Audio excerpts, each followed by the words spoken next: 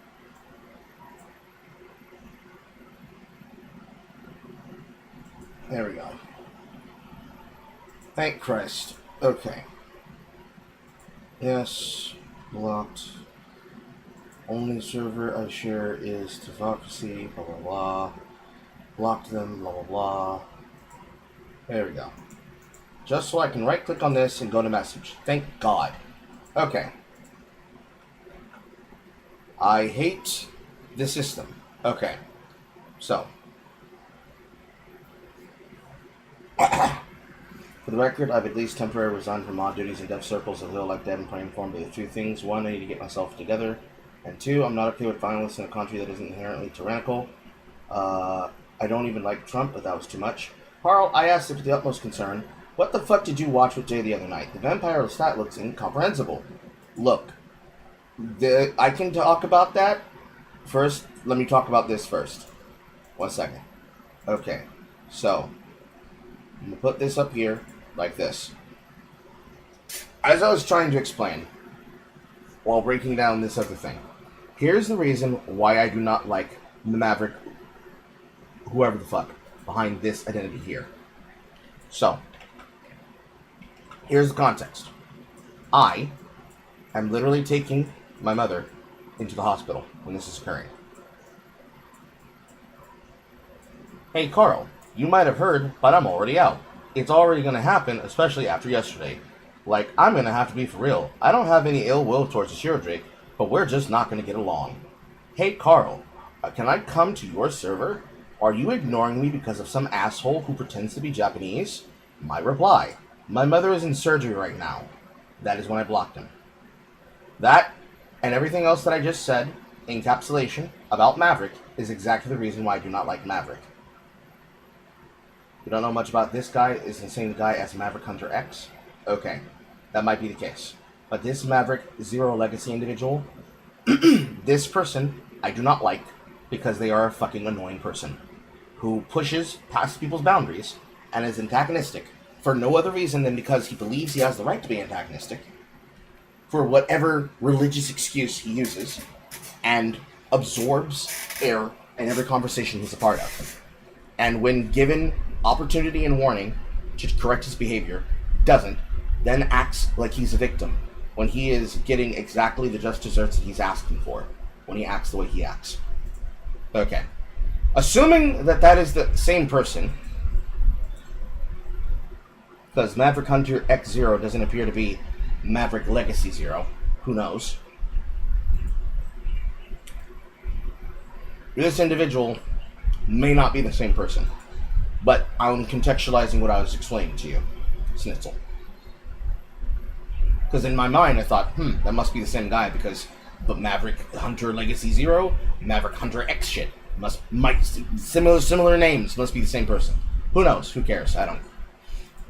Not only enough to contextualize the reasons why I'm saying what I'm saying. Also, thank you. It is indeed Father's Day. My woman has almost all of you beat. Granted, she asked me to call her at 6 a.m., so that's not saying much. Anyways, making sure I didn't miss anything, making sure I didn't miss anything, making sure I didn't miss anything, making sure I didn't miss anything. Maverick Hunter X, and then Maverick Hunter. One uses an X avatar, the other one you commented and highlighted uses 0X avatar. This one happens to use a Coke bottle, currently.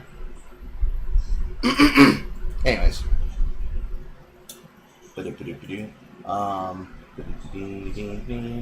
Okay, so, answering the question on what the fuck is the Vampire Lestat. The short answer, because I give an answer in the video, but I don't know if it was her microphone setting or my microphone setting, but somehow I come out sounding like a robot and she comes out sounding normal, which might be just inverse microphone settings, because on my side of audio she was coming in robotic and I was coming in differently. So I don't know why that was the way it was, but that showed up like that on the content. Being slandered, yet again, always, effervescently, ever. Also, if I'm coming in robotic, please let me know right now so I can fix it. But, the Vampire Lestat is its own standalone, but it is using the information that comes from the Interview with the Vampire, because, logistically speaking, the Interview with the Vampire is a different book than The Vampire Lestat. So to visualize that for the people who are wondering at home, Anne Rice novels. Anne Rice had a series of Gothic fiction novels, and those Gothic fiction novels had an order. And that order is a part of a series known as the Vampire Chronicles. And that Vampire Chronicles is the contextualization behind what that show is made for. So, you have Interview with the Vampire Lestat, The Queen of the Damned, The Tale of the Body Thief, Memnoch the Devil, The Vampire Armand, Merrick, Blood and Gold, Blackwood Farm, Blood Cantil, Prince Lestat in the Realms of Atlantis, and finally, A Blood Communion, A Tale of Prince Lestat. Now, the problem is, much like Adi Shankar, he and Doug Jones wanted to do a specific kind of content. And the problem with this is that each book has different contexts, right? So, for example, as it says here on this page, the novel in the series, The Interview with the Vampire, was made into the 1994 film, as well as a television series making use of that same content. Queen of the Damned filmed, adapted into 2002 film, the same name, which also used material from the second book. So, to put this into context with the Interview with the Vampire franchise, notice here that it presents the immortal universe and all the things inside of it, with showrunner Roland Jones running it contextualized as the Interview with the Vampire. However, Season 3 is listed as The Vampire Lestat. Technically, it is its own thing. And the problem with this is that The Vampire Lestat here is listed as the third series, but it is a recontextualization of everything that happened in Part 1 and Part 2. So, what that looks like, the first one was supposed to be them basically making you accept a Black Lestat. The second one was them showing how the greediest little butt boy, I can't make the same joke that I did in the video there, but Armand, Amaretto, Arun, was effectively fucking with Louis Deleuze Butthole Deluxe mind, and basically trying to get him to misremember and not be fully aware about exactly how much Lestat loved him, that he was saved from his execution. And Part 3, The Vampire Lestat, is basically a third recontextualization of everything that was done in Part 1 and 2.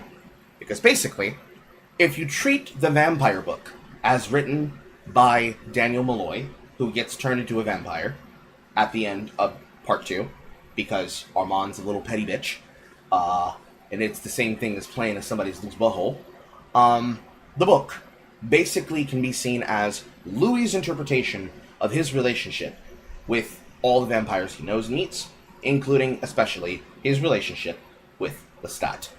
And Lestat is making a series of records called The Failures that contextualizes the entire band tour of his band, named after himself, the Vampire Lestat, and how he basically is writing the material as a way to countervail the narrative put forth in what he contextualized as full-level lies about what Louis told Daniel to write and then publish with the book that he created. In the first episode, it is a conversation, actually, that that Louis tries to defend himself from Lestat after they have begun discourse talking to each other again, because he went to Louisiana to go find him in the slums where he was dredging it up in quiet solace, similar to how he was inside the crypts in the film, but in this way he's just in a dilapidated ran down shack during a really bad thunderstorm. After he reconciles with him and creates a relationship between them again where they're on speaking terms, he confronts him about the fact that the book was being written, and allegedly Louis tried to stop the book from coming out. He destroyed the laptop in which the notes were kept on and the recordings were kept on. He tried to erase the notes, to destroy the notes after Daniel had been turned. All this shit to basically stop the information coming out, but by that time, Daniel had already produced the book, and it was a month away from release. Lestat buys a copy of the book and then starts ranting about all this shit, and basically creates it in that way to create the contextualization of the show. So, basically, all of Season 3 is Lestat's take on what happened, as well as his opinions and mindsets, as spoken by his dialogue from Sam Reed. They are basically making Sam Reed try to carry this show for everything it's fucking worth. And it's not gonna fucking work. The main reason why it's not gonna work is because they're doing weird shit. Like, his paramour, his mother, his biological mother, is a woman he sleeps with. We learned that at the end of the first episode.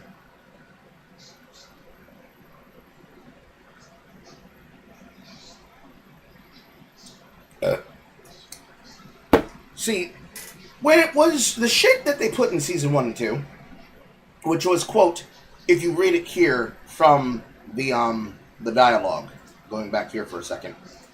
If you read it here, when it talks about the opening of the show, quote, embracing the queer elements of Rice's work, only insinuated in the film adaptation, dealing with themes of subjectivity, race, and abuse within the immortal universe. This gay-ass MCUification that they tried to produce, of which you have... Oh, they really did fall through with the second season. Oh my god. Oh, fuck me. Why did you follow? Why are you making a third season? Stop! Oh my god. Oh, that's embarrassing. Anyways, in conclusion with The Interview with the Vampire, 3 seasons, and The Mayfair Witches, which apparently is getting 3 seasons, and then Talamasca, The Secret Order, which has fully been concluded at this point, and Night Island, which they are currently working on, that is in development. All of this is basically queerifying and making even gayer with the GLAAD, a television show for the queer in you. And the problem with this is that this recontextualization of Anne Rice's work through a queer lens just doesn't fucking work. Because they're unwilling to commit to the content of the book. They change it explicitly to take out what they think is a queer edge, and it is pathetic. Because, at least in the first season, the parts that they put in was like, yeah, okay, sure, Louis is black and Louis is a pimp. Okay, cool. Oh, Louis also happens to have homosexual thoughts. Randomly, out of nowhere. Okay, weird. The first time he comes across a vampire, that vampire wants to play in his butthole, and is actively flirting with him by outpaying him for his particular preferred prostitute. Okay. Oh, in this one instance, using this female prostitute as an excuse, he's going to engage in weird gay butt sex before eventually killing him and then bringing him back as a vampire. And throughout all of these shitty episodes, you're going to try to use book dialogue to make these spectacle moments, which are going to come out way stupider and way sillier and way dumber than normal. And there's some good scenes here and there, of course. But in general, just cringe, never-ending stopping cringe. The kind that can compare to the worst cringe of Batwoman and Robin Hood and all the other shit that we've reacted to as the Long Boys, as well as myself and Jay together. Okay! But then, when you get out of the context, and this is the important part here, right? This is the part that actually matters. When you get out of the context of all that shit, the thing you have to remember here is that these two seasons are period piece. The Vampire Lestat is modern day. Because of that, everything that you could try to justify is made shittier.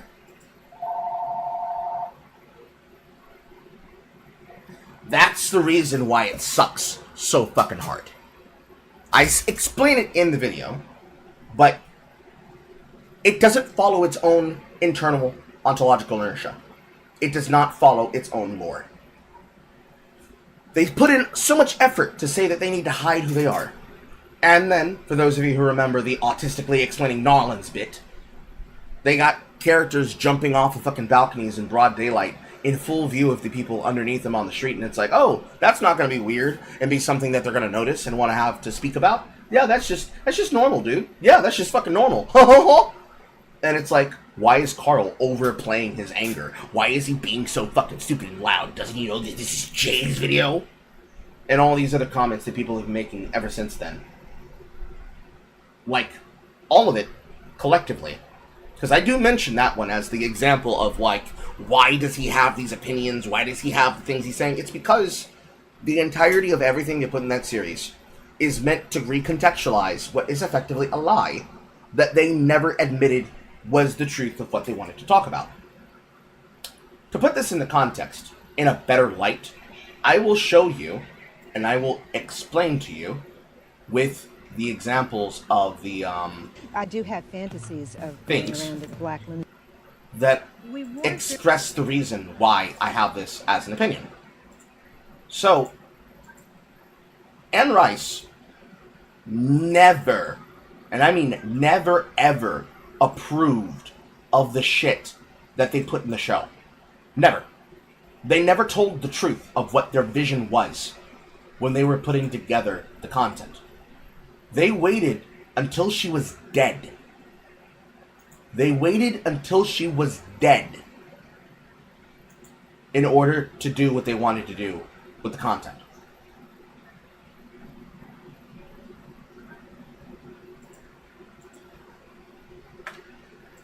So, because they did that, the inherent problem with everything is that all the problems could have been avoided had they not done that. But instead they did that. And it was really gay, and it was really weird, and it continues to be weird. Why won't you let me fucking resize this? It was really gay and really weird. And in all the ways that it matters, she spoke vociferously, on camera, explicitly, about the reason why she didn't approve of this shit in 2018 before her death. I'll play it for you now. Very much to get actors who look the part, who can play immortals, who are going to look the same age. People in the past who have tried to adapt these books and change them have betrayed that. They have not been true to the characters as written. They have not been true to the situations that occurred in the books. When you come at this to water it down, when you come at it with half commitment, when you believe that it can't be made the way it's written, when you start out believing that you have to tame it or eviscerate it for an audience, I mean, you're dealing with half commitment and falsehood and dishonesty. In 1994, David Geffen and Neil Jordan made the movie Interview with the Vampire, and they made it with full commitment. They absolutely committed to the books.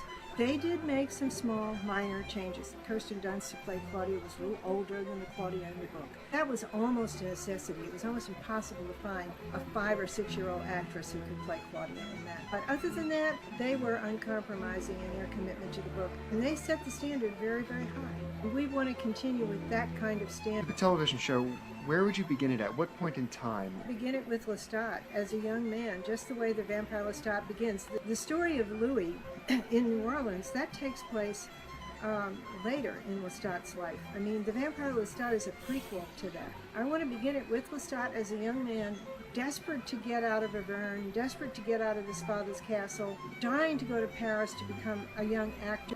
We want very much... So, from the words of the woman herself, every single bit of what the fuck I've been complaining about, I saw this before I saw anything else. Because some of the people who consume my content and watch the content I make with Jay, they don't understand my process. All of my process of work begins with research. This was one of the many first clips that I saw. This particular one was uploaded 6 days ago to TikTok, but this particular interview, this is some of the material in which I reviewed going into the show. I skimmed some books, I watched interviews like these, and the second one that I'm about to show you, and every single crash out is based on this. So, if you ever wondered, why is it so intense, similar to how I made the criticisms I did during She-Hulk, or any other show that I will review, because I'm technically behind on Starfleet Academy, but we ain't going to talk about that. It's because they didn't follow their own work. Even if I say, well, Carl, they're not going to do it the way that Anne Rice would. Even in the content that they did themselves, they didn't follow their own rules. They kept jumping around and making up bullshit so that they could get the outcome that they wanted. All so that they could say, Anne Rice wasn't queer enough for us. We need to queer this shit up because she doesn't truly know how to make things for our audience. Which then leads you to the second one, which was just hilarious. Because, as the clip says here, I do have... if you think that Anne Rice approved of Louis being a pimp, as Roland Jones wrote the character to be in first season, with the introduction of his character, here's a 22-second clip of exactly what Anne Rice thinks about pimps. Fantasies of going around in a black limousine and killing every visible pimp I can find. You know, inviting them into the limo, spreading the whole thing with plastic so they don't bleed and shooting anybody who's been cruel to women and made them prostitutes and hurt them and killed them. I have no fantasies of doing that, but I want other people. I don't think. Not unless I want to become a prison writer. I do have... So, like, in every way in which it matters, it's like, I don't know. Like, people kind of, like, have to, like, accept, now I can transform it. Oh, my God. It's like people just kind of have to accept, like, the shit that they put in that show was specifically made for, and I am not going to mince words, bag hags. It was made for Fujoshi women who like watching and consuming yaoi porn and content, but don't actually like any of the things that involve gay men, like sex. The ghost and the spirit of Loping, of Pandas in Gaming, is working through my being to tell you, the motherfuckers who care infinitely and infinitesimally a lot, not book fans, but butt munchers, Fujoshi women that care infinitely about that show, care about that show and about this franchise and the shit that they put in it, like lesbians that like reading gay porn about men, but only from the perception of, like, the kissy face shit. So which basically is Dream Daddy. That's the reason why the show sucks. That's why I shudder in anxiety and anger and rage. Because it's just constant. It's just on constantly with that show. It never goes up, it never goes down, it never changes, it never improves. It just remains the same shit. Same shit, different day. Alright.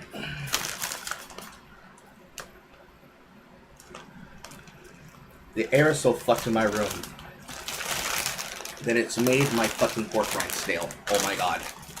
That's how much water's in the air. Where's my last bag?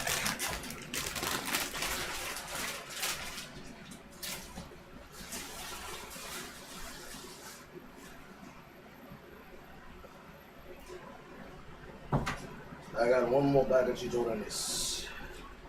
Where is it? I see it.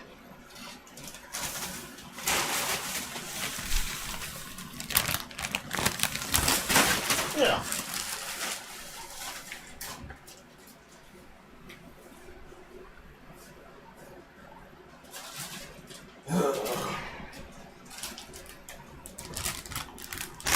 All right. Scrolling back up to make sure I didn't miss any chats. Need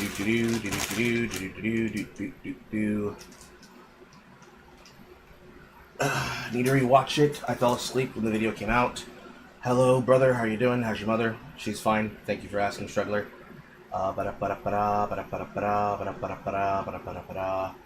What's Gucci, everybody? Hello, Sudwin. Welcome back, Foster.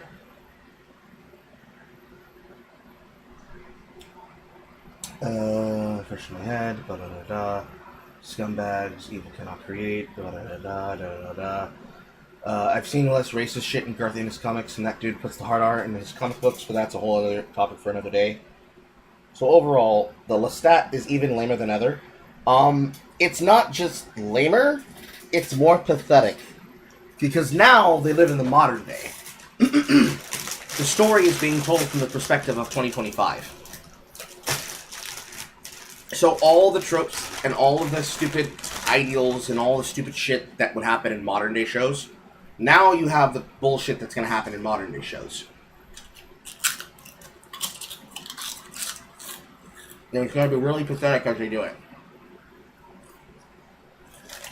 And also going to be attempting to be more eye-catching.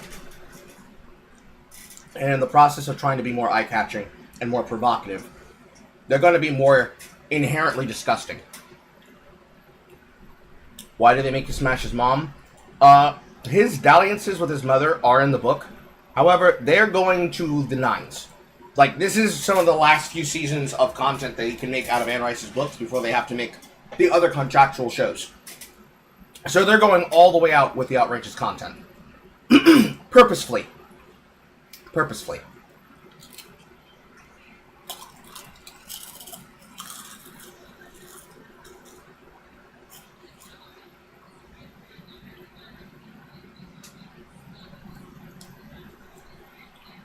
Because you have to think about it like this. The main Fair Witches was set in the modern day. Interview with the Vampire was contextualized as a framing device around a period piece narrative. Right? Daniel Malloy was interviewing Louis in Dubai while Louis was recounting his past while it was being recorded.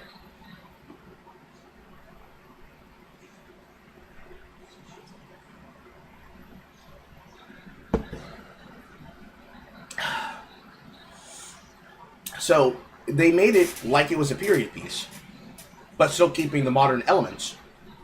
And any of the bullshittery and fuckery, you could say is, oh, that's what they decided to rewrite his memory as. But now, with the third season being modern, they're just going balls to the wall and putting in shit that has never been there, and recontextualizing things in a way where it's just disgusting. For example, Lestat did not sleep with his mother in the book. However, what they're going to do is they're going to go and say, what, you think that he wouldn't smash his own mom? They're vampires. What's morals? And it's just, they're going to lampshade this in the season, mind you. There's thousands of clips that have been leaked, because some people were watching the show's episodes on AMC Plus, where they could see them weeks ahead of time. And there's an actual conversation about this in the car. There's a clip of Louis in a car with Lestat. He's talking to him about his mother. He asks him the question, so are you hitting the same vagina that you came out of? And then Lestat tries to justify and say, well, when it's your mother and she, and what's really morals between the two? And the motherfucker says, stop the car. It's exactly what, it's exactly the shit that you think it is. It's done to get your goat on purpose. It's not a period piece. Wait a minute, isn't the Vampire Lestat not being a period piece exactly what they did in Queen of the Damned, but with none of the cool new metal and Aaliyah? If you think about it, it's technically a period piece because the story itself is a framing device set inside a framing device. Louis and Armand are attending an auction, an underground auction, some period after Akasha tries to destroy all the men in the world. And the record of failures is them explaining how they got there through the recordings. So technically, it's still a period piece.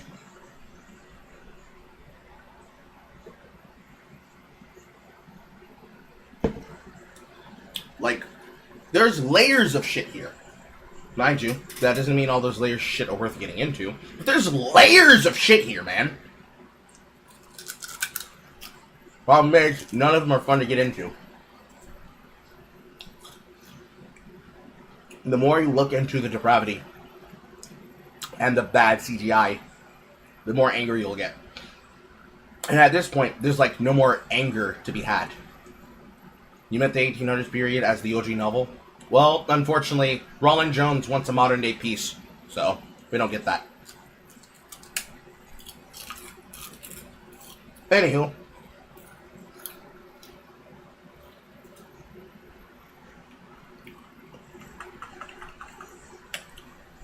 It's one of those things that are going to be probably less satisfactory for us to make content about and watch this time around. There's definitely stuff in there in which you can enjoy. It's just, be prepared to be disappointed.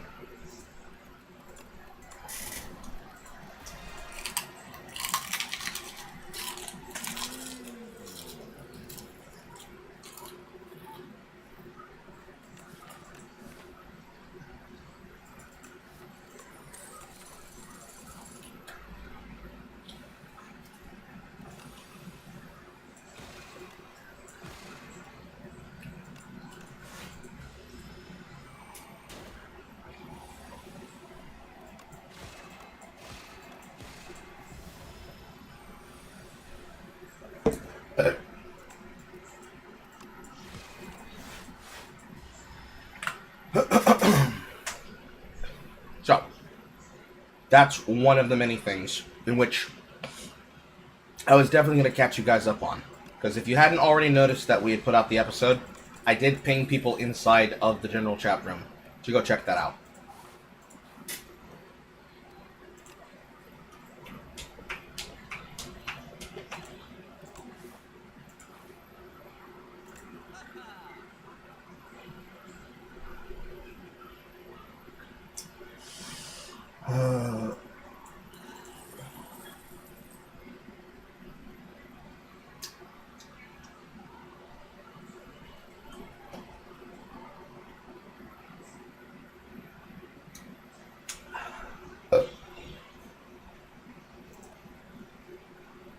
I have no attacks.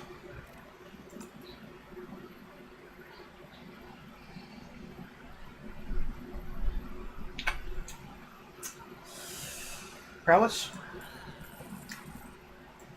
Carlos.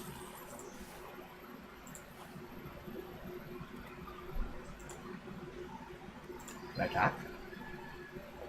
Hidden cash.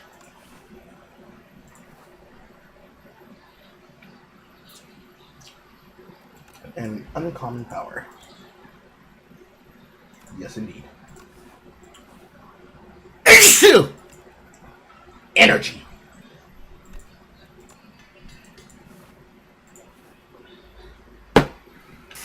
Okay. So, that's one of many things that needed to be discussed. I have plenty more things in which needs to be discussed.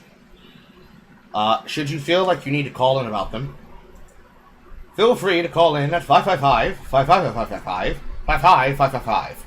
That is 555, run that fade, 555, run that fade.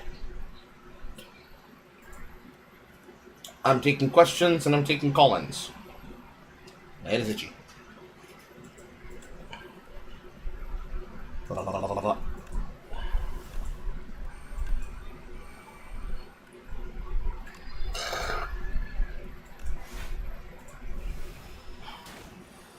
Ouch.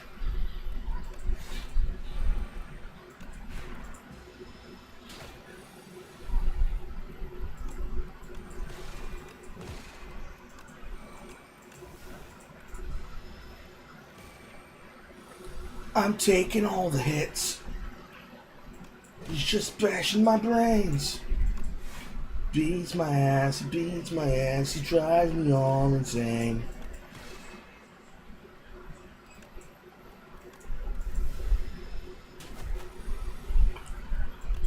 Just taking pieces and chunks out of my fucking health. Hello, will work.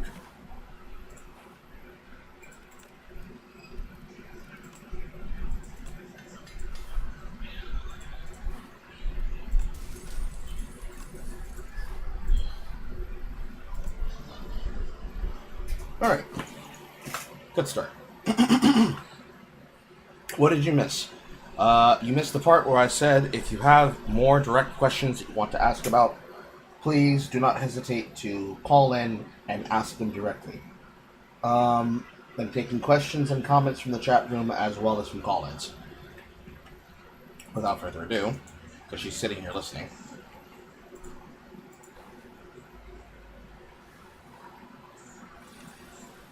Hello?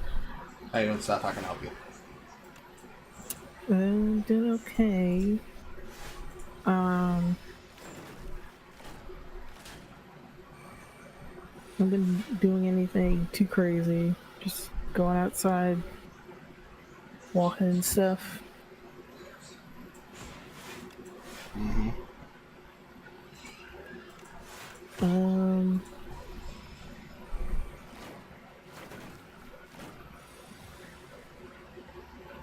Any good news changes in your life? No.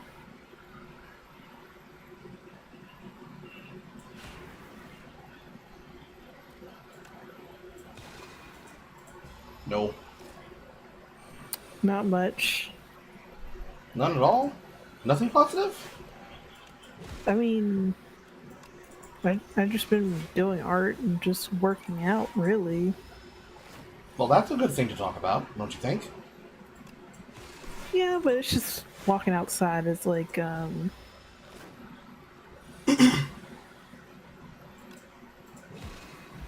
nothing too, extreme, really. I disagree. Walking outside is important. Yeah, but it's just walking outside. You underestimate how many people do not go outside.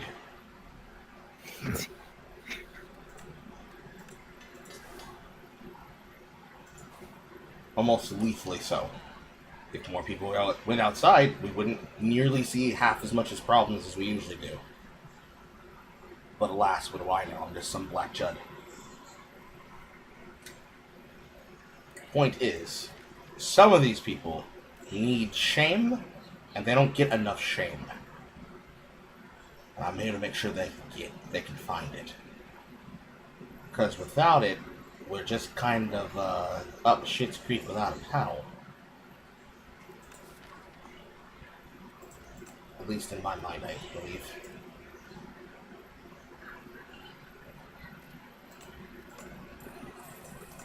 Goes without saying, at least. Anyways, do you have any particular questions that you want to ask me?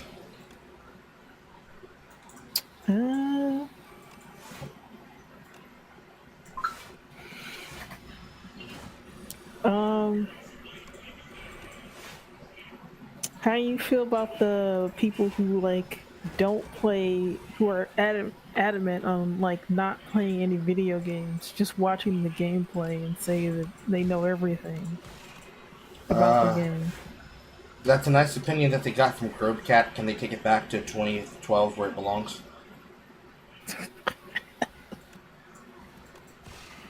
Like, I'm so sorry that these people only feel relation to video games in a way that is more about how they feel that it hasn't served them directly versus reality of what it's actually there for. But that's just none of our problem. It's one of the many things that makes me not like people in general, but especially not like people who make themselves seem like a big victim when their particular worldview doesn't get met with this version of behavior they think is normal to incentivize as something it is not. I don't like those kinds of people because the number one thing that they are doing is they are acting like permanent victims. And in acting like permanent victims, they are also behaving like it is impossible for them to enjoy something without trying to cannibalize it. Because they are the people who go around into other places, into other communities, and they act like they own the thing when they in fact do not, and then get upset when individuals like myself tell them to their face that they are not the arbiters of the conversation, the situation, the context, the details, or the material in question. It is almost only ever done in the sense in which they want to claim and take something and act as though that they are the ones that made the thing when they did not.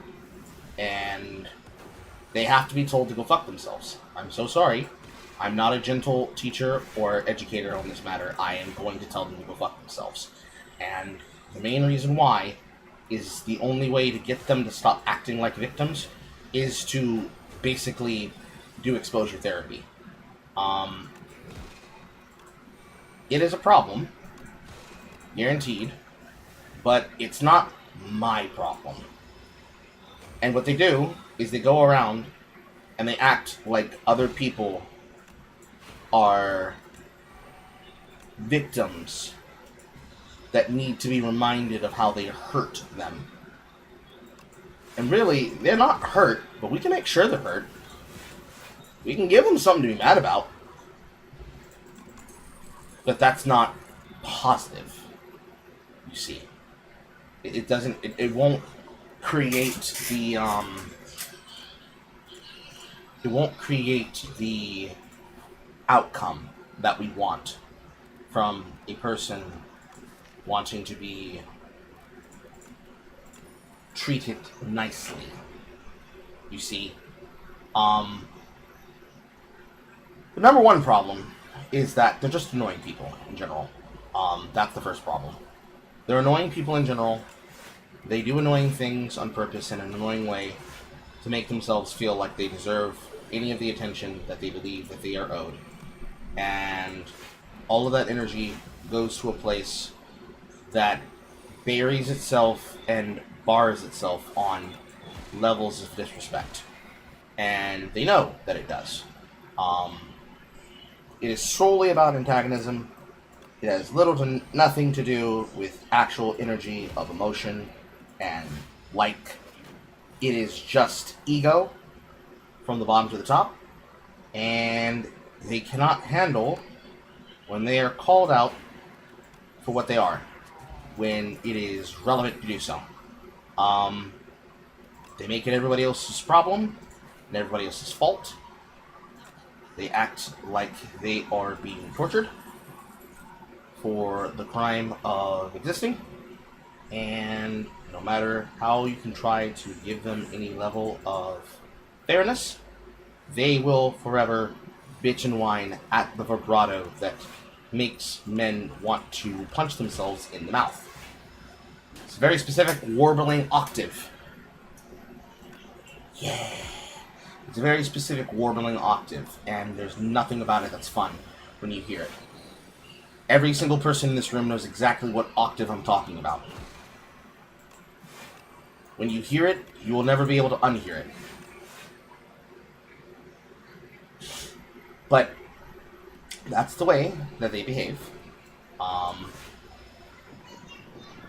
It's certainly fucking weird when they behave that way, but again, not my circus, not my monkeys. So I'll tell them to their face that they can go fuck off somewhere and go be annoying to someone else. I think it's an effective way to handle things, because being blunt is the best way to get change. Because if you don't tell them that, they're not going to change.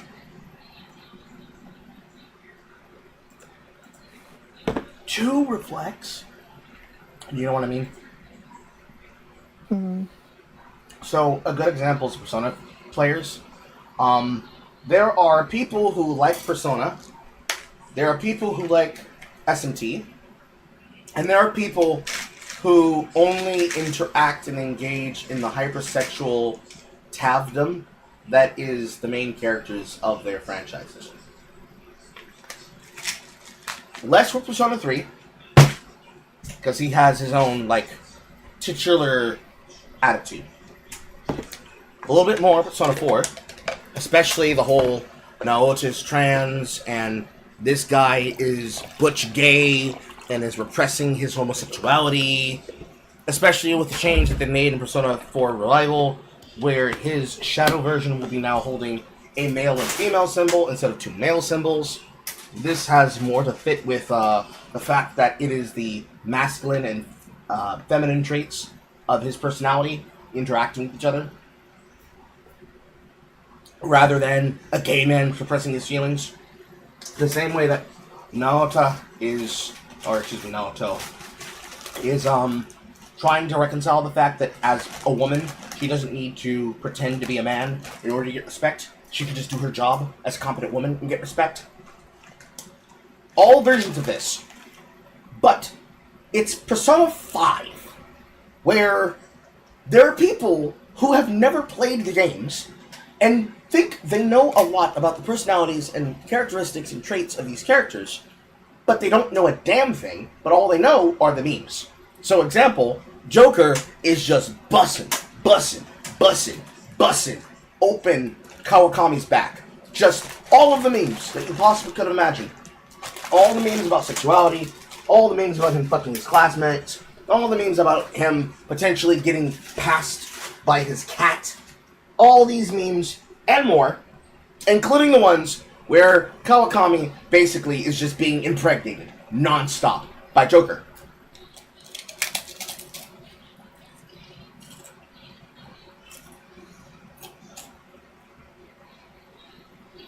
There's energy of this with the Persona 4 Revival. Fortunately, Amanda Winley is not part of the project. Thank God. I think they replaced all the voice actors for both of the revivals. They did. Even so, the things that will be made out to be things that they're not by these non-fans makes me disgusted, because this is the way that most remakes and most under-the-hood remasterings work. They always change something on purpose. They always change something to get popular with the wrong kind of people. So, all those queer women that are only interested in Dream Daddy that fetishize gay men and their relationships without the sex. It's the same thing here. It's the same thing here. It's the same people. It's a perfect circle. Now, mind you, as a voice actor, I'm completely fine with these people being replaced, because they were all pro-Kick Vic and pro-SAG-AFTRA. And they're just getting fucked over by licensing deals. They acted in a way where they are now being nestled and muscled out of the industry, because they are seen as a threat to all other actors in the scene, because they are implicitly causing pressure and causing stress where there need not be any. Yeah, that's true. Mind you, this is for the better. Because what the industry started doing in return is they're just hiring theater actors to be voice actors. One example of this is Deadlocked. Now, Deadlocked, in my opinion, is a very bad game. It's one of the examples of what happens when you try to make everything into a hyper-competitive, hyper-casual MOBA. And it's an unfinished hyper-casual MOBA, mind you. But they did one thing that is good, and that was hiring people that are outside of the same pool of talent that basically have created the nepotistic business that voice acting has become. Surprise, surprise, theater actors are better voice actors than doing silly voices voice actors. Of course, we live in something awful timeline where the likes of Team 4 Star, or what people think of when you think of voice actors, and not say the actually very talented people who are really good at making fan dubs. Eggs, no bacon. The fuck are you doing? Thank you, Tusky. Rather than the people who are really good at making really good voice acting products, like, say, the Sailor Moon abridged franchise, or even the Digimon Frontier gag dubs, or any of the comic dubs made by, ironically, trans and queer women and or men. People who would have come up just like BJ Hayward, or Erica Lindbeck, or any of the other people that came through on Newgrounds. They have created a pathway for people to see the difference of what it means when you put effort behind your work and you don't just basically make a shitpost designed for fans by fans. So, something witty entertainment, SWE, the guys that make Sword Art Online abridged. Basically, one woman and 4 guys that aren't fucking stuck up their own asses. That and trained actors and legacy actors that like their fans. That's the field of voice acting talent that's competing against the shit camp theater kids like Damon Mills and his handlers, the Funimation elites, that while they still might have careers in Funimation, their hours and days and talent outside the sphere are fucking limited. Because they performed so poorly that they allowed for people like Stephanie Naldoni to have an ability to come back in during the time period of Daimon for things like Dragon Ball, which is at this point, 10-year process that has come to its conclusion because they witnessed what happened during Kick Vic at all of those conventions, and they saw what was happening on the floor during all of those rivals, and also Tabletop RPG, because I'm opening my eyes now and looking at Foster's message, where he brings up Critical Role, although it's not Critical Role, it's Matthew Mercer! All of these things together metastasize into a giant nexus pool of conversational problems. Because it's not Critical Role that caused this problem, it's the Mercer effect that caused this problem. On top of ego from people who believe that they're going to tell you what a fandom was, despite the fact that even though it could have always been that, the art ho / theater kid interpretation of the hobbies, of the consumer hobbies, Put some fucking earbuds on! You're in public! $10 from Struggler, these theater kid interpretations of the hobby are what people are pushing forward with, thinking that shit's sweet. And we're gonna let motherfuckers know how sweet it is. Quote, "It annoys me how much these people have created diet fandoms that have none of the substance but all the bitching." True! True. So true. And that's really the problem, amongst a lot of things. Now, remove voice acting, but keep the people telling you what a fandom actually is versus the people who actually engage in the thing frequently. That's all of entertainment right now. In gaming, looking over the pond at you, Helldivers 2, on top of learning that Arrowhead doesn't make a single thing in-house other than the balancing patches, and everything is done by third-party companies that design the content, design the war bonds, design the loot, design the systems, and then the only thing that gets implemented is the daily mission order and the weekly mission order. That is pathetic. Because you have people, basically LARPing, as Redditors, telling you that you don't know what fandom is, and you don't know what community is, while they harass a man and destroy his life over a 1,000 donation challenge. Because they feel like they can tell you what the fuck you can do about your own content. Yes, that is correct. Struggler said, in surprise, "Wait, what?" Yes, that is correct. Every single thing made in Helldivers 2 is from a third-party company that is being headhunted and licensed to produce the content for them, and then they, Arrowhead Studios, puts it all together in the content as an assembly line for all those other contractors. They are doing all of this third-party, and the only thing that they manage in-house is the balance patches and how they want to roll out the rule of the Galactic War. This includes the third-party tool around the Creator Club. So, when we were dealing and we were going through the Hellwiner content about all those creators basically saying, you need to listen to us, and if you don't listen to us, your game's gonna die, it's gonna suck, and it's gonna be bad. We're gonna bitch about grunt fantasy, grunt fantasy, grunt fantasy. That was because there was a third-party company that was controlling that feature.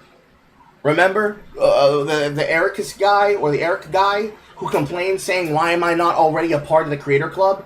And somebody who was a part of the administration of that group said, you were talking negatively about me personally.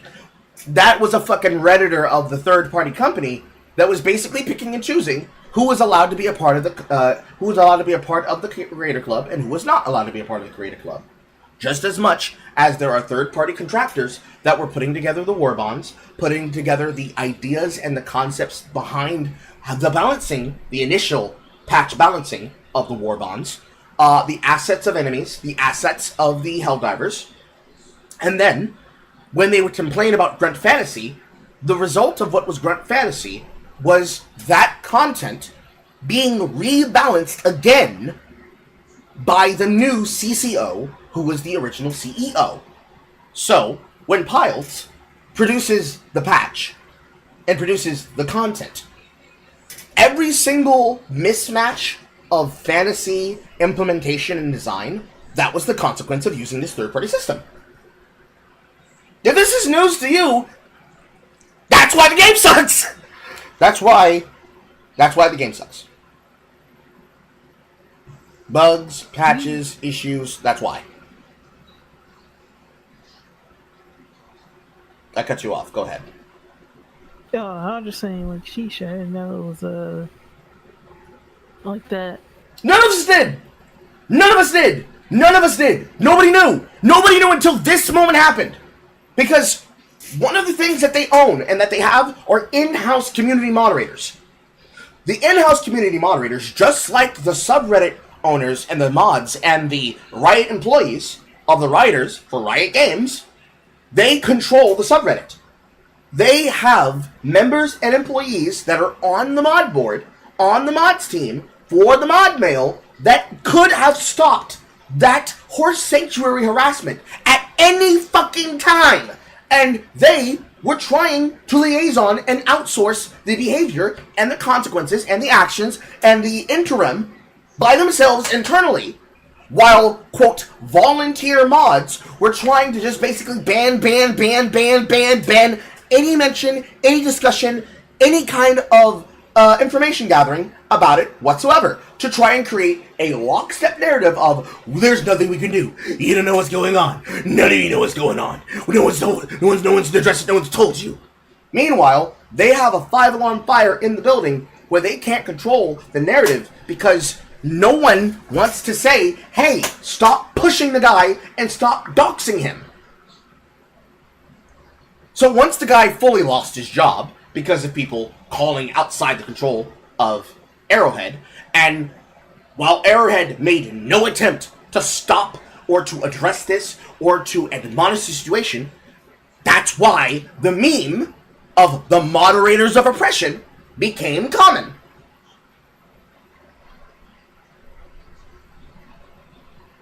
Very stupid, very dumb. And yes, it is very 343 interesting to them. Which is why many people, including myself, have chilled on Helldivers 2. Remember, I was putting together a guide series called How It's Killed. I was working on Chapter 3 when this happened. And I lost all passion and desire. I was working with Lenore to make a drop jockey patch about how you can be a rescue diver. How you go into matches. Any weapon, any dive, or rather, any dive, any weapon, any difficulty. But no, niggas can't be normal. They gotta be weird. And so I stopped playing the game. Entirely. On the spot. Like a heartbeat. The same shit that I discovered about Smite 1 and Smite 2, about high-res / Titanforge, dropped it like a bad habit. I don't even smoke like that. I only smoke cigars. And only recreationally and or celebratory. But holy shit! Why the fuck am I gonna make content for a video game where people can't be fucking normal? Why would I want to make content for a video game where in the official Discord, I can't even engage in actual discussions about what's good and what's bad? Because someone is gonna be a little pussy and complain and bitch and moan and whine and say, well, this thing is something that I can just work around. Look at me get killed by this fucking hive lord that just appears underneath me, bro. Yeah, it's so easy for me to avoid it. And then literally from my own stream content, I click, and then post the example, and it's like, here's how you do it. I'm not able to reproduce that. Why do you think everybody's gotta play like you? Maybe you might suck. Have you tried getting better at the game? Ban! Why the fuck would I want to produce content for a community that behaves like that, users that act like that, and people that when you're live on camera try to assassinate you because when they start getting uppity and acting like a fucking loser, they get upset. You block and or ban and remove them, and then here comes their personal friend jumping into your lobby, trying to assassinate you in revenge, and they act like they're normal. Who would want to make who wants to make content for that kind of group? Who wants to be annoyed with people of that kind of temperament? It is irritating, you see. Just like a certain group of people doing a certain thing inside a certain Discord. Why would a person want to be exposed to somebody who's going to act like a pissant? Who wants to be around people that all they ever do is complain, act negative, and have no silver lining perspective to their mindset, and don't understand how to utilize a silver linings playbook? Who wants to be around people who are non-stop toxic? Content farming is half the problem with most of these games in this way. Because that's the creators in general. That's why I kept making a point of criticizing those guys. There's no reason for them to be bitching and moaning. All they gotta do is play the fucking game. That's it. They ain't gotta do nothing else. Just play the fucking game. But they can't. It is so important that they make sure everybody knows that they're upset and they're annoyed. It is not enough. It is never enough. They gots to be told, and they gots to know that them and all the people around them are different and or special. But actually are not. Because for some reason, it's really important to them that they are seen and heard. But not for any legitimate reasons. Just because they're that kind of pussy. So, for what it's worth, it's one of those things that you just learn to deal with at the end of the day. You know? You just learn to deal with it. You accept that little crybaby's gonna cry his little eyes out, and you just deal with it and you move on in your life. Unfortunately, these guys do not know how to do that. They're very upset. I didn't click on my gold. They're very upset, and they want you to know that they're very upset. For what it's worth, it could be better, but until you really just like tell these people to shut the fuck up and suck a dick, they're not going to stop doing this kind of behavior. It's normal for them. It's been normalized for them. Not just in that space, but in every space. It's been normalized for them to act that way. No one's ever told them no. So in the long and short, it is what it is. And it is what it isn't. And certainly what it isn't is a fucking parade.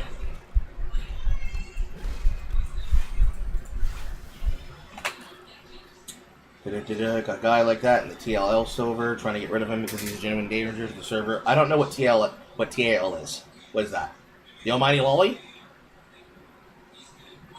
All for those 10 seconds of fame. True! How come Syndrome was one of the most well-written villains in all anime movies? Because it was written by people who were smart, that didn't huff their farts.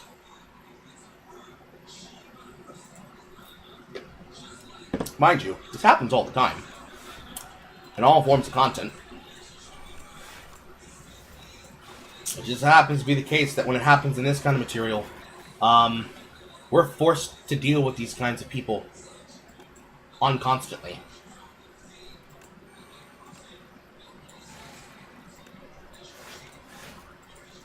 So for what it's worth, you'll see and hear from people like this always. But the energy in which you'll go to deal with them will be different than the normal kind of thing you might be expecting to deal with.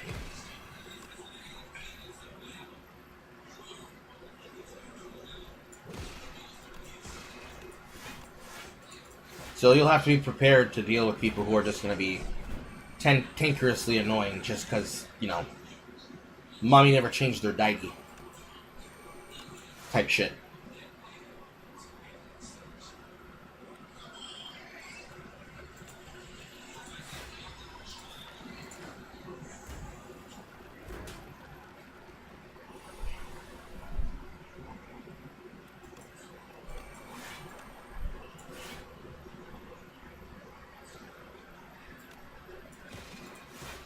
I didn't have enough stars.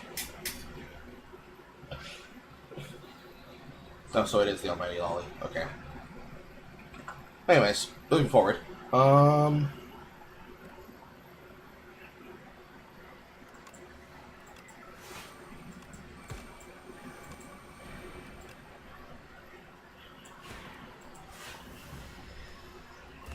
Anything else you wanted to ask specifically?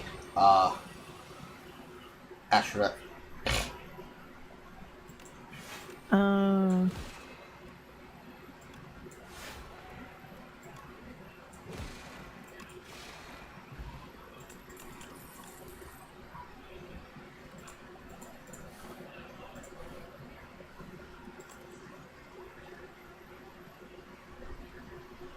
Oh, goodness. Think about it. Take your time.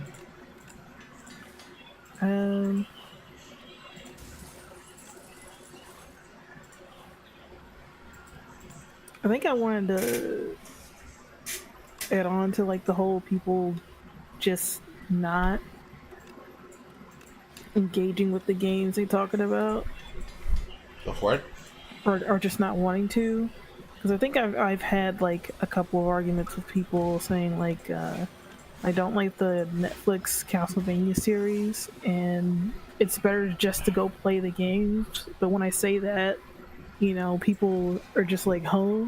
What? Like, you know, they kind of look at you crazy for even suggesting that.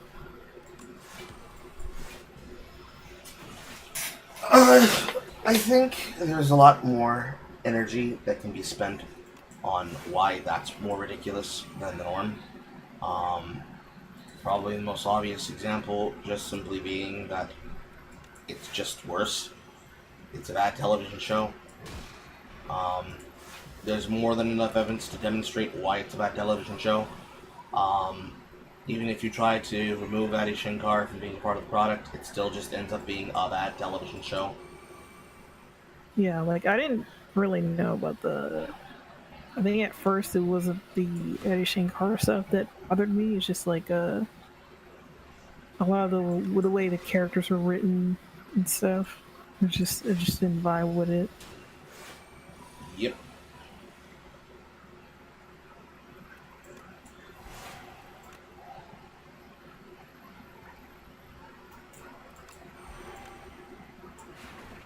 It just became its own thing. And it doesn't mean that it's a bad thing that it is its own thing. But it is definitely a thing that does not deserve more attention past the first watch. In my opinion. It is a show that exists, but it's not a good one. It's passable only because of Warren Ellis. Not because of Eddie Shankar, because of Lauren Ellis. He is the reason why that show is good. Yeah. Knowing that to be the case, it is also the case that you will have to deal with the fact that Addy will claim ownership over something that does not belong to him. And no matter how much that might piss you off and annoy you and shit, that is the way that he's going to behave. He is a man-child in that capacity.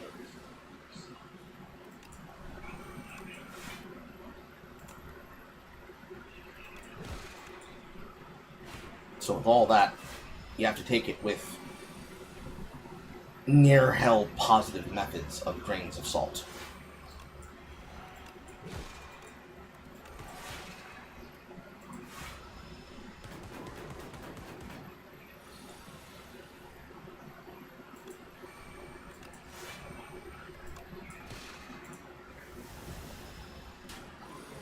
It'd be tolerable if it weren't for the fact that he was such an annoying jackass. But Adi Shankar is an annoying jackass, so womp womp.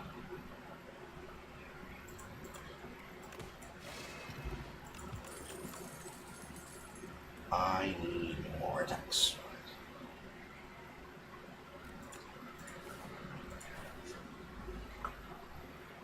Itchy. Don't even want to get started on Netflix Devil May Cry. There's nothing to talk about.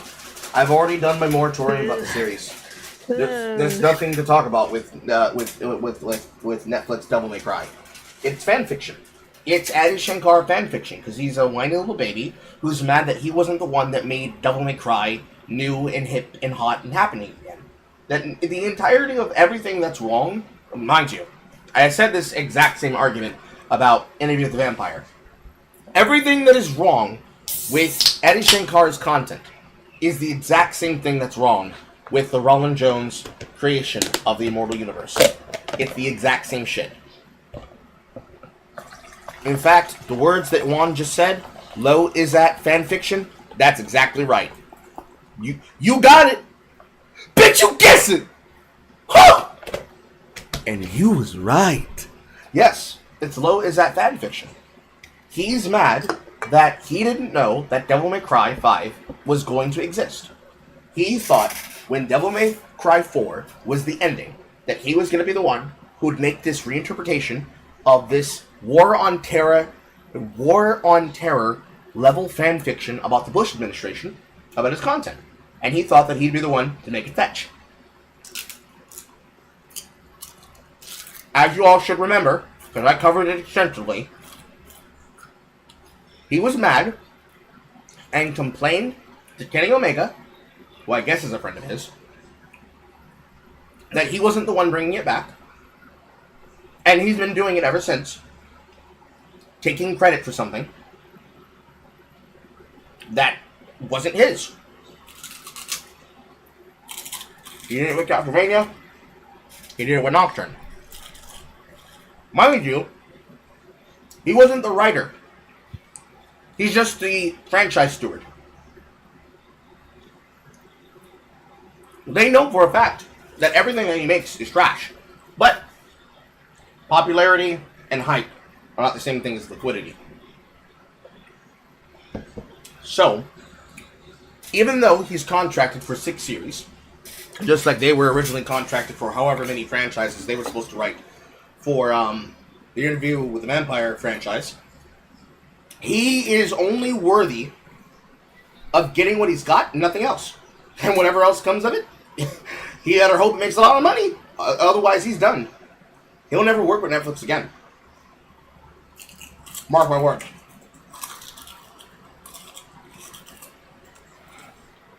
He will have to make his own indie project by himself, put it on YouTube. Worse than that. I did that in the wrong order. I should have used that one first. He'll be forced to find somebody else to sucker his content and his work. He'll have to find somebody else who's going to let him shit up their franchise and their content.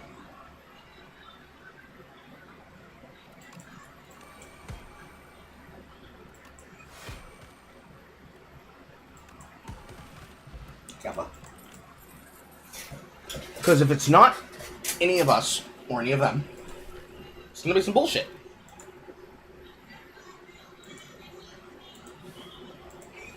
Vociferous levels of bullshit. Now he's going to expect us to take and claim. And we ain't going to fuck with it. For lots of reasons. But the number one reason is because it is irritating.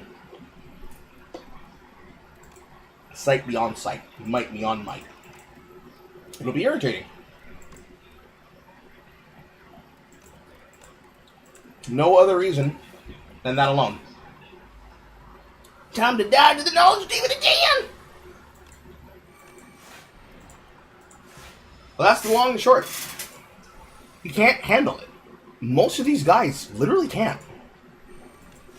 I don't know why they got into show business if they couldn't, but they did, so. Oh well.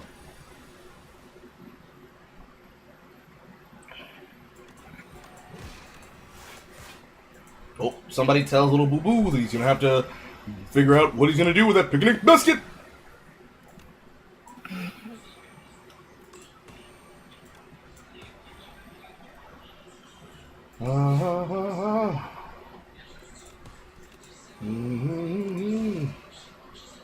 I'm gonna die.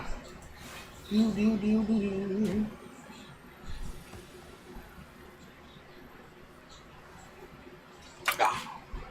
Let's see here. Would you say Kojima also falls into this category? Answering from Struggler's question. Wrong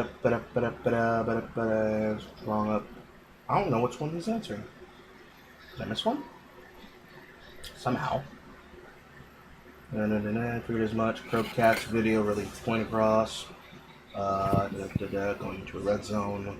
Edgy atheist better than H1B writer. One, you gotta stop backing that man like that. That's I'm out. Gets a lot of flack. Video depicts in C2 levels of race and queerness. Can't really believe that. Guys who made Ride to Hell Retribution thought the game was super cool, so blah blah blah. DMC5 did not redeem Shankar. Kappa. Mass didn't even slip on that, he said. He just evaporated from all periods of time. Creative delusion at the decades end. Would you say that Kojima falls into this category? Kojima is what happens when a what is his name? It's the twist guy. What is his name? The twist guy.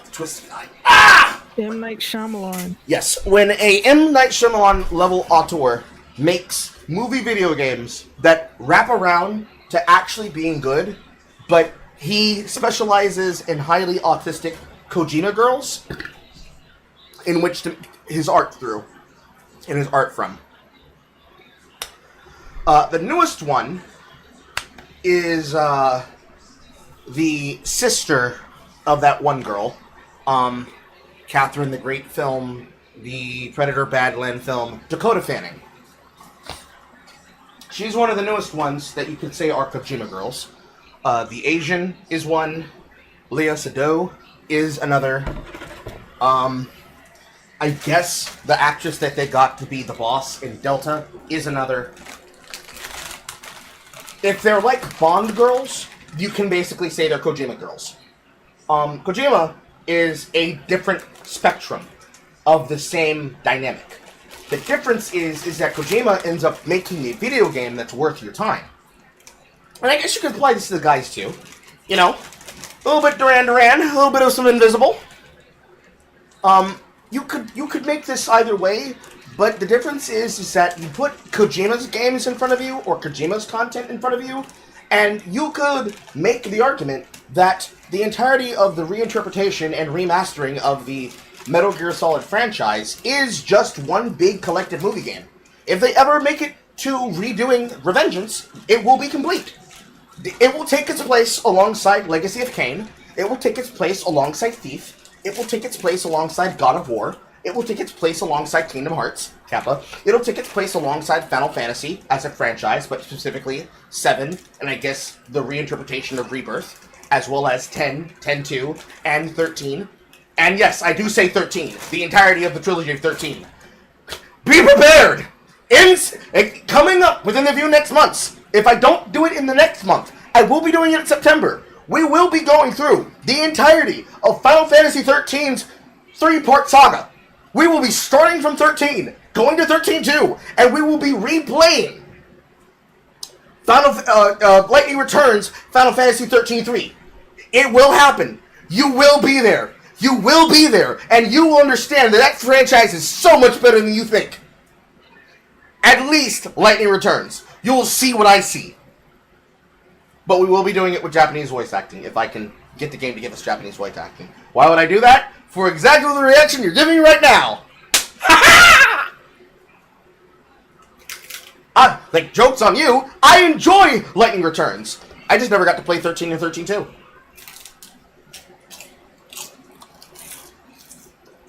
Don't worry. There will be other things in between here and there to work you into it. However, to put the period on my point, with Kojima, you at least get dad-core boomer content. With Adi Shankar, you get millennial zoomer writing that tries to be hip, but is not. One of them, at least, is a piece of product you can be happy about. The other one is garbage. Inherently garbage. And all of this is contextualized by how we, Americans, view the content. Period. Put it to you like this. The actor Carl Urban is what Kojima could work off of to make an infinite series of content if Carl Urban wasn't already a character actor. Tell me if I'm wrong. Put money on it. Donate $5 if you think that that statement was incorrect. Donate $10 if you think that statement was correct. And tell me why you agree. Put your money on it.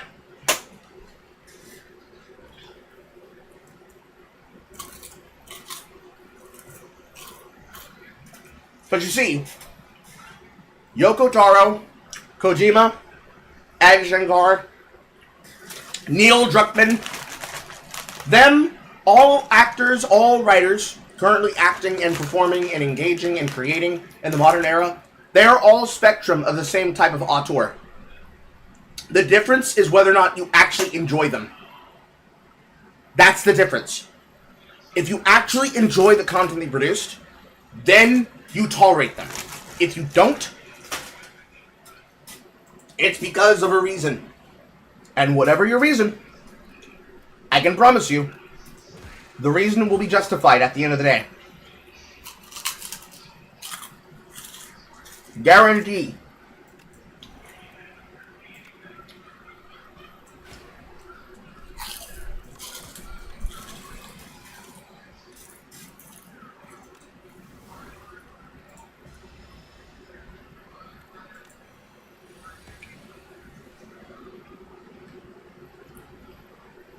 Teeth are cheap.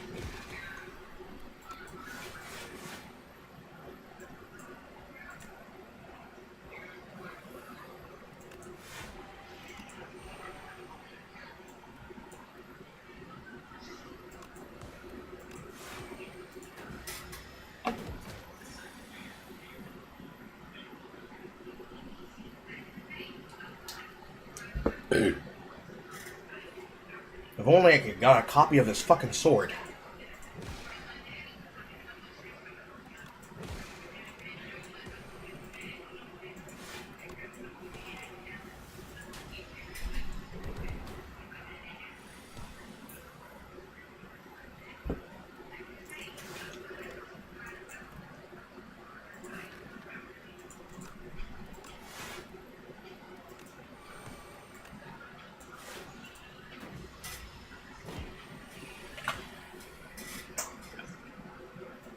I'm seeing a whole lot of not putting some money on it.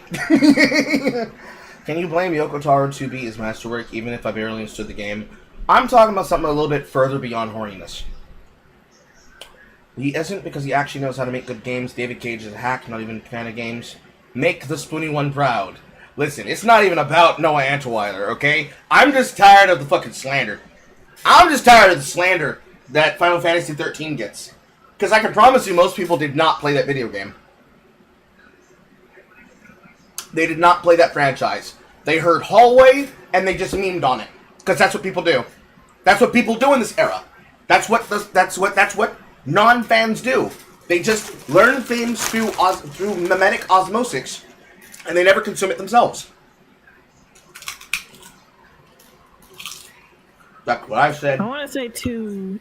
Go ahead. I don't mean to interrupt, but to be fair, there are some series I do learn through osmosis, and eventually I'll get around to watching it. Or if it's a game, I'll get around to actually playing it myself.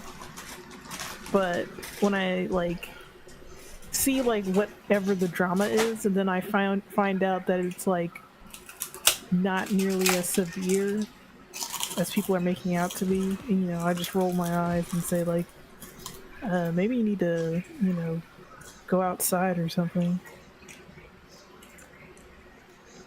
The way I see it,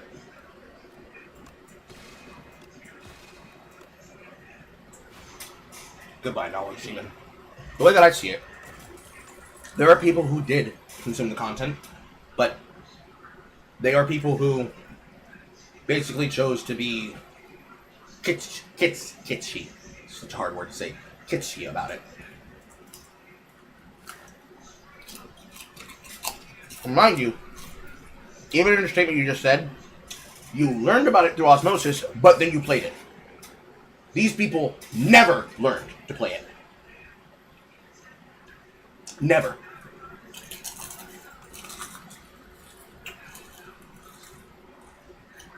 So it's a constant, daily, intervening problem where they just basically do shit. And it is frequent and constant how they are unwilling to accept the things that it comes with.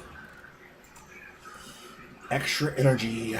Play a card twice each turn.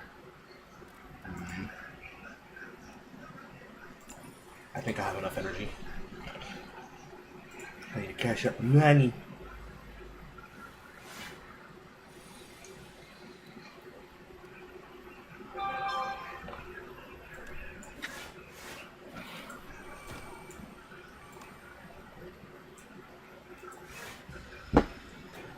But people, boss for putting his whole Odyssey in it. Thank you for the 50. But yeah, people are only ever learning about content from mimetic osmosis, from media grifters, and then they double down on the opinion by saying, "I learned all I need to from this content creator," and then they face people with opinions, and then they're wholly wrong, woefully wholly wrong. To the point it's painful for everybody else watching. Yeah.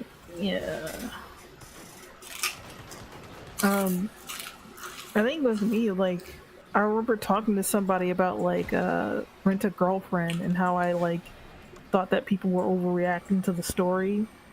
But then, like, somebody told me, like, no, you should watch this video by, like, Mother's Basement.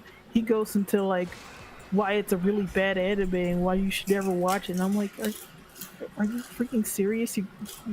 You're doing the thing? It's like I heard this from a YouTuber. In some people's credit, there's a lot of justification behind listening to a YouTuber about their opinion. However, I would probably argue Mother's Basement is not one of those YouTubers you should listen to. That's what I was thinking. I was like, you should listen to this guy. Like, I've been going through Rent a Girlfriend and reading it myself, and I'm like, okay, when am I supposed to get offended? Like, I don't really feel offended when I'm reading this type of stuff. I'm of the opinion that there are some people that look for things to get mad about, and they kind of deserve to be punched in the head. Not so hard, but hard enough that it sticks. You know what I mean? Yeah.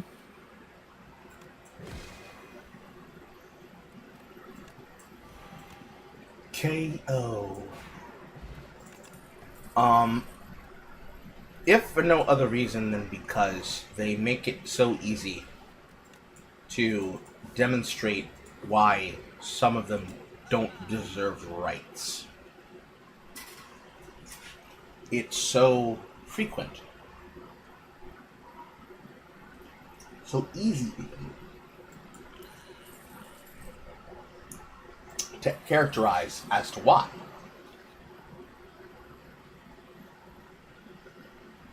And it's just so silly.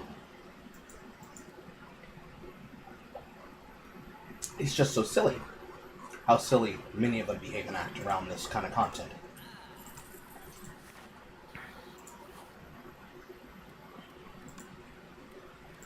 Sometimes I wish I could understand them better than I do.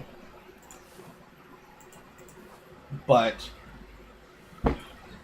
the more you try to understand them, the more it means you're going to have to give them rights. I don't want to give them motherfuckers rights. They don't deserve rights.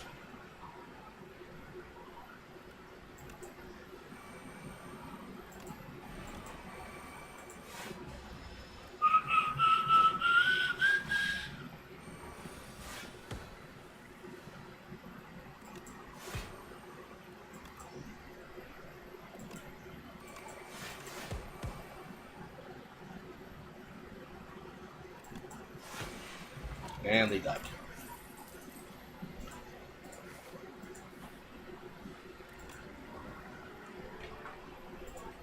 Trying to catch up to the chat room. Exactly what I said, Kojima knows how to make a fun game. Cage is not. An argument can be that both these guys share certain similarities when it comes to stuff. I do have a weird liking to the trilogy. As some people who watch the first game is pretty cool, but I couldn't for the life of me enjoy Lightning Returns. Maybe I could try again. I feel like in order to truly be able to enjoy Final Fantasy 13-3, you have to come to it from the mindset of a person who has only $30 in their wallet, and they're forced to pick between AAA slop of the year or a video game you can play infinitely. Before the modernization of Final Fantasy, from Final Fantasy 15 to 16, which I think I also own. Double checking. Final. Let's see here. 3, or 13, 13-2. Yes, I do own 16. 16 will be played at some point. I have to decide if I'm going to get the DLC. How much is it?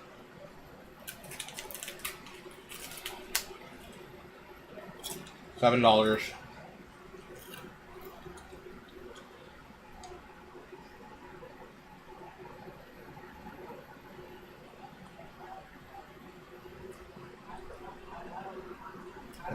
Let's see. Final Fantasy. On the game. DLC is $9. Oh, good. They have they've got it on the expansion pass. Let's buy that right now.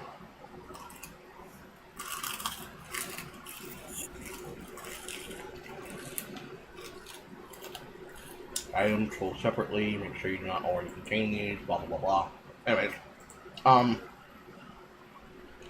in order to truly enjoy them, you have to look at it from the perspective of a person who's making a decision like this. When I say like this, I'm uploading the image that I'm talking about.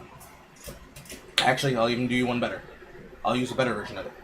I'll include this business decision inside of the choice. So, you need to look at it from the perspective of a person who's making this business decision, okay? In the time period in which a person chooses to make a choice, you need to think about how a person enjoys a video game, and I mean really enjoys a video game. Because remember, we all sat through Summer Games Fest 2025 last year, right?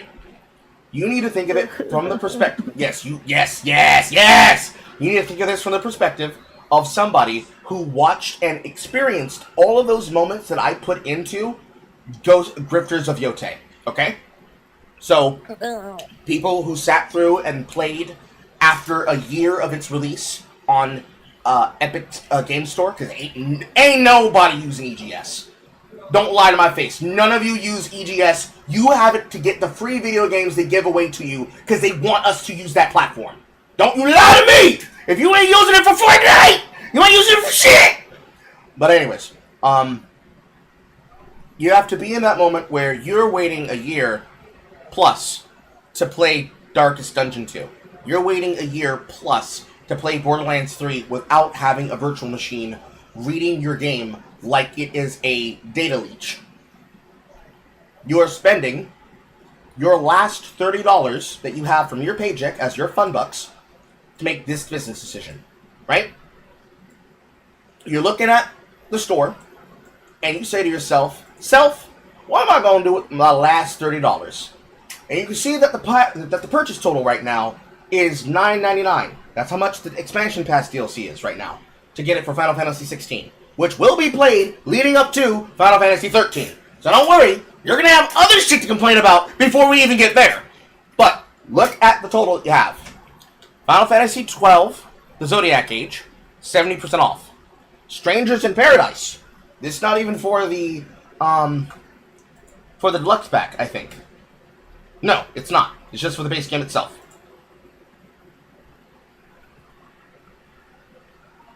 Yeah, no, it's for the deluxe. It's not even for the deluxe pack itself, I think.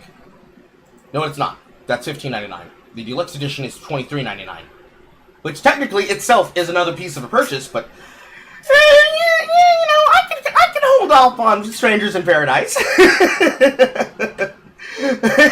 That's something that we can all raise money towards. Now that right there, that's a shitter. Strangers in Paradise is a shitter, all right? That's a shitter. Anyways, Final Fantasy 12, Strangers in Paradise, and Mouse PI for Hire. Mind you, let's say I had $10 to pay for this DLC, and then I have another $30 from the recommendations to spend on what the games are offering me. And then I'll show you what it looks like for Final Fantasy 13. When you make that business decision, and you're deciding with that business decision to buy something with your last $30, look at it as what it is worth the time of your money on discount. Right? Now, for some of you, because Mouse PI for Hire is just a boomer shooter, but it is a AAA boomer shooter because for some reason they desperately needed to get celebrity voice acting in this video game. I don't know why. It's just Doom with a 1950s Max Fleischer skin on top of it. It should have come out even sooner than Fallen Aces, but for some reason they decided to bullshit around and waste time developing that game and the voice acting shit to make sure everybody got paid for it. And now we gotta look towards Into the Unwell for the real masterpiece of the Max Fleischer weird art boogaboo that we're looking for. But you got $30. What are you gonna buy from that recommendation page? Yes, Fallen Aces was out. It came out before Mouse PI. But if you look into it and you make decisions with your money, what are you going to actually purchase with that remaining $30? Right? Now, mind you, it's more than just these three choices. This is just an example of those choices.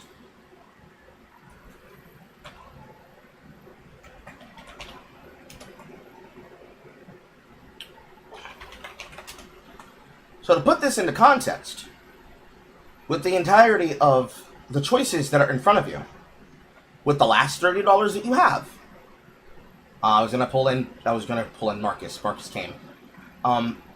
When you're making this decision with the last $30 that you have, you gotta look at it like that. Because on the flip side, this is what I looked at when I made that decision to buy Final Fantasy 13. 6.3, 6, 39, 7, 99, 7, 99, but I already own this. This is like half of the $30 right here. Why not? Why not? Arguably, I could buy Final Fantasy 12 with that money. I didn't. I bought something else. But that's the idea. Unbeatable and Sol Sesto, and let me just look up my last purchases. Ba-da-ba-ba-ba-ba. Library, favorites, scroll down, go to my last purchases, all games purchased. Okay, so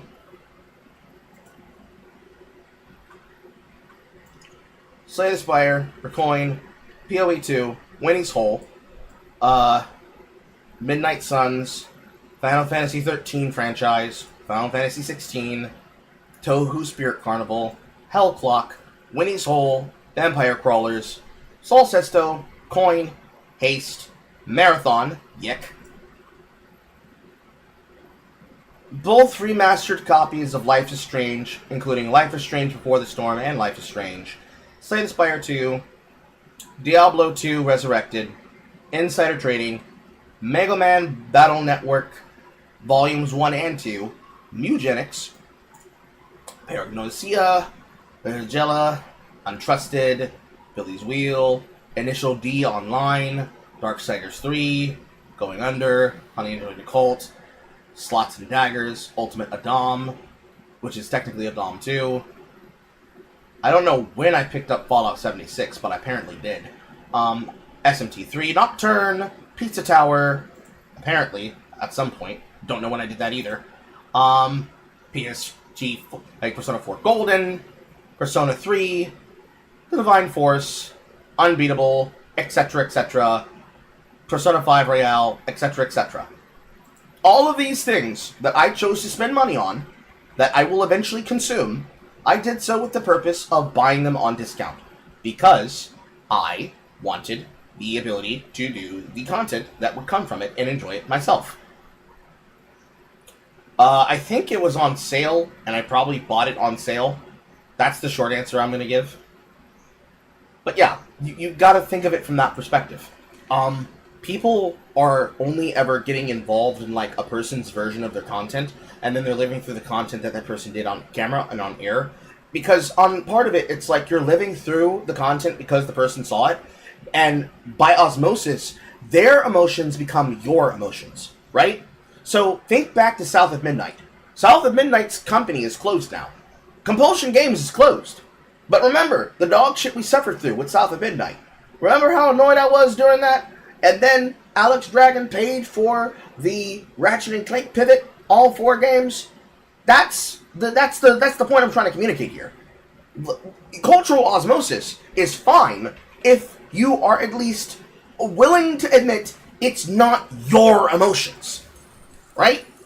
Bronze scale. It's not your emotions. The emotions don't belong to you. They're not yours. You can't just take them. Why do you make me give away my bronze scales, you fucking bastard? How dare you? Oh. I want to keep it. But I also want to keep Tuning Fork. But I also want to keep Letter Opener. Fuck it. But it's levels, you see. It's all levels. It's all contextualized within levels. And it is the levels of this shit that is a part of how any of this shit gets done. I wish that it were not the case. But it is the case. And because it is the case, I'm going to lose Dying Star. I'm sad. And because it is the case, it is the shit that controls literally everything about how we look at and consume material, especially when we're talking about material that we get and we see and we consume from other people. It's not a bad thing, but it is a thing.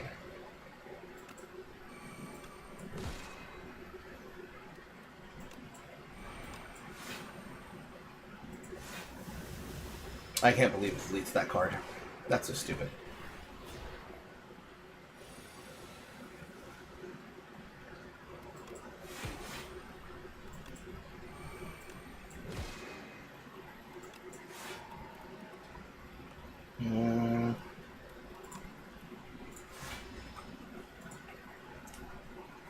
All you gotta do is be aware. That's it. Like, it's entirely fine. Like, I didn't cover Ana Piranha directly, because I didn't want to, because yuck. But Ana Piranha is a perfect case example of that. Everybody had a negative reaction to Mixtape. Everybody had a reaction that was negative to Mixtape. And that's because it was obviously an industry plant. There is not a single person alive that is unironically trying to play the video game. You know it, I know it. You know it, I know it. Yeah, I know it. I mean, I said that about... Oh, I don't know if... Dispatch doesn't count, does it? Which doesn't count. Dispatch, that doesn't count as an industry... That doesn't Yeah, count as an industry that plant? is an industry plant. That's an influencer plant there. That's the difference. That's an influencer plant. That was a decision made to try to platform people like Miss the platform Miss. This is a way for us to care about this thing that was them complaining and bitching and moaning about the industry standards of how you and I should care about allegedly having situational disability. The situational disability of I literally cannot make money off this thing that isn't my issue or problem. Because situational disability isn't really real. Not really. Just want us to act like it is. And for all the fucking brouhaha that one could make over such a piece of garbage, they want us to care infinitely like that's how it actually works. It does not. It isn't. It isn't. It never has. It never should. But they're gonna make you feel like like it should. Because at the end of the day, they want you to bend over and take it in the backside.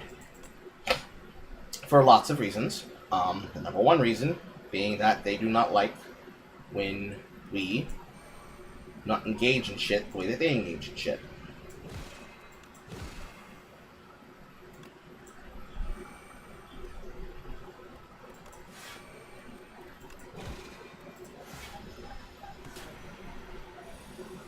Ouch. It's really tying my ears.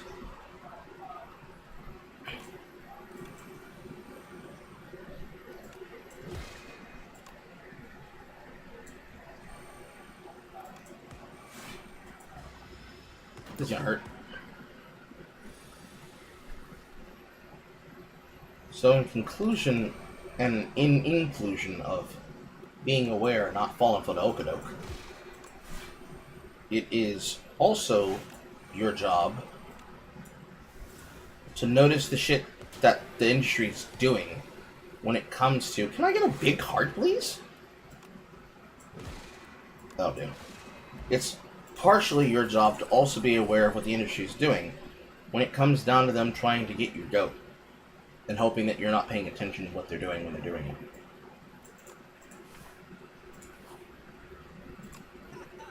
Because if you don't pay attention, then they're just gonna fuck you over and over again. Hail Blue Dog? Yeah. They'll treat you like you're stupid. Like...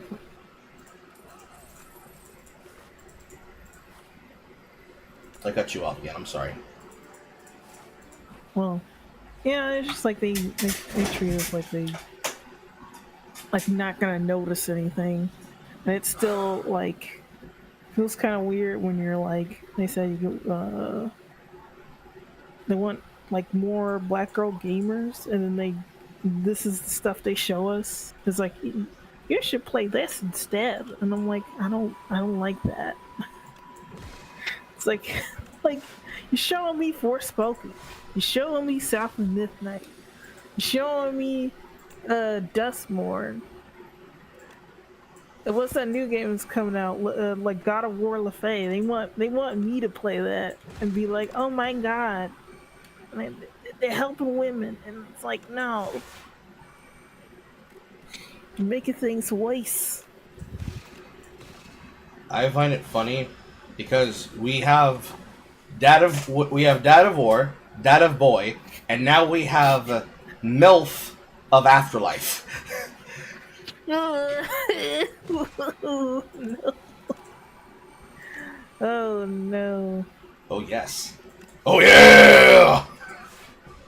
It's raw! We're hitting it raw, boys! Raw! Do not pay attention to me and my stupid, silly, goofy antics.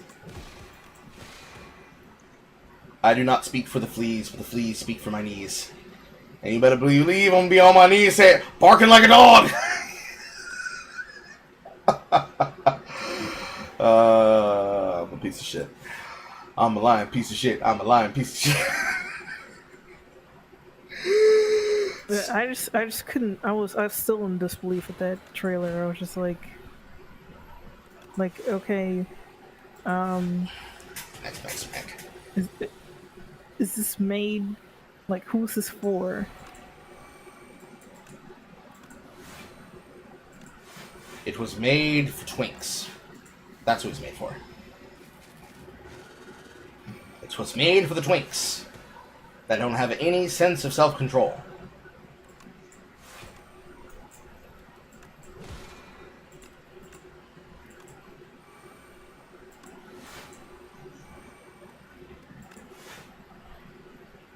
How many cycles will it take me to hold that again?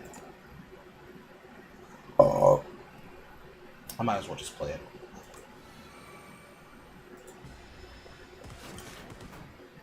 But yeah, it is what it is. LaFay is not a MILF. You stop that, Carl. What do you mean? It's played by Deborah Ann Woll. Have you not seen that? That's a hot ass ginger. Somewhere in Hollywood, there is a dyslexic writer that's like, God damn it, I can't find anybody who looks like that. Anyways, back on the shit that I was just talking about. Is it a plant if it's okay? Dispatch as a video game is not a video game. It is a television show. It is a television show with choices matter. They tricked you into playing Life is Strange. I'm sorry to tell you. They tricked you into playing a visual novel version of Life is Strange. They're going to do it again with that racing video game that's the exact same, called Speedsters or Speed Devils, whatever it's called. It's basically, it's like IGPX. It's a racing game, I think. I assume. With racing-like characters. It's definitely a visual novel, at the end of the day, though. They tricked you into playing that, and they gave you the same shit that they gave you in Baldur's Gate 3. I'm also about to rant about Baldur's Gate 3. They did this in this way to get you to buy into the perspective of Kim Belair and Sweet Baby Incorporated. I said this in Frogmata Projection. Kim Belair wins! Kim Belair wins! This is what you wanted! Screw you, Carl. This bitch is not Life is Strange. It's Twilight for men. It's called Life After, which is the Twilight swap. If you have not read that book, congratulations. They figured out how. They figured out how to get men to care and to say, I get it, and it should have been me. And that was basically to take the examples that women went crazy for and make them into harem protagonist content. And that's the way that they get us to, that's the way that they get the chuds to care, you see. They get the chuds to care by getting it to become basically harem anime bait. That's what they do. They get you to play this game and make you feel like rants. They get you to play this game and to feel like Sestonich. That's what they do. It worked, didn't it? Yes, it did! I didn't play it. I saw you people. I'm the beast that watched you fap in the corner. I'm the beast that saw you beating your meat. Alas. So, there's lots of reasons why it worked. But the fact of the matter is that for all the games that exist, the things that are really bad about the industry are the AAA cash grabs. They aren't worth the money. That's why we keep saying we want cheaper games made worse at lesser prices for under $20, and we're not kidding, with stable frames and stable graphics running at 30 frames a second. So, things like Graveyard Keeper 2. and Solcesto, and all the other examples that I just showed you that are inside my library. All of those things are good because they aren't the AAA industry. If you wanted to go off and play Midnight Suns, you could. It's a game that you can enjoy. If Marcus comes back, I'm sure he'll talk about it. In fact, I'm gonna DM him.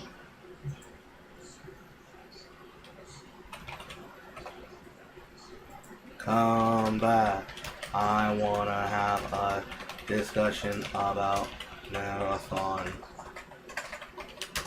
after the Bungie stuff, and also some of the games you may be playing outside of your daily grind. But these AAA titles are only truly contextualized in the osmosis state to the conversation of the never-ending culture war zeitgeist by whether or not you basically buy into ChatGPT, which is to say Smash GPT, and Grums, and or the Dell Carter, or the Carter Dell. No, it's the Dell Cartel. That's right, the Dell Cartel, or the Mighty Keith, or any of the people who could be contextualized as media grifters versus people like myself who actually play the games on camera, or people like Christina who play the games on camera, or people like Vara Dark who play the games on camera, or people like Niru who play the games on camera, or people like Savvy who play the games on camera. And even if some of those people can be contextualized as media grifters, the people like The Other Frost who play the games on camera, or people like Colin Moriarty of Secret Symbols Plus who play the games on camera and also have ties to Sony, and other people that basically built their channels during the period where it was a way to success to just constantly say positive things about content to then become a preferred and priority creator to brands like that of Capcom. We are coming from one era of creativity and gameplay to another, where now, in the past, people like Maximilian Dude, this is not slander against Maximilian Dude, people like Max were able to make a career for themselves off of content being fun for them to play and being something that, even if they had slight criticisms, they wanted to be able to just say, the game's good, because the game's good. The argument made by people, completely retardedly, mind you, all the arguments made by Irrelevant on that December 6th debate, completely dismantled, completely destroyed. Literally every single bit of it that he tried to say for smugness, I have been proven correct on every single time. Because Carl's never wrong! I'm always right! It just matters if I'm right on time! Pin it! Clip it! Clip it! Clip it! But every single one of those points, whether or not, hey, does this game have talking points about my politics? Doesn't fucking matter. I want the game to be entertaining. Does it matter if it appeals to men or if it appeals to women? Bullshit. The Andariel conversation that was being highlighted multiple times by people like Asmongold, myself, and others that used it in argumentation of debate. It's literally not about gender parity 50-50 across the scale. It's about the people who actually consume the content versus the people who actually enjoy the content. Is this game good because it has real talking points, and if you don't agree with those points, you're not a good parent? Completely bullshit. You cannot have divine masculine traits and divine feminine traits in characters that are only allowed to be what the hierarchy and the dogma allow them to be. Otherwise, the argumentation is completely null and void. You cannot have a story about Kratos learning to become a better father for a son without having the context of how Kratos became a better man to be in the position to begin the Norse saga based on the Greek saga. You can't get Dad of War, Dad of Boy, and MILF of Afterlife without Dad of War coming from God of War 3. Which means you can't get Dad of War without Nigger of Greece. I'ma say it again. You can't get Dad of War without Nigger from Greece. If you think I'm lying, press 1 for yes, press 2 for no, and put money on it, and tell me why you disagree.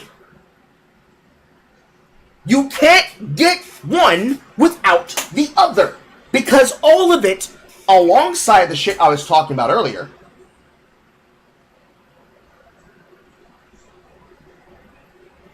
is exactly the case.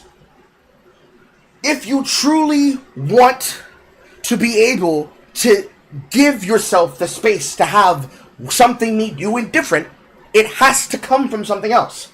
I was saying it earlier, ontological inertia.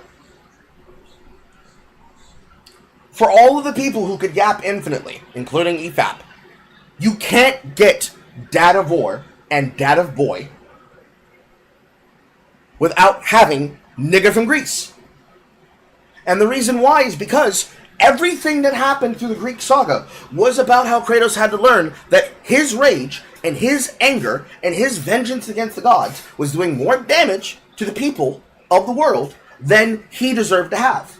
And back when he originally opened the casket, he had taken the power of hope from the world and had to give it back. This was the lesson that he learned from Pandora. So in order for him to be able to be thorough and to do what needs to be done on his hero's journey, that is why he makes the sacrifice, why he impales himself with the God Sword, and then he disappears, seemingly dead, but having given the world a chance to begin again. And then he goes off, he finds fucking LaFay, or whatever her fucking name is, he marries her, she impregnates her, they have a son, he doesn't talk about that son being partially a god because he's a god, and he goes on that adventure and journey to honor his wife, where she's now in the afterlife, whooping ass, whooping feet. Meanwhile, we're supposed to contextualize him accepting the outrage of his past, written by the nigga of Greece, but him accepting and learning how to be Dad of Boy. All of that requires the first franchise in order to lean on the second franchise. Because without it, it's recontextualization from the bottom up to the bottom down. It did not need to be created the way it was. But if you're going to justify it and say, well, we're telling a different story and we're using this as the bridge to connect them, you can't get one without the other. And you have to respect the one that came before it. But instead, what they did was that they spoke down to us as people, as consumers, and told you, if you didn't agree with this take, then you are fucking retarded. That's what they said to you. They said to you, you take what we give you. If you argue with us, you're an incel. That was retarded of them. Very, very stupid. They should not have made that argument. But they did make that argument. I should have played Conqueror before I threw that sword out. Fuck. But they did make that argument. They made that argument so often that they were very confident that nobody would fight about it. Confidently so, they were happy to make that argumentation. Endlessly, they made that argumentation. But, at the end of the day, what matters in the end was whether or not they were willing to be honest, really truthfully honest, about how they felt about that matter moving forward. Technically, they were not. But, for what it's worth, I can understand where they're coming from, but that doesn't mean that I agree with them. So I didn't instantaneously go woke or anything. I'm literally just telling you that the way that they chose to do it is not what they should have done. They were very stupid for what they chose to do. They deserved nothing but ire and antagonism for doing it. Because it was dumb. Boy, was it dumb.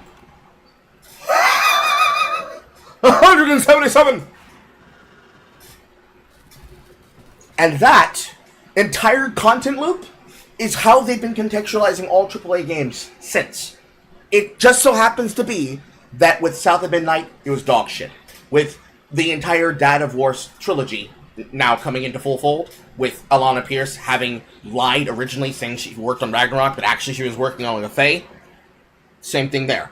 The remasters of Legacy of Kain, they couldn't really do much to, because, you know, it's kind of like Diablo 2 remastered. It's kind of like Spyro remastered. It's kind of like Crash remastered. Crash 1 through 3 remastered, Spyro 1 through 3 remastered, and even Diablo 2 remastered. It's just the same old game with new skins. But Diablo 4, garbage. But Crash 4, debatable. If you're one of those people that looked at it and you saw Shauna with the blue hair and the side shave and you're like, oh my god, they made it woke, whatever. I throw that one up in the air. But the things with all the other games made in that same way, and it's all through the same AI slop, or excuse me, through the same AAA slash AI slop, assuming a game used AI in the first place, it's one of those. And then for everything else, it's about how you felt about it and how you consumed it. And with things like Dispatch, it was at least passable. It was at least passable. Because that's how they got you to care. Outside of that, bullshit. And most of it's been bullshit. Since then. The entire way. But it is what it is. Honestly. Scrolling. But from there, it's like, that's how I feel about it. Because it's really fucking retarded. Because, like, people forget about the other God of War games, mind you. Especially Press X to abandon your daughter, which I believe was in Ghost to Sparta. But it's like, it's like how they felt about Castlevania Lord of Shadows 1 and 2.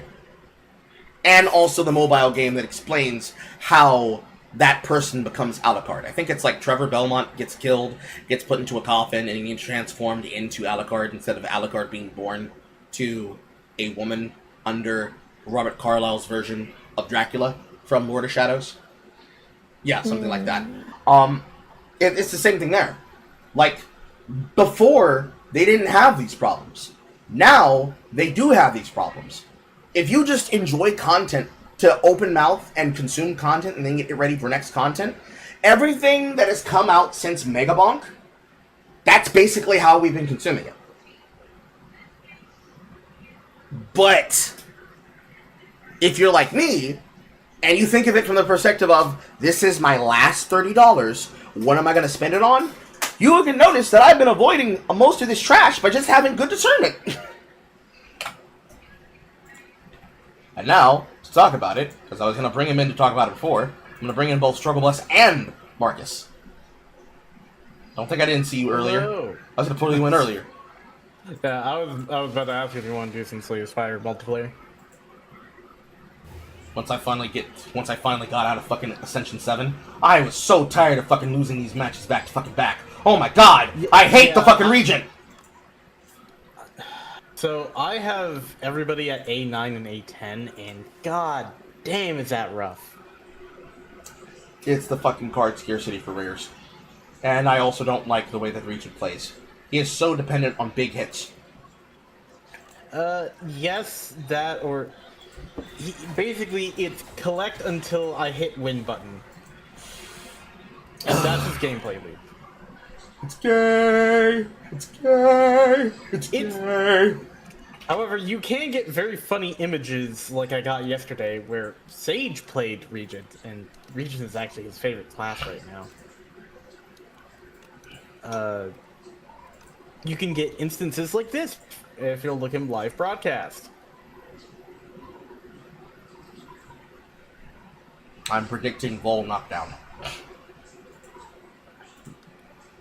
Sorry? Oh, it's worse than that. It's my personal favorite.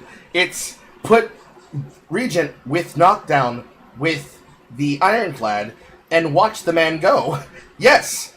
5, 6... No, those are 6 swords. 6 instances of the sword cards. Yep, just dump the damage and let's go. Heirloom Hammer. Heirloom Hammer go crazy. Make infinite copies. Oh, each one of them happens to have parry. Because parry, in this new patch, now can be affected by dexterity. Haha! Let me just hit you for 10,000 damage. And also, I'm blocking for 150. How did I get here? Don't ask me those questions. Yep. How did I find the energy to play these cards? Don't ask me those questions either.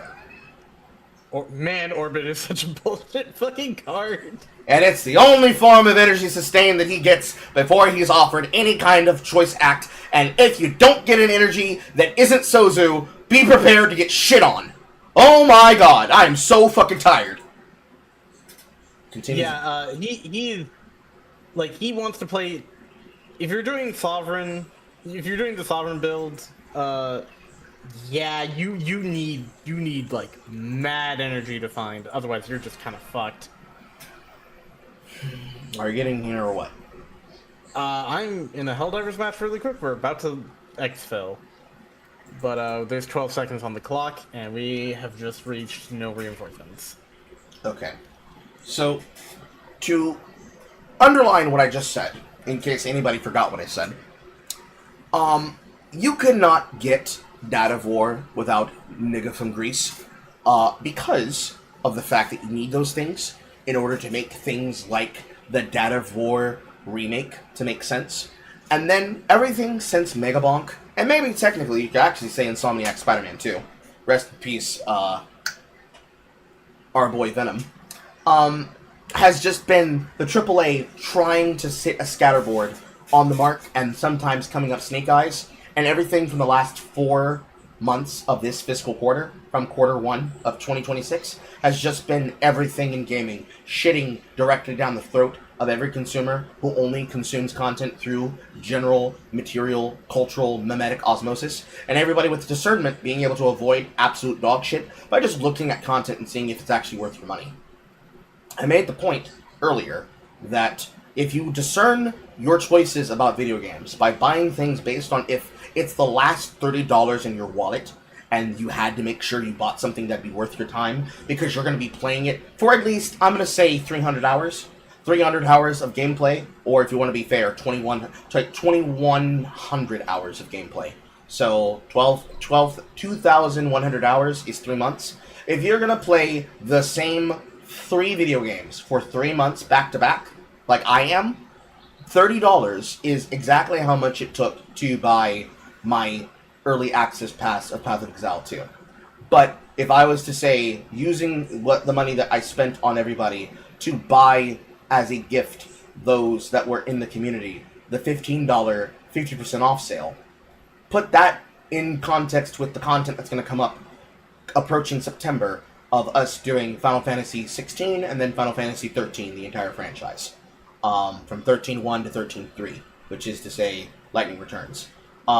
If you discern your cash and your money, like if the last $30 in your wallet must be consumed on something that's going to take up your time and be worth it, that is the way that you avoid dog shit. And various games within that interim and timing period between have been enjoyable, but they are quite literally marks. Because if you look at them from the perspective of, say, Pragmata, and the sheer projection that has entered into the conversation and the zeitgeist since that game, you have people making the same arguments about Pragmata that they tried to make about Stellar Blade, and the same conversation they've been making about Dispatch and all of the other shill games versus literal fucking examples of content from people like, I'm the one hosting. I'm the lead. You're Yes. Oh, okay. I didn't realize that you need. He's my show.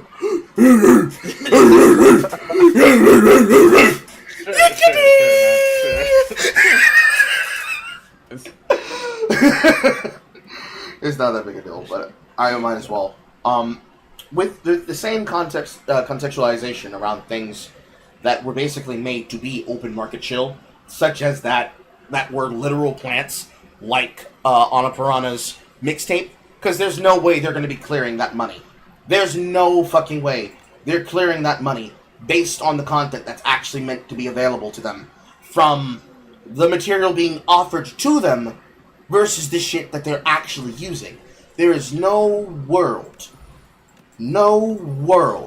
where they... Overgrowth 2, fuck. There is no world where they're going to make any kind of cash available off of what is offered to us based on what they think we'll consume versus what we actually want to consume. It's not happening. A $20 video game cannot afford the kind of money that it takes to hold a music license in perpetuity. There is no world whatsoever where you can really be able to convince me that I'm going to spend 20 of my dollars on a video game that is only 2 to 3 hours long. And I can't actually play myself. It has pre-programmed inferences, and it's literally a movie, versus however many hours it might take me to fully complete Sol Sesto. There's no world. There's no fucking world. You cannot convince me. I am not stupid. In that same breath, Marcus, have you been playing Marathon? I have played. I have been playing a little bit of Marathon. The only issue with me is season 2 just kind of. The start of season 2 left a bad taste in my mouth. For the reason of my when I joined in, I went on a run, and I tried the new map because I was like, why not? And let's just say that it was very annoying to deal with my teammates who were yelling at me. Were you not playing in a pre-made with Dax? Yes, I was. Because so they had a new mode they had the new map of Dire Marsh, and in the new mode, it was basically sponsored kit runs only. But it had like the whole PvE thing tied to it. It was fun, but I didn't know the new map, and Dax was the one playing way before me. So I started playing, and the entire time I was just like, okay, what do I do here if you're gonna yell at me and then start something without me? And what I mean by start something without me is that, the other people that joined in was Liam. Liam joined in as well, and was very impatient. But when I confronted him about it, because like why the fuck not? Because it just that's an annoying bit. He was like, oh well, you gotta be quick about it. And I'm just like, yes, but you can also wait for me.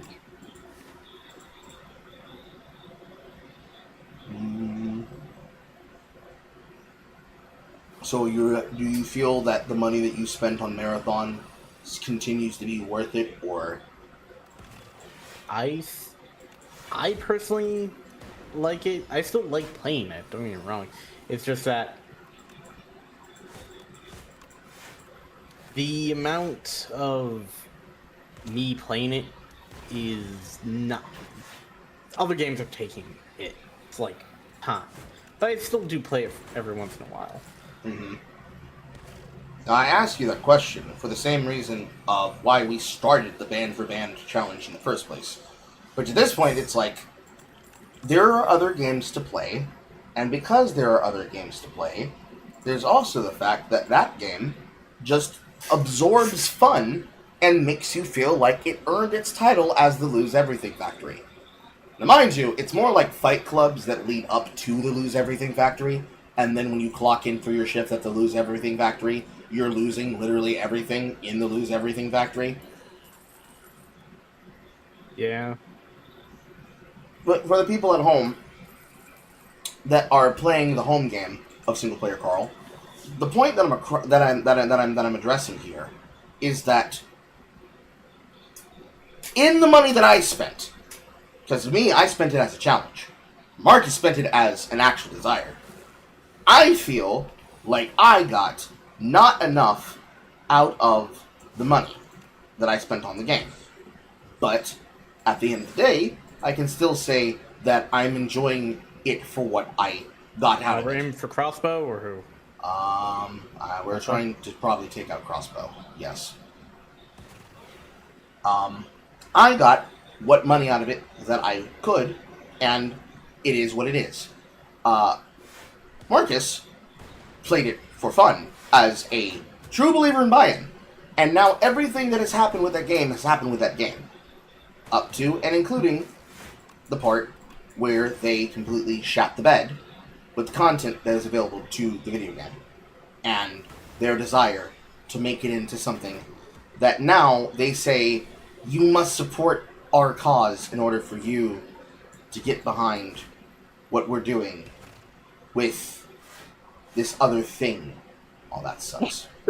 This other thing that we're involved in, and then it misses. And then this other thing that we're involved with Bungie. Now that Bungie has chosen to close on, this content that they offered, versus what we will have to enjoy in the time period that is available to us. I guess we're losing max health. That we could be able to enjoy. Like, they told you that they were doing this for your best interests. They really were not. They did it for their own perseverance. And the consequences for that perseverance is them basically looking you in the face and telling you, hey, how sweet it is, nigga. And they expect you to own that. This one. They expect you to own that. While telling you that you need to support a dying game that is now at, what, 10k? They're holding at 10k? Less than 10k. Of the concurrent player base playing the video game, telling you that the people who can't play the video game are just people who are angry and mad and dog shit at it, despite the fact that every single bit of the evidence shows you that that is not the case. It is literally the fact that that game is just dog shit, not because the mechanics aren't there, but it's the people who play it, and also it's the way that it makes you basically have to risk your content and your money. Mm-hmm. And every single bit of the process is like, but could I go in without losing my money? Could I go in without losing my items? No, I have to? I mean, okay, I guess, but it feels like shit. And not just because of the people who are doing it, but the people who you're playing with that are doing it as well. It's just the problem. It's just the problem. It's just the frequent, effervescent problem. And as much as we could try to give it the benefit of the doubt, as much as we could try to give it the benefit of the doubt, it is the case that they don't respect your intelligence. Not yours, not mine, not anyone's. And in trying to make it about something that it shouldn't be, wait. Instead of making it about something that it shouldn't be, oh, come on, man. These are not cards. What the fuck? Making... What cards did you get? A horrible first hand alongside Stoke, and then it put a Howl of Beyond, a Body Slam, a Demonic Shield, a Rampage, and a Demon Form in my hand. So I can play a 21 attack and take 12 to the face, with absolutely no feedback and block. I can play Rampage and then eat shit, or I can play Demon Form and still eat shit. I guess I have to play Demon Form and just eat shit! Yeah, like, raw power, I guess. Look, I'm here for the schadenfreude of the game and the sacrifice being 10 times more healthy than the game they're trying to. I'm just here for that. Because collaboratively, the problem here is like, imagine how much more fun you could be having in 0.5, right? Return to the Ancients is the biggest patch, and it is the final patch before they launch, whenever they do, in either November or December after ExileCon. All of you players that said, that's a really fun game, but I'm going to wait till it's done. No more! December, it will be free! It will be free in December! And I don't want to hear none but no, oh man, this is a lot of content. I don't think I understand what's going on. None of that! I will not accept it! Because now, I bought some people copies for $3. Yep. I have one. And I've been watching you all play it, and you're like, oh my god, this is so good. Why have I not been playing it? And I'm like, exactly! Colossus. Again, recovering Diablo 2 addict, playing Diablo Light. I don't know how this is going to go, but I'm just kind of rolling with it.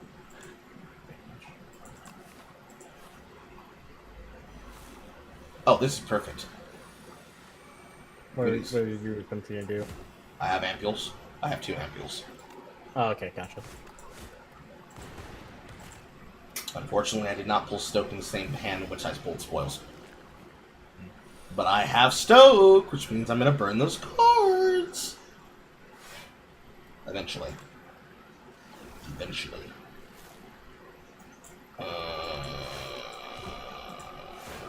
Look, all I'm just going to say that I think it's just back the wrong board. Like, just completely. And now they're screwed. there's levels to the shit, and the problem is that the industry has fucked themselves in this position, trying to expect that you guys would just buy content for the fun of said content. And hey, those of you who bought 007 James Bond Jr., how do you feel about your Assassin Universe clone? You feel like it feels like Hitman?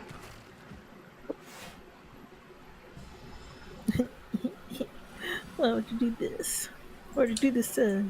Why do I do this? Because I feel like making people feel immense pain about their choices. Well, I didn't buy it, but seeing the like gameplay and like screenshots of that was already painful enough.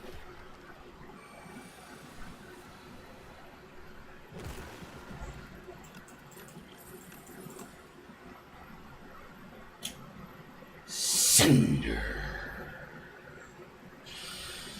Cinder. A tremble. But yeah, the industry has got people thinking that they are our friends, and they are not our friends. In their need to try to get us to buy shit that we do not need, they also want us to put ourselves in this position where they are expecting us to just trust them with absolutely no evidence as to why we should trust them. As I am not a stupid man, I ain't trusting them for shit, because I trust them as much as I can throw them. Outside of that, everything else comes privy on that understanding. All the fucking energy... What a horrible hand. All of the fucking energy that could be exploited for what it's worth. Not enough energy to play these cards. That could be exploited for what it's worth with all of this content. They have not made back the promise that they have been asking of us to trust them with since they've been asking for this to be paid forward.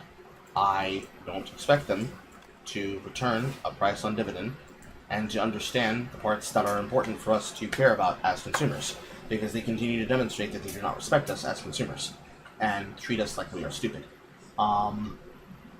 007 is probably the perfect example, because I saw that from the hands of the Razor Fist, and boy, that is not a video game. I don't know what you call that, but it's not a video game. A stealth-based game that allows you to just go loud constantly, and you're standing in front of them, and it's just, this is worse made than fucking the Oblivion remake. Like, it just breaks, and then it's broken for 2 years, and it's still broken, and they refuse to fix it. Do I need to even bring up the table? Fable. Oh yes, Fable. No, I said the table in 007. Do I even need to bring up the table shenanigans so you can do 007? I actually have a clip that I should probably throw off about this from TikTok. Give me 1 second. TikTok. Yes. I believe Molly put up a clip of him just sliding across the table, just taking out guys one by one. And he can just do that.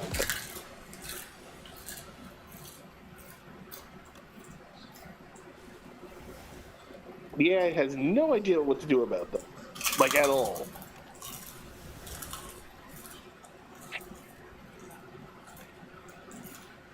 Sorry about that. Hold on. There we go. Guess I'll put this in memory.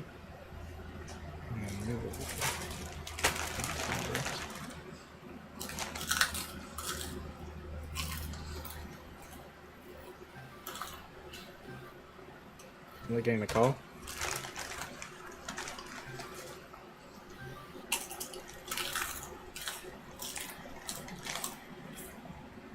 While he's waiting. Sorry. Go ahead. Oh, that's just one.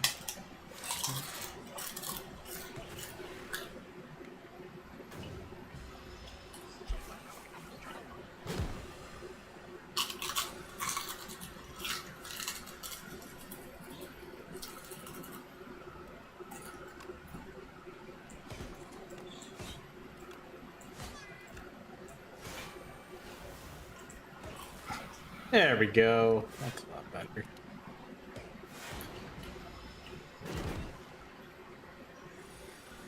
Yeah, all these things coming out of all these games, and how badly almost all of them look, by comparison,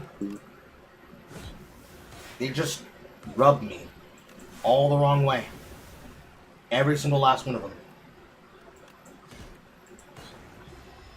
They just rub me the wrong way. Because they weren't designed to be games. They were designed to be talking points.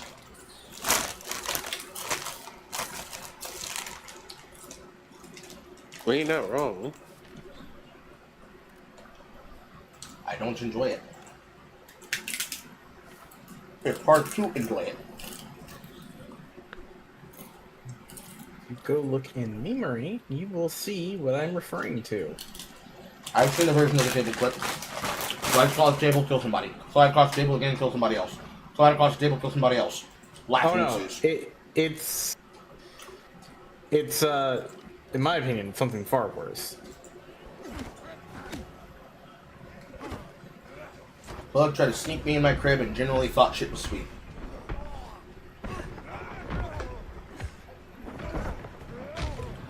Push against the wall, push against the wall, push against the wall, push against the wall, push against the wall. More pushing against the wall. More pushing against the wall. Pushing against the table. Run to the table.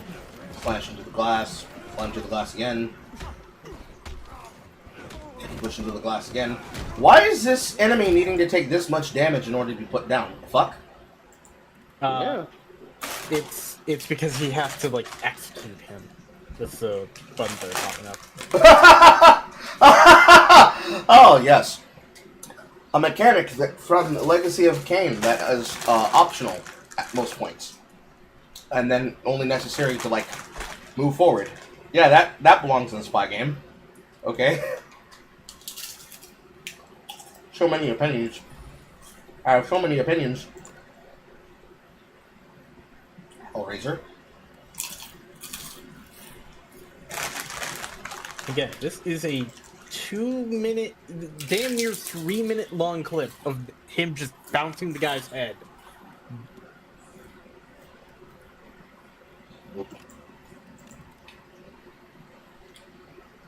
It's just so silly.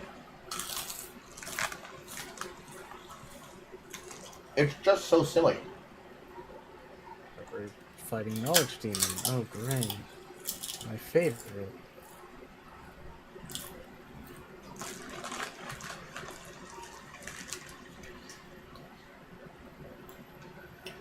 Dominate. It's just molten fish.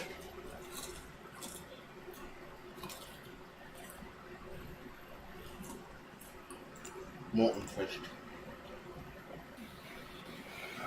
Shrug it off. I need draw power. And You drop. that's what I need.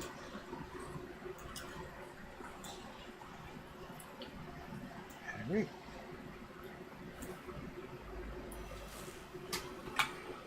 That's so ridiculous. Oh my god.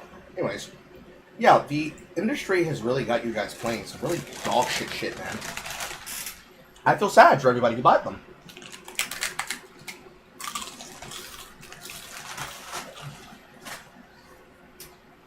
Oh, I just want to full block this. Well, pick one. I'm not listening to Razor Fist on why I think the game sucks. 007 First Light just disinterested me because they went behind themselves to say that this is a different James Bond that conforms to the DEI policy. He is not a James Bond that becomes a James Bond that we know of. He is a James Bond that basically is the kind of guy that says, "Hello, madam. Do you feel unsafe? Notice that I am coming towards you with merely sexual intent." That's so unsexy.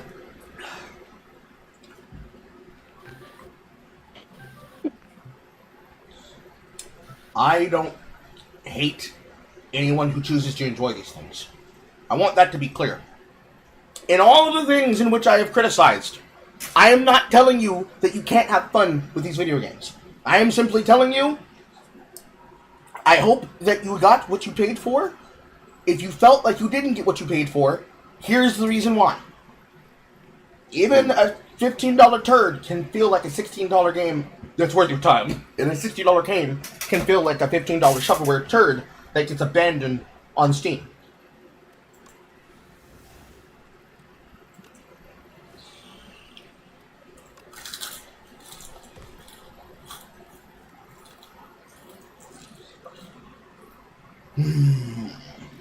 I have to stoke this. Okay. That's not much better. I think it's playing Hearthstone in this.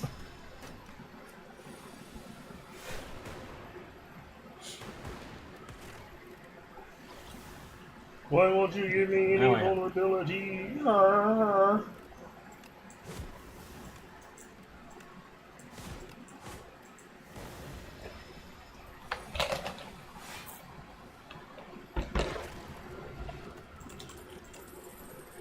I fucking love that card.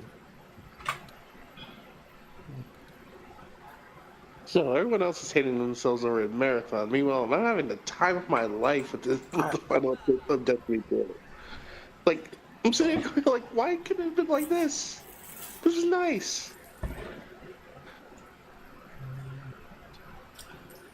It's because your mother touches her at night. Yeah, but that's not the reason why. It'd be crazy if that was the reason. I was saying it's because your mother touches herself at night, but that's not the reason why. But it'd be crazy if that was the reason why.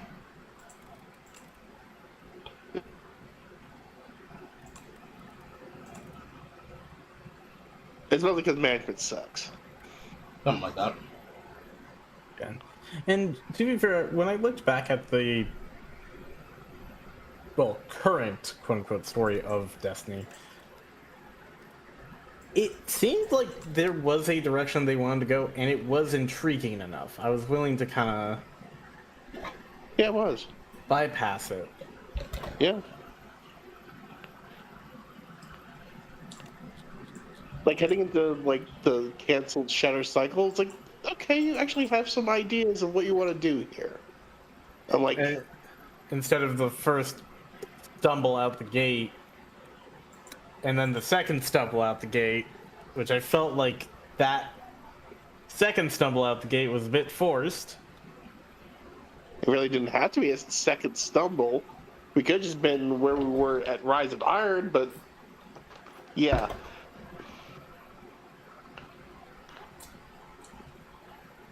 I totally agree with you with it being forced. Like, it didn't have to happen.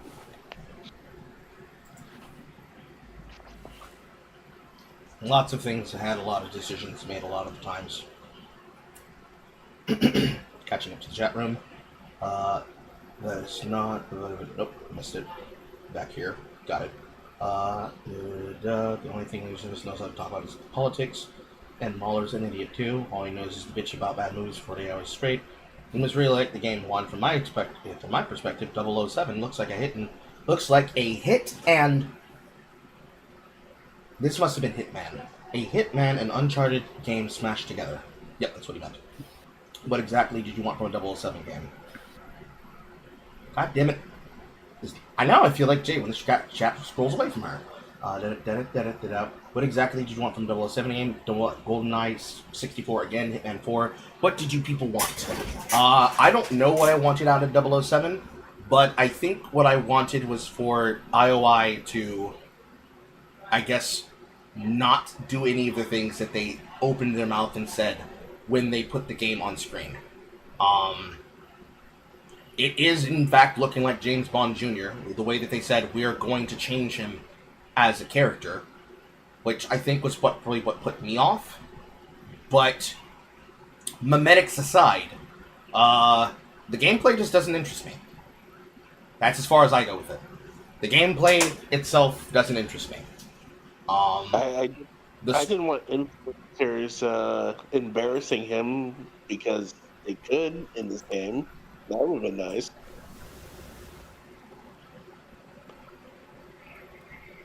There's probably a lot that they could have done. The thing that they chose to do, just not great at all.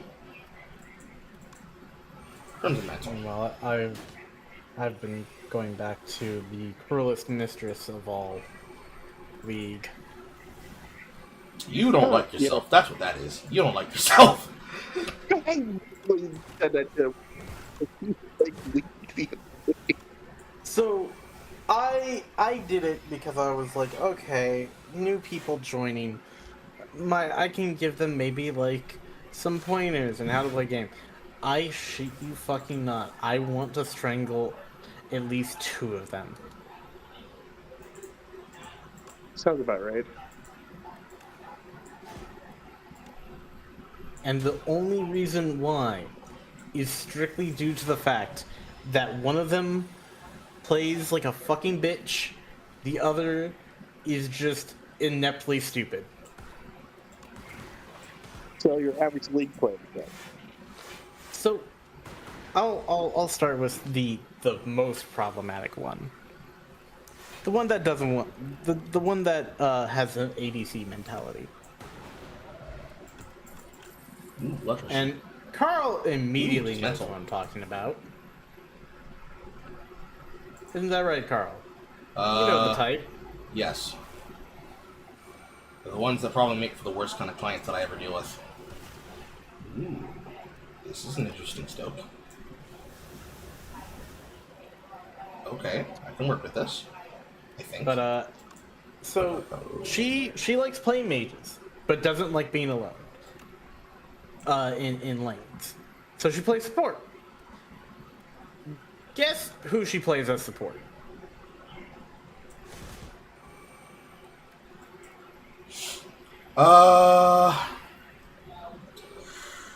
It's gotta be an enchanter. It's probably a passive enchanter. I'm gonna throw out Nami. No.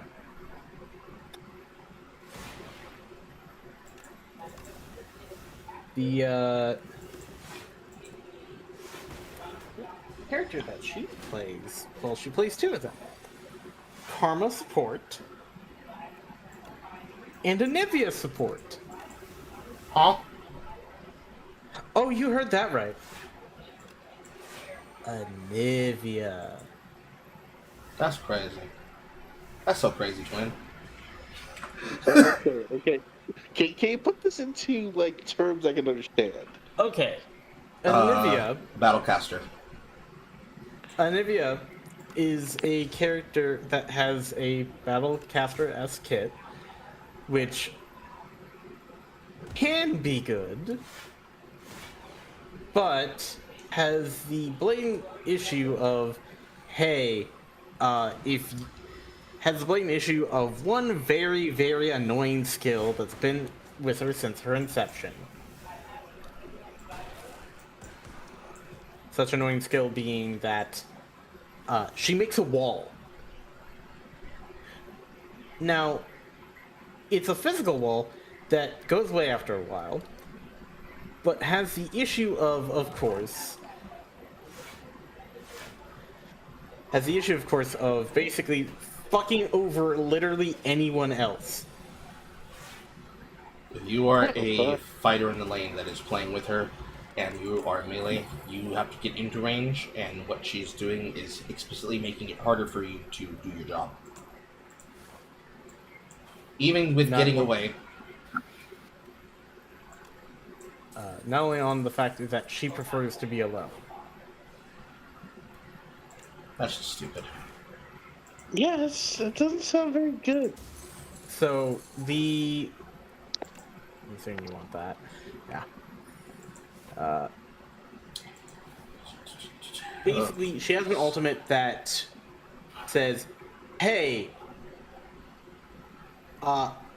it's an AoE, it's basically, think of Blizzard from World of Warcraft.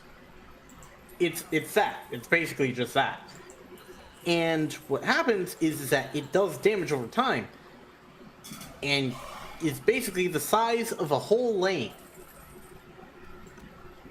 But for the person the person I was playing with, she basically uses it and blunders it so hard.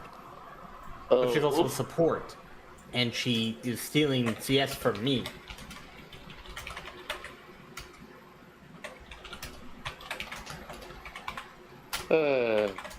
okay, so let me put this in terms I can understand. I put down a Titan bubble at the wrong place at the wrong time, huh? Basically.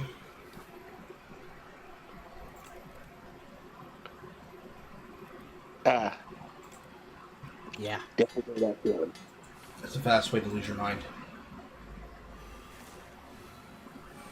So what about the second guy? With guns like these, who needs people who are bad at the game? I know, right? I think the grander issue for me was that. So, oh yeah, another thing about this support, she doesn't take exhaust or ignite.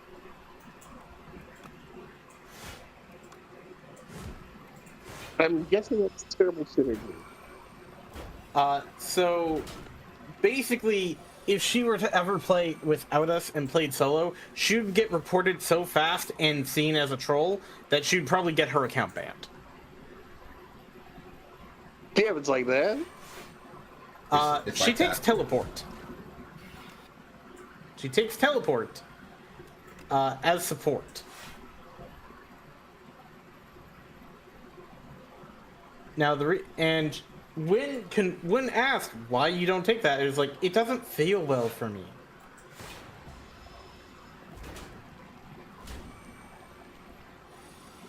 It's silly levels of, this is how I play the game. Don't tell me how to play the game.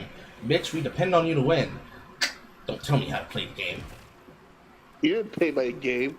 You didn't pay my sub. Effectively, it is that mentality. Yeah, my dad. Shit, that's exactly why I don't like team-based gaming, because of that shit right Yeah. there.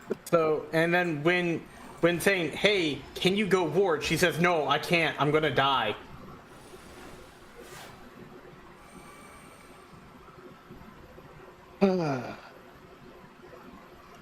So, she's not effective. She's constantly a problem and constantly blocking your way. Yes.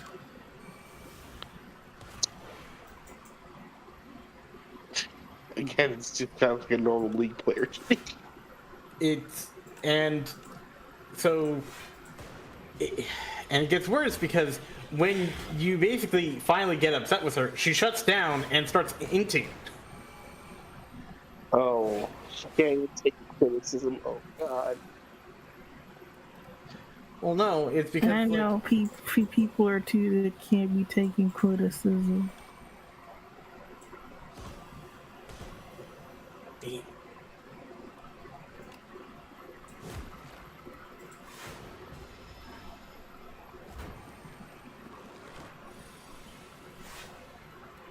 We need to get out of this fucking loop. Yep, agreed. What do you want me to hit? Metal.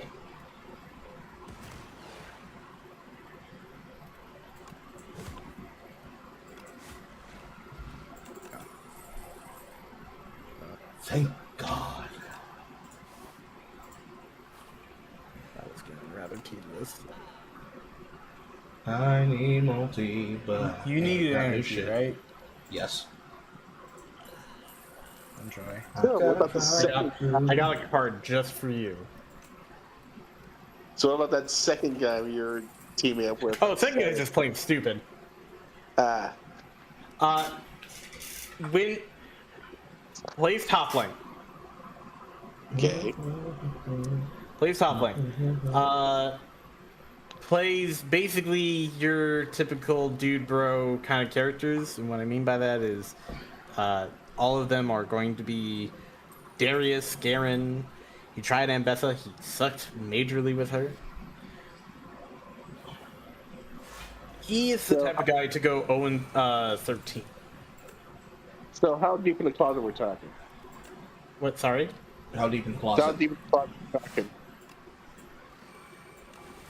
I wish tell you any further than that.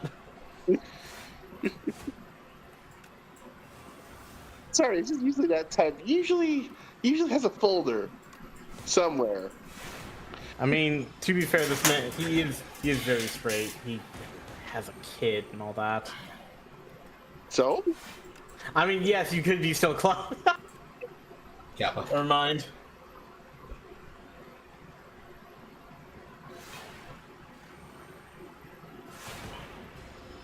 I just block forever.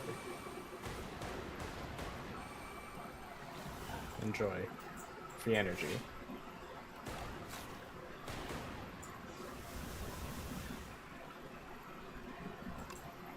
But hold on.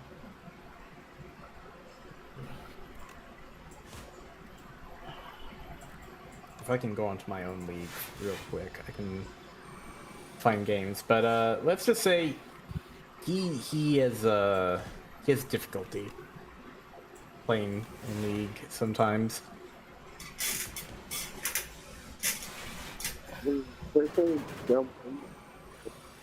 So when I watched him play one time, because I was like, they wanted to figure out like how to actually like win games. I kept telling him, you need to stop fighting. That's your sole issue. You just need to stop fighting. Now you might be wondering, why am I saying that? Because in topside, he is ignoring every single minion to go hit them.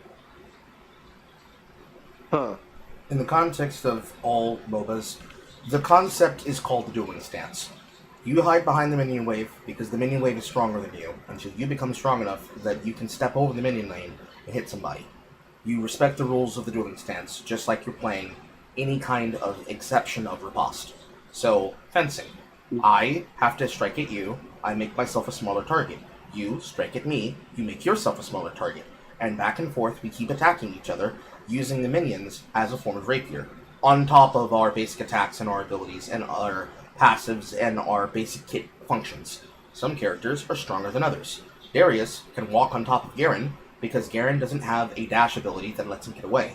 If Darius stacks 5 attacks, he gets not only bleed damage, but also extra AD that allows him to do fadeaway shots that lets him assassinate people. But if Darius walks into somebody like Warwick and thinks that he can trade him till death, he's going to have to contend with the fact that he'll start healing at half health and possibly might outtrade him, especially if they both happen to have attack speed skills that make them stronger. If the character has a better base kit, they can walk on top of the wave and harass you. If you have weaker base kit or equal to them, you can't just walk at them like you're a maniac. This man is walking at people all of the time like a maniac. And instead of leveraging his choices, he's like, oh, I'm going to attack the champion. But you need to farm. I'm going to attack the champion.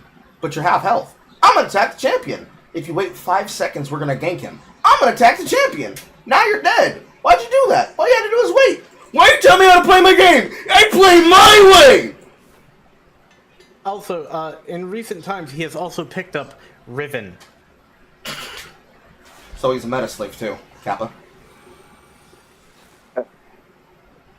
Not sure. Sound like it. It very much does.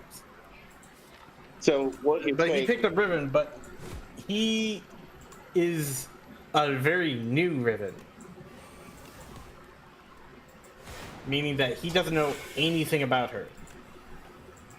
He doesn't even know how to animation cancel. Better start starting Albert. Yeah. So let me get this in terms I understand. Instead of staying at the bubble or at the rally barricade, he just decides that just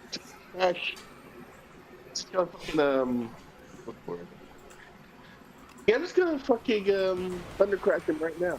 But Yes. Yes. So he is the type of person to go. He's the type of person to just go, which there's nothing wrong with that per se. It just can lead to some very bad issues.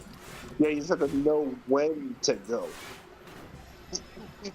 I know when to hold 'em, know when to fold 'em, know when to bitch right up and when to run to your tower. And attacking the boss while they're invulnerable with Thundercrack isn't one of those times to go. I'll give you. I'm looking at his page right now. He last played. He last played Yasuo. He went 1-5 as Yasuo. He does have his moments where he can pop off, but that's just because the enemy is so much in a blunder, and they're so downright stupid that it doesn't really matter.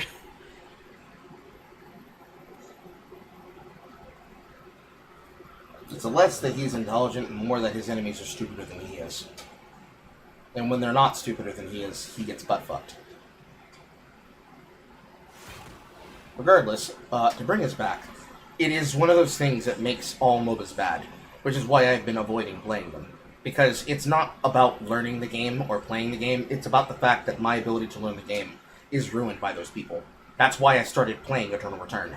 Because it benefits you to be smart enough to learn how to carry your team. Because if you don't learn that way, you're going to suffer the consequences. Always. Because people are annoying as fuck. They inherently do not understand. Or care.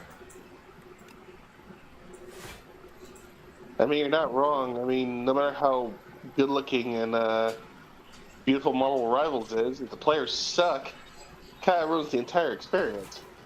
There's also the factor that you have people like Quad, which I don't know why he does this, but when I see a creator say he has a personal hit list and he will contact the developers to get you banned, it sounds like he just thinks that, like, yes, this is my game.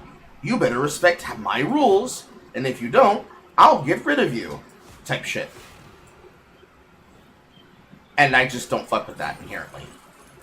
I don't know what absolutely the best type of people to be around. 10 out of 10. Like, there's worlds where it's like, well, consider it like this, Carl. All people have, like, personal lists of favorite creators they go to learn the game, and it's like, yeah, Quad has that for that reason, too. But inside of Smite, we created the Book of Thoth to teach people how to be better at the game. He has a Book of Thoth that he also uses to say, if you're a shit person, I'm going to get you banned. That's not the same thing. When you have a list of people who you're going to antagonize and prevent from playing the game, you're really saying, I don't respect these people. Oh no, he's going back. I don't respect these people, and I'm going to treat them like shit thusly. It's not the same argument. It's not the same discussion. And I don't like that. I don't feel comfortable with that. I don't like that. The reason why I don't like it is it inherently feels like a decision made to bastardize someone entirely, in the most disrespectful way possible. You are holding people hostage, and you're basically telling people, if you don't play the way that I want, I'm going to see that you never become a creator in this space. And that just completely turns me off from a video game entirely. But I already didn't like Marvel Rivals because I already didn't like Overwatch. Overwatch and Marvel Rivals is only fun when you're playing it for fun. When you turn it into a competition about who's the best, it becomes the composition of who's the best completely that gets to argue about why you're allowed to speak.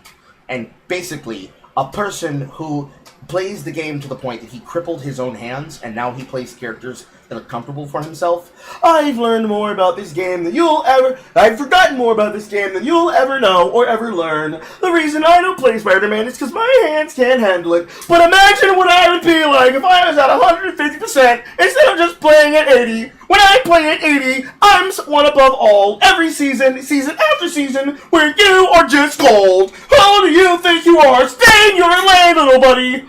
When that's the way he speaks to people who he thinks are just bad at the game. And then, even with people who are saying slurs, it's, oh, not you out here saying slurs. Oh, looks like I better go make a conversation to Guan Guan. It just is a never-ending scenario of nigga shut the fuck up. Just a never-ending scenario of nigga shut the fuck up. I don't want to hear you talk anymore. And it's every single MOBA because somebody decides to say that they are him in that community. They are him in that space. And that's... I'm him. I've been him. It's irritating. Because it's not a question of, I've earned the right to speak on this. You can't be upset because this is my way. These are my people. No. They speak that way because they feel entitled to behave that way. Entirely different. Entirely different. Entirely different. Entirely different. Entirely different. It is entirely different. And understanding that perspective is why it's necessary to discuss it that way. Because there's no reason for them to be acting like that. Other than because they feel entitled to do so. That was a really powerful thrash. We're going to need more ways to exhaust things. So basically, everybody thinks that they're Kingsmen, but they're really those 3 bitches that harassed him. Well, Kingsman is also a part of that same problem, ironically. Because apparently he was just shitting on them at that Senna tournament. That Senna felt intimidated by him. And now people are turning against him. Which, surprise, surprise, is the same shit over and over again. I don't see a reason why they should be angry in that way, but they are angry in that way, and it's kind of stupid that they are, because I don't think it's actually viable for them to be upset about the shit in which they're angry about. But they are angry in a way that kind of doesn't make sense to me, personally. But it goes in the same capacity. It's the same logic. They get upset about something instead of taking accountability for the thing that they're upset about. They get mad like somebody did something to them, and they continue to be upsetty spaghetti, and then they bitch and they moan and they complain and they whine, and they just keep bitching and moaning and complaining and whining, and nobody shuts the fuck up and says, you know what, there's reasons why this is happening. We needed to take accountability. We didn't, and now we got to deal with the problem forever. Such and such and such and such. Blase, blase, blase. And then they just keep bitching and complaining and whining. Accountability in this day and age?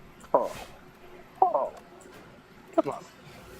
I know, it's ridiculous, but that's the kind of guy I am. I don't know. I feel like I'm taking crazy pills sometimes. But for what it's worth, that's the way that they're moving. That's the energy in which they move in.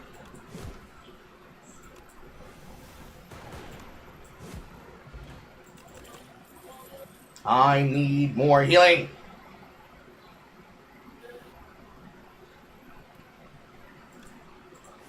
We get some defense in here, but that's the cycle of MOBAs, and it's kind of why I avoid them now, like a lethal threat. It's just not worth my mental energy. It's just simply not worth my mental energy at all. Getting back to the chat room, because you guys were talking about that for a while. Personally, my problem is true life story that killed the two best characters and left you with insufferable women. Don't speak ill of Dragon's Dogma 2, I'm still seething at it. Actually, on top of that, I didn't like paying over $60 for Black Myth Wukong, only disappointed by the sheer lack of optimization. Maybe regret buying a full-priced game on PC. Emma's incompetent, no doubt losing a job, and Moneypenny getting stabbed in the stomach, leaving Bond the only competent person left. Asola sucks, I hate her. You're speaking of the eternal DD1 seed for DD2, not just Dark Arisen either with a vanilla game. Are you gonna play DD2 Dark Arisen? Maybe one, maybe they have to add DD2 first with the DLC, and then I'll consider it. They didn't. I missed something. They didn't embarrass him though. Bond is the only competent agent in the story. He's the coolest womanizer and treated like the coolest motherfucker at all times. Gonna criticize the game. Criticize it for the things that the game actually gets wrong.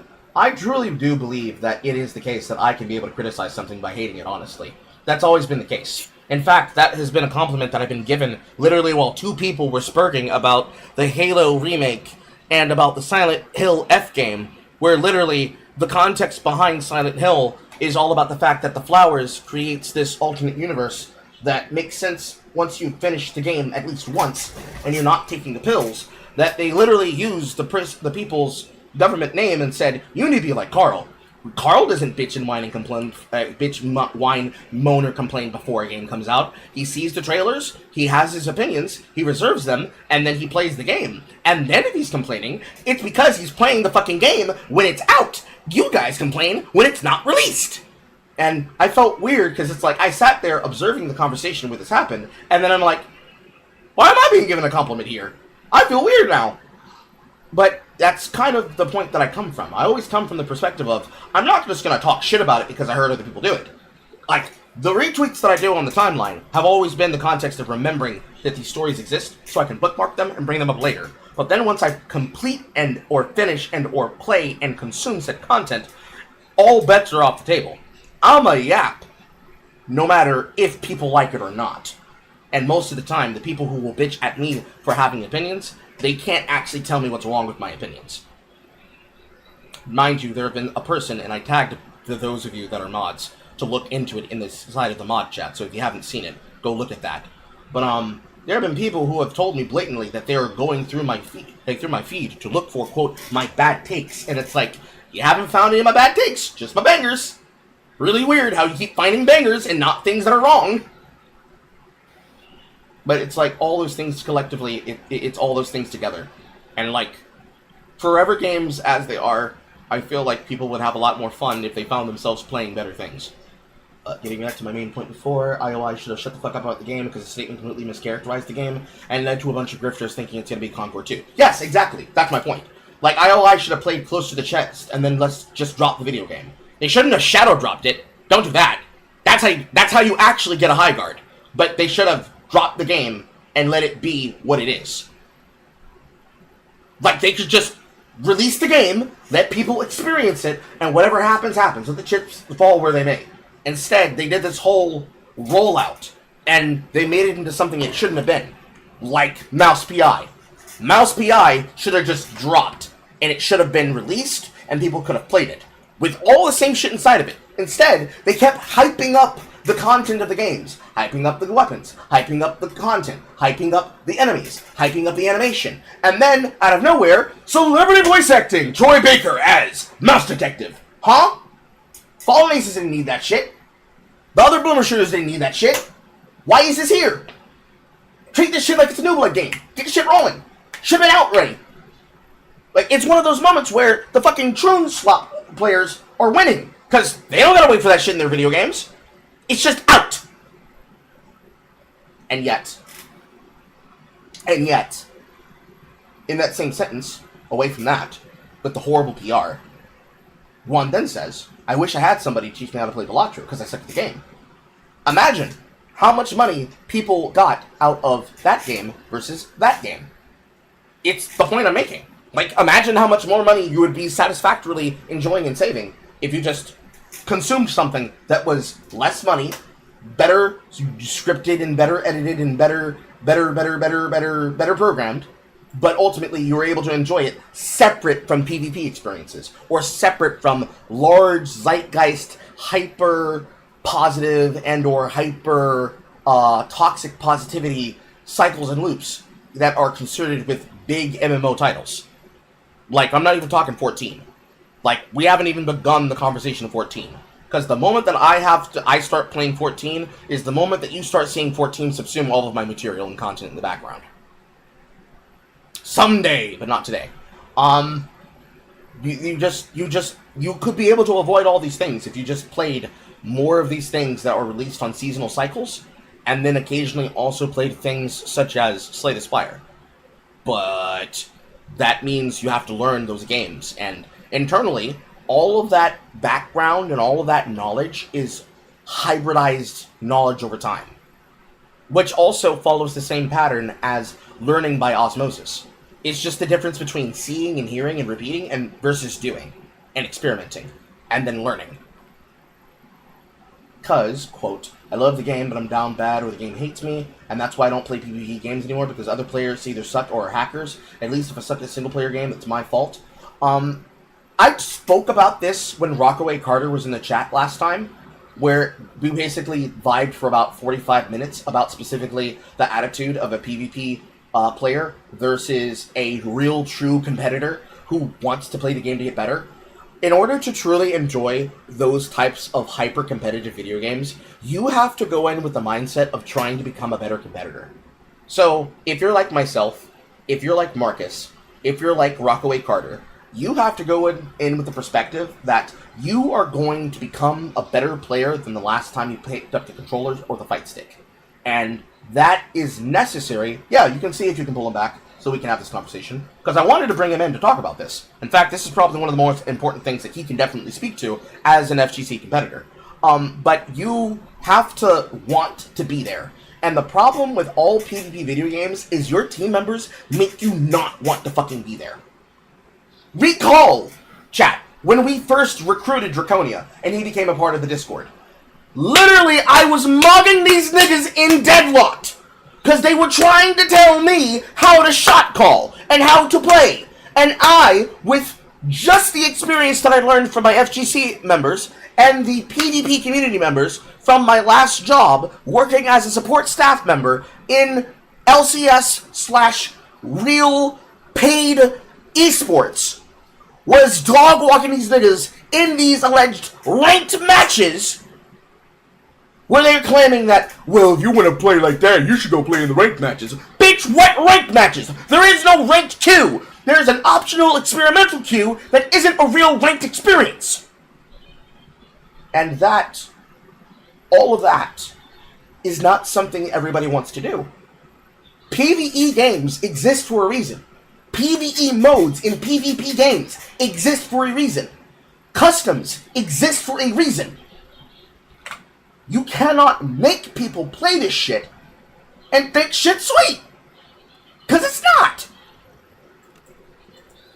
Motherfuckers do not realize how sweet this shit ain't is. That sounded like a bad sentence. Motherfuckers do not realize how sweet shit is not. And they act like they want to know how sweet it is, but they don't actually. Because learning how sweet it is means being at the mercy of all the shit these people do to you. It's already toxic going in. Why would I want to put myself at their mercy when they're just going to repeat the same shit every time? That's a lot of vulnerability. I don't want to be at their mercy because I know that they do not respect me. They will go out of their way to find excuses to not put in the time or the effort. They will be annoying as fuck to justify being little antagonistic shits. No, I don't want to spend my time working with that. Recall back when those people tried to bait me into that custom 5-on-5, and when they sent basically their ringers and were intentionally, he's dead. And they were sending their ringers and intentionally trying to sabotage the gameplay instead of just playing the game normally. The moment that I clocked them doing what they were doing, it stopped being fun for them. Ooh, powers cost less or strength dexterity? Strength dexterity. As soon as I clocked them doing what they were doing, suddenly it stopped being cute and fun for them. You should probably take tail. It sounds like it's that coughing shit again. I mean, it's whatever you want to call it, really, at the end of the day. But for most of them, it's like, oh man, I don't have enough for ice cream. It's, at the end of the day, it's just, these people are taking advantage of something that is a sacred promise and or a sacred anoint oath that you basically have to anoint yourself with every single time you choose to engage in content. It is not enough for them to just annoy the piss out of you. It is not enough for them to just enjoy content. It is not enough for them to be able to do anything. They have to go to the extreme, to the nines, and be the most annoying person imaginable and act like that it doesn't come from a place of annoyance. They do it frequently, they do it often. And the only way to get them to stop is to ask or to tell them to suck a dick. And you don't want to have to do that. To put it into words, it's called fighting for neutral. I shouldn't have to log into, let's use League as the example. I shouldn't have to log into League every single day and fight for neutral with my team members. I shouldn't log into a regular match and expect my team to be so toxic that they cannot handle a basic conversation or a basic discussion. That should not be something that I expect to have to deal with. That should not be something that I have to expect to do. Because that's not normal. That is abnormal. The amount of energy that it takes for them to behave in that way is contextualized of a person who doesn't want to actually do the respectful thing they should do. And the fact that they do it so often is itself a problem. It comes from pathological, systemic behavior. No normal person behaves that way, but they do. What can I establish from that? It means that they feel that they are victims, but they're not victims. They're just a version of the same hurt people that hurt people. And in choosing to be, he's dead. And in choosing to be that type of toxic individual, they instead choose to visit their problems onto others and act as though they have been harmed by people who have done nothing to them. And they act like perfect victims constantly. And they will only ever take any kind of criticism from what they perceive is someone better than them, which is what I was speaking about when I was describing how Quad chooses to wave that list of his around. That doesn't strike me like a person who has your best interest at heart. That strikes me as a person... Enjoy your free energy. Oh yeah, I'm finna enjoy this free energy. I'm finna enjoy this fucking 9-card stoke. That's what I'm finna do. Yeah. Oh man, that's some you like bullshit. having plasma? Yes, Daddy, I love having plasma.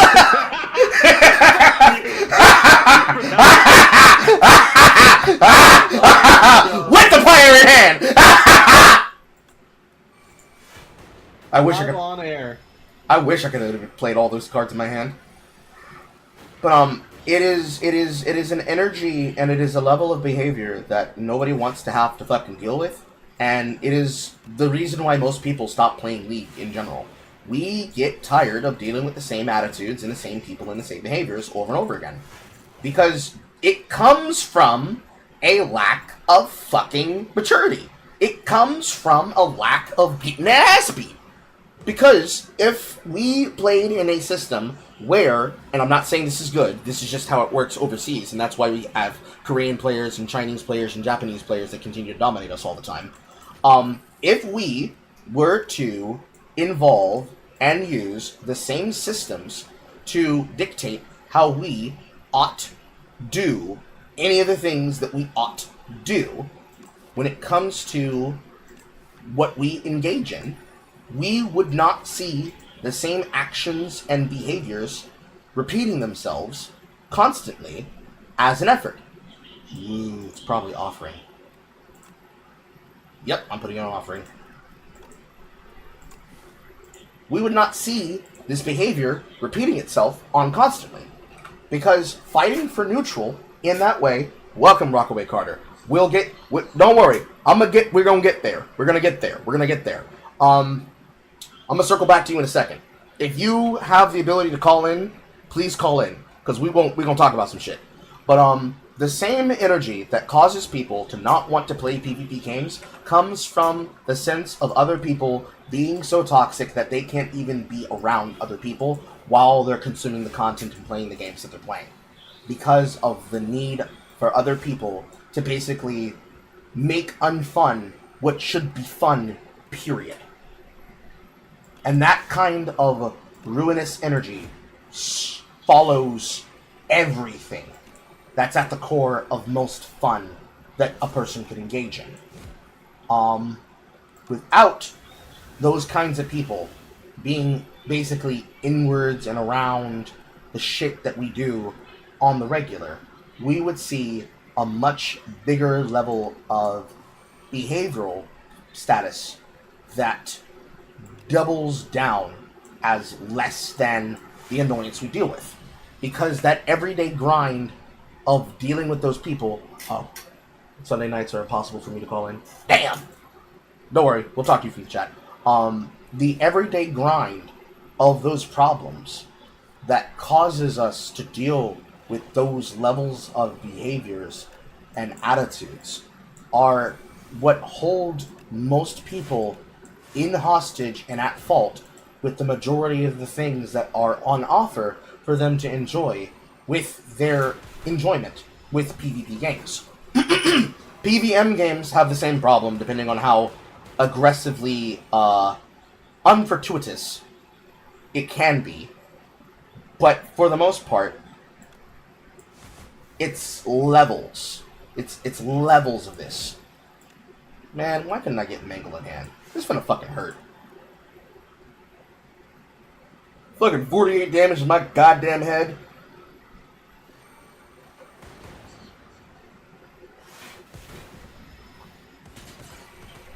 Ow.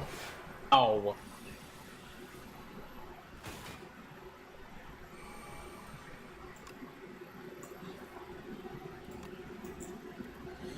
Ooh. We're gonna die. Yeah, this might be game. Holy shit. Look, I just find myself annoyed by those parts. It's like, they just make things not fun. Except That- when I'm playing fighting games. Because, that's just it. Like, I'm about to lose the tail, and we better kill him in the next hand. And then I don't know if we have enough juice for her.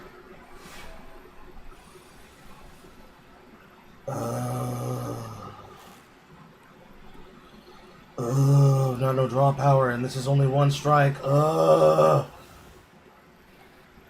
live this hit, but you don't, I don't think.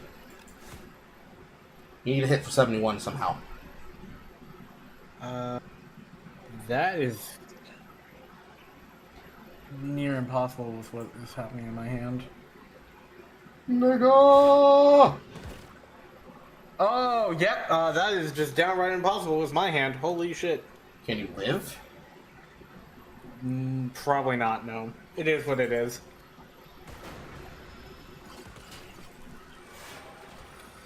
You know.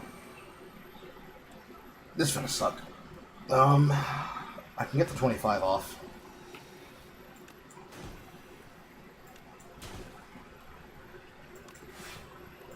At least you have the parting gift of plasma. I ain't got no draw! I got a mangle. I did not even hear what the fuck you just said. I ain't got no draw. Ah. Do you not have Hellraiser up and... No. No, I did not take Hellraiser. I took the route of doing vulnerability.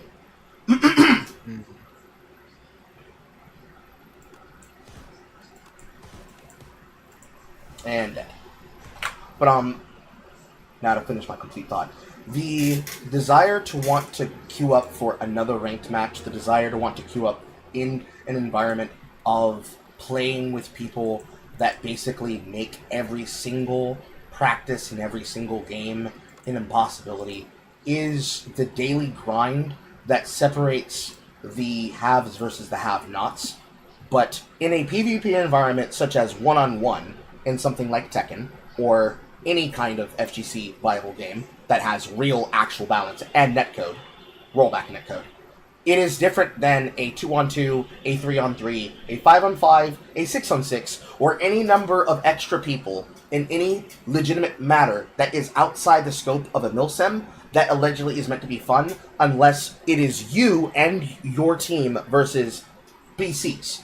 And even then, versus NPCs, you can still have the same fucking problem, because you still have the same attitude from other people that have contextualized it in a way where you can't actually have that fun, because they've taken that fun from you. I'm gonna transform these cards. Inferno Bloodletting, let's go! That is what, for me, what made me stop playing League entirely, and then also make me stop engaging with the people like those fucking trolls that happen to do their thing.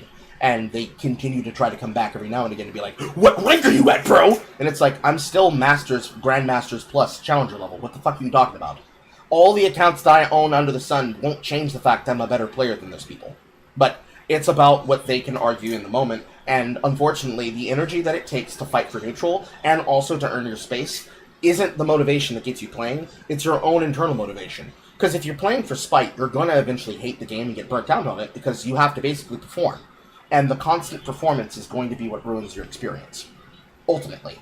So, when I say, and that's why I don't play PvP games online anymore because other people suck and or are hackers, at least if I suck at a single player game, that's my fault, from the response of Juan Wick when he says that and MOBAs are trash, he's right. Most of these fucking MOBAs, most of these PvP games are shit. They are fucking shit.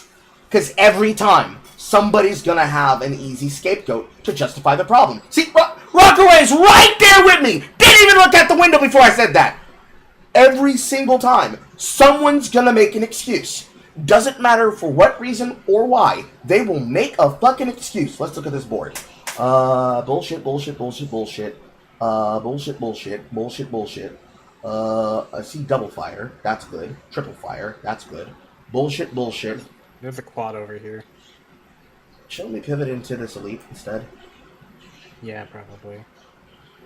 Okay. I was thinking like maybe this route possibly, or we could take this. I think 3 fights is better. We need the 3 card rolls. Yeah. But so basically a lack of accountability, a lack of growth, just plain old inability to reflect on oneself is the main problem of the situation. It's a lack of accountability, it's a lack of growth, it's a lack of refusing to do what's better, and ultimately the problem that you're going to get into, and this is something that I know Rockaway knows for a fact, especially when we're talking about peer labbing, when you take them behind the screen and you say to them, okay, let's talk about the reason why you lost, and they have every excuse under the sun from just admitting the reason why they lost is because they were just, it was just a bad game.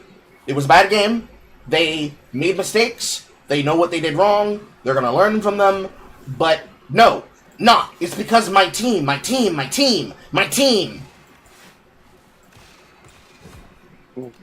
Anything other than I made a mistake and I gambled and I lost the gamble. It's always my team, my team, my team, my team. I just find that hilarious considering that's the way that I usually think, like, okay, what did I do wrong? Did something wrong? How can I fix that? I never once think like, oh, the team's the problem. No, I usually am like, no, something wrong with me. In the context of team-based games, and I say the context of team-based games, if we're going to play on a team,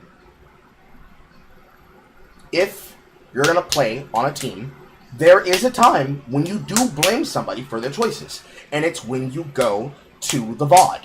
When we go to the A2R, when we go to the after-action report, and you want to say, nah, I didn't fuck up, you fucked up. No, I didn't fuck up, you fucked up. And the coach says, let's go to the VOD. Let's look at who made the mistake first. Let's look at the mistake that actually cost us the game. That's when you look and say, hey, in this objective-based game, you, the person who was supposed to be the team anchor, didn't play for neutral. You played for advantages. You lost every opportunity you reached for, and you died. In MOBAs, that's hard to contextualize. So I'll use the example of Return to Return. If we're in a Lone Wolf tournament, and I'm playing Piccolo, and one of you bitches are playing Jackie, and I'm in a match where it's very obvious that Reflex is going to try to snipe me, and assuming that Marcus is there too, he's going to try to snipe me, and Fancy's going to try to snipe me with some bullshit with Rozzy, or whoever he wants to use as a left clicker, and Blood Wolf is looking for my ass with fucking Jun, or whoever else he wants to kick my face in with, maybe John, maybe, the guy who uses the grab, whose name is escaping me at this moment, or maybe even the new character. Every choice that I make, that I go for an opportunity, and I don't get an opportunity off of it, to then snowball my opportunity lead, becomes, this is why I lost the game. I went for this advantage, I did not get it. I had to then be conservative and recover. I then recovered here in the mid game, and then I took over the late game. And then, from this lead, I used this to push for my win to place in the top percentile. Because in ER, it is about placing in the first, second, and third slot. In Lone Wolf, that is you placing solo. In the actual 3-on-3 gameplay that has been considered standard since they stopped using Lone Wolf as the standard and started using 3-on-3 as the standard, or even 2-on-2 as the standard, or 4-on-4 inside of Control Protocol for the standard, it has always been placing in the top 3 positions. Because inside of the ranking for the system, for how points are balanced, those points are balanced behind your performance and how many kills you did in that performance. Remember, all of you that watched and were a part of the running of the hands for the first edition. We did point scaling based off of ranking. That means you couldn't just be a vegan all the way to victory. You needed to actually fight. If you didn't fight, you didn't have points to put up. And me dominating the lobby, not to be a braggadocious person, but me dominating the lobby, that is the result of me not giving them breathing room. Because I'm looking for the stronger competitor. Because I'm trying to bring the competitor out of them. That's where Reflex nearly put that fucking t-shirt on and made me put myself on a t-shirt by pulling out something he's never played before, thus making me work for that victory, which is exactly what I wanted. I wanted real competition out of you guys because I knew you were capable of it. Pushing you guys to become better and play in the way that I knew you were capable of, so you actually produced what I knew you could do. That's everything I wanted and more. Besides that, what else could I do and what else could I argue for that could get me to the green of what I desire? Anything else aside that, we ain't talking cash money. And pushing past that, establishing and putting that logic onto every single PvP, hyper-competitive ping-based game, who's going to be the coach of the team that's going to say the reason why we're sucking right now is because of this decision that you made that is currently blowing us to bits? Who's going to be the one of the team who's going to be conservative enough to say, yes, I did make a mistake, but I made this mistake to stop this from happening. I did do this, but you did this mistake that made me have to do this to cover this. In one-on-one, you can take the run back and you can think about how you're going to possibly fight, who you're going to fight. But you can't look at it from the perspective of what you're choosing to consume and say, oh, there's no reason for us to have this discussion just because you felt that it wasn't worthy of talking about. Every single time that happens, most of the people who choose to do that go out of the pale to make up excuses. That's where you get the example of League players pointing their fingers and saying, no, I didn't shit up the bed, you shit up the bed. Because nobody wants to take the blame and nobody wants to say they made a mistake. Because it's easier to just point your finger and say it's not my fault, it's your fault. Best example I can provide for myself was actually from today. I decided to play the alternative game modes, and because I was like, they're fun, they're not going to be annoying. I queue up, I'm playing ARAM Mayhem. It is a goofy bullshit game mode. In the game mode, there was a Yunara. The Yunara was mad that I was playing Syndra and pushed people away. But I was also pushing people away and stunning them. Which she kept pinging me constantly and saying, oh, you an idiot, you're an idiot, you're an idiot, you're an idiot. And it's like, okay, why? Because like, you're pushing them away. It's like, also doing damage to them. Which is another thing that I was doing. And that's my whole deal. It's like, yeah, but you're inting. And it's like, not really. Here we go, by the way. If anything, I'm able to outright deal with them entirely. And you're fine. And you're just playing extremely, like, hyper-aggressive. And none of us can save you. You're literally running into the Nunu face first, as if you have draw your sword. You don't. And then you blame me for you dying.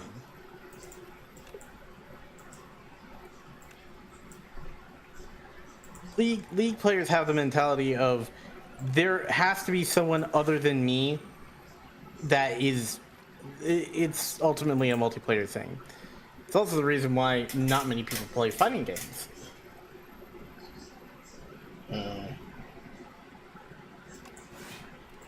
Yes. I like to know that. Yeah, I like playing fighting games because I can only rely on myself. That's why I like doing them. Ultimately, there's a scene from Game of Thrones. Yes, I'm using a TV show to try and make sense of this for people.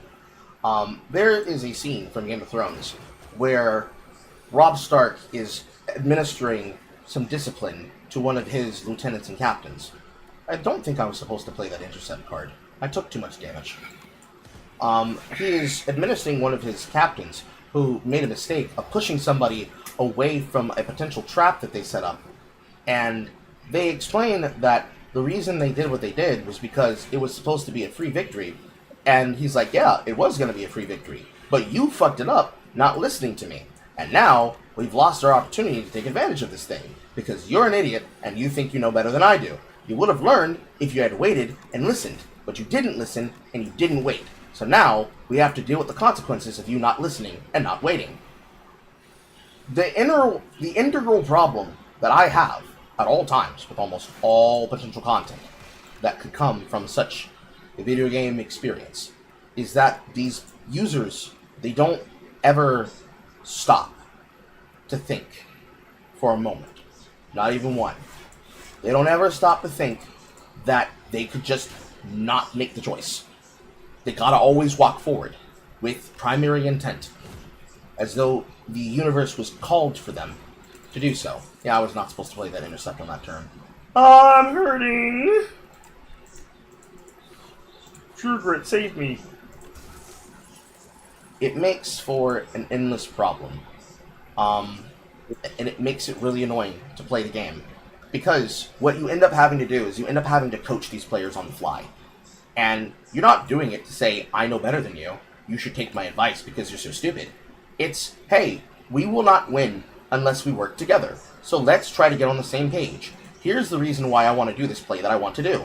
And you walk through the logic of it, and they just open their mouth and they say, no, I will disobey every play that you give me. Fuck you, lol. And then you ask yourself, why am I here? Oh yeah, one more thing about that. The first person I talked about. Her literal response to me when I was trying to like go over the VOD with her is, "Oh, I'm just playing for the vibes." Yes, the CC Zaza Classic. Then why are you here? Why are we doing this? Why are you asking to coach you? What are you doing? I'm sorry, I got annoyed for you because I hate when people waste your time like that. Cause like, there was one person that was extremely okay and willing to like listen, and she was fine with like learning how to do it. She loves playing, however, she loves playing with Briar. And she wants to find other characters that are similar to Briar. And I'm just sitting there going like, well, I mean, there's options for her. Like, she's able to do something. As opposed to the other person that's just like, I'm just playing for the vibes, and proceeds to take teleport, proceeds to int lane. Oh, another thing, too. When I asked her to stop hitting the minion wave, she's like, but I won't get any money. So she has the mentality of I have to get money, but doesn't play ADC. In which, and she's like, well, there are mages that do go ADC, but like I don't like any of them. So to contextualize all this for Rockaway, who came in the middle of this, basically, Rockaway, the question that I wanted to ask of you is, in your experience, and I guess you already answered this, but we're just going to say it again, so because that was a lot of talking. In your experience, whenever you've played anything online, have you always had the same experience that pretty much all of us have also had, where there are people that just act like unabashed, idiotic individuals who just make it about themselves and their feelings, and then they become impossible to play with because they are unwilling to just do the simplest thing they can do, which is to just try to work with their team. They make it somebody else's fault and somebody else's problem.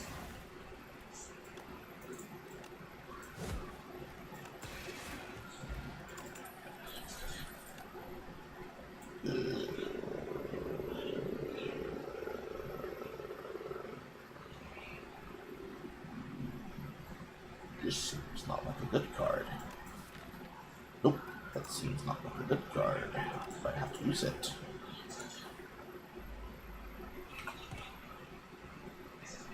And then, going back up to where we were here, this is pretty much the opinion that everybody else in chat also has. Let me make this clear about someone who gets the wrong impression about 007. I play a lot of AAA games. I don't play a lot of AAA games. I only get AAA games that I have a genuine interest in. Like the last AAA game I got before 007 was Resident Evil Requiem. I also got Pragmata recently. Gonna play it in stream after that. Games are funny because if you lose, it's the scapegoat. That's why I play fighting games. If I lose, it's my fault, except for someone's Brazilian ass netcode. So yeah, he does agree with that, with the sense. If you ever want to shoot the shit with the real one, Carl, he starts for it, PM EST on Sundays. I mean, I'm starting here at 4 p.m. because I've been behind on my content. So, multiple times I've accidentally went live with the wrong VOD for the LolCal double feature. That's going to happen probably Monday. But I can go live whenever. But on Sunday, I go live on Sunday, usually in the morning, and then go throughout the day. But Sunday is usually the day when I am doing the Yap-In. Yes. One of these streams gonna have to call and explain what I like about 007 and my critiques of the show, aside from my rant about the voice. Worst part about this is that the dog shit internet for too long, even though I can't tell right now in Tekken if people are leaving because of the internet connection or if they're being ultra soft. I think, in general, PvP games would be better if it did not feel like they were completely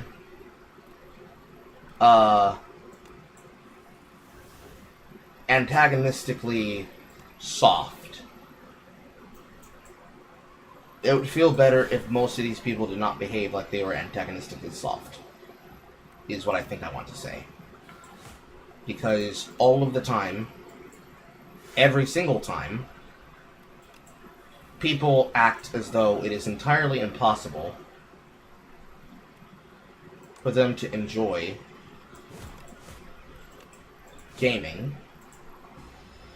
And then when you ask them to put in the effort to win the video game, they asked like you told them to suck your cock.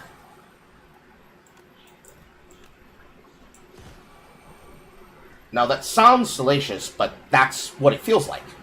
I came here to play a video game. You came here to play a video game.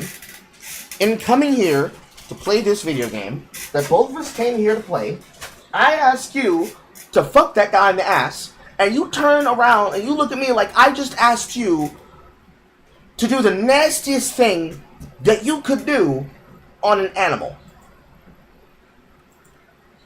And that's what it feels like every single time. Every single time. Without fail. Without pause. Hit one target. Oh, you're already done. Fuck.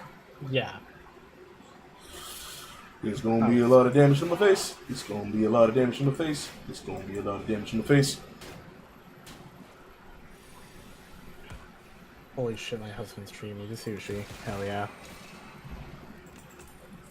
Yeah, it was that bad. That's what I was waiting for. I don't have any star generation at the moment. That's the issue.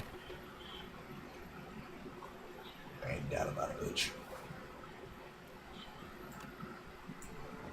My only star generation at the moment is literally Venerate, and it's pissing me off. Okay. In the meantime, we need to get our buffs up. I'm trying to set up as fast as I can here.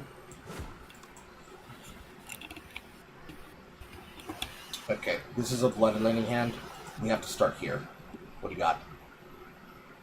I have Falling Star, a Know Thy Place, and a Defend in the hand right now. Can you give me Volm?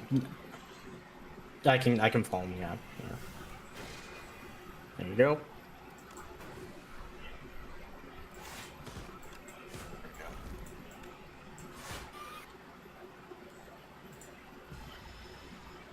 But that's like my high and low of what I expect and I get out of the majority of the people that I end up playing video games with and against every fucking time. every fucking time, I basically have to deal with people who basically, they didn't come to play a video game. Ever. They never came to play a video game. And in trying to get them to play the video game that they came to play, it feels like pulling teeth.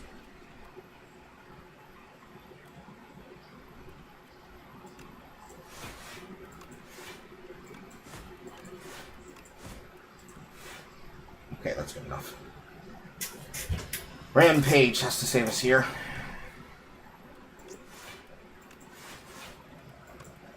Discovery can save us here. See, this is the importance of having your own squad. You want friends to play around. You have a buffer of those people. I would say that it's good to have a squad of people that you can rely on, but also you have to have thicker skin. The honest answer is that you have to have thicker skin. But the problem is that you shouldn't always have to have thicker skin. Sometimes they should just listen. They should just play the video game. Yeah. If it's the case that you always have to basically self-soothe, and you also have to explain to other people why it's important to listen to your team, then they didn't actually want to play the video game. They wanted to play the video game for a different reason than what you wanted to play for. And God damn it, we're gonna die. They wanted to play the game for a different reason than you wanted to play for. And that reason is holding them and you back.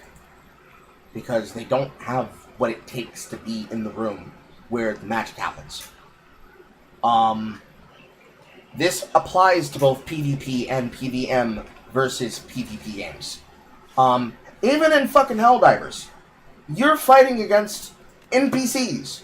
There is no such thing as an ex-diver. It is literally just you and everyone else. And people still behave. Can I get some fucking strength, please? And everyone behaves like it is the worst thing since sliced fucking bread. That's the only reason why certain things happen the way that they happen, is for some bullshit other than what's the reality. And it is so irritating. I can't play that bloodletting, but we're gonna die anyways.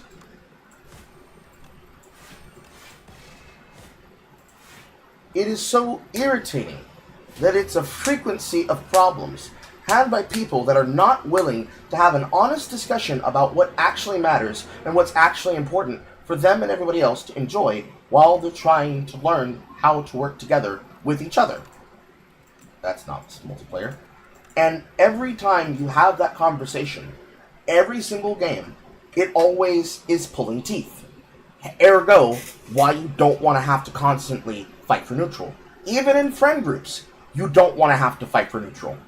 Because if you're always fighting for neutral, it means that you're constantly having to just argue with them just to be at the point where, okay, now we're cool. Now we're good. It shouldn't take that much. It don't take that much. It don't take that much energy. It don't take that much effort. It don't take that much understanding. It ain't hard. Shit's not that hard. Shit ain't that difficult. Shit can be much sweeter than it is. But unfortunately, most people want to make it hard. And in making it hard, probably want to take this path. I think we need to hit a fire before we take any of those paths. And I don't trust their shops. It's too early. We wouldn't have enough money. It is an effervescent problem. Because the way that you navigate these games by yourself is not the way that you navigate these games as a group. Because I'll use Marathon as a perfect example, because this is exactly how I played Marathon. I preferred being by myself, because if I made a mistake and I died, it's because I didn't play the way that I needed to in the situation to survive. But oh my fucking god. It is the most brutal way to play Marathon. Because every single one of these people are fucking either exploiters, or, if you're unlucky to find a cheater, or a fucking little whiny pissant baby kid that decides that because they can't play against the top tier, and to be fair, the people who were grinding those lobbies were literally playing in trios. So if they ever went into solos, they have the loot that came from playing in those trios. They're going into these lobbies with such built-up kits that they're trying to feed off of people like they do inside of Old School RuneScape in the Deep Worldy. So, trying to pick off of the PVMers that don't have the money to be able to actually fight against you, so you can't fight back. Whereas in trios, yeah, you're still going to start off fighting teams, and you're going to have the problem that comes from fighting those teams, but at least at the end of the day, you and these 2 other people in this 3-man squad are going to be able to come out with some level of profit where at least your profit collectively is 15k. 5k across each of you, maybe a little bit less, maybe more like 9. I believe the number I said before was like between 5k to 30k on a really good run. Because there is no 80k plus miracle run unless you're just spooning it all into one person. But you're going to come out with some kind of profit, and the goal of the game isn't to go from 0 to hero over the course of the game, which I would argue is the reason why the game sucks, because you actually should be. But it's because you are being put in a situation where your ability to interact with that content comes down to the fact that you're not getting to play the way that you want. And it sucks, because now you feel completely unsatisfied.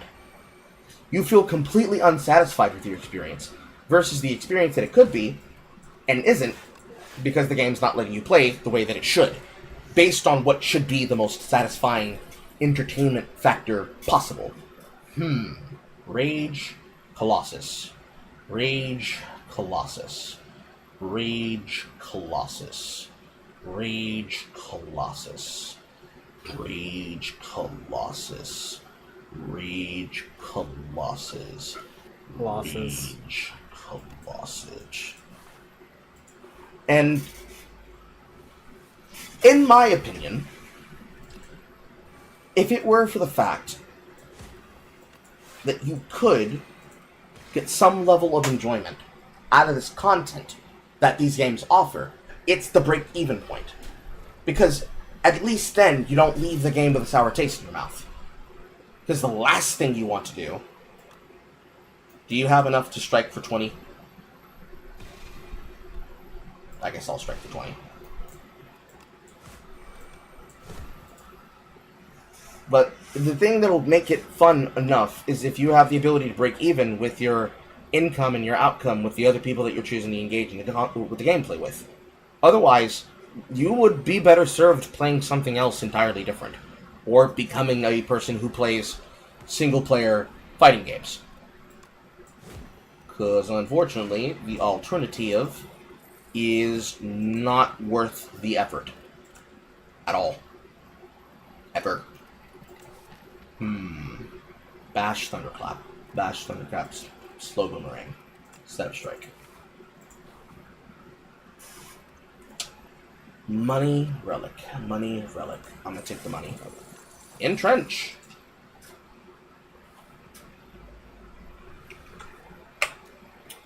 Ultimately, that's like everything. You can make Mayhem a 2 cost. I thought it was a 3. 2 costs.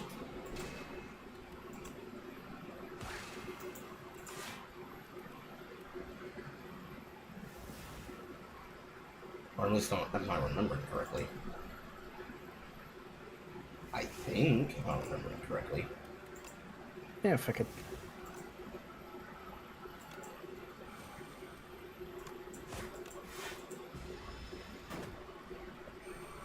But yeah, they don't play the same. Not even fucking close. I wish it was not the way that it was, but it is the way that it is.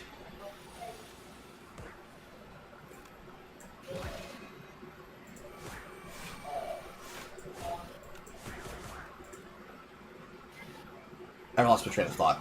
Give me a second. Don't even get me started with For Honor players. Imagine the salt of fighting game players, but the lack of self-accountability on top of it. I have not experienced For Honor or any of the swordplay multiplayer games, but I can imagine it's the same attitude in them. Just to clarify in the technical case, the reason I'm mentioning is that Season 3 ranked made it so that you can't lose your win streak. If you lose one match, you have to lose 2 matches in a row. It seems fair. Sounds like some real Homelander behavior after he lost his powers behavior, and they're already having a consistent one-and-doneers in Season 2. I think that's dependent upon things with the run back. Okay, found my train of thought again. So, the ultimate problem that I have with it, and that I would ask how Rockaway feels about it if he's still here, is that you have levels of things that affect people, and the way those things affect people very much encirculate a bunch of ways that you can feel about a lot of things. And in my opinion, a lot of this shit is paid forward with some negative intentions by people who otherwise would feel entitled to opinions that they believe make them feel better. Kill that slug.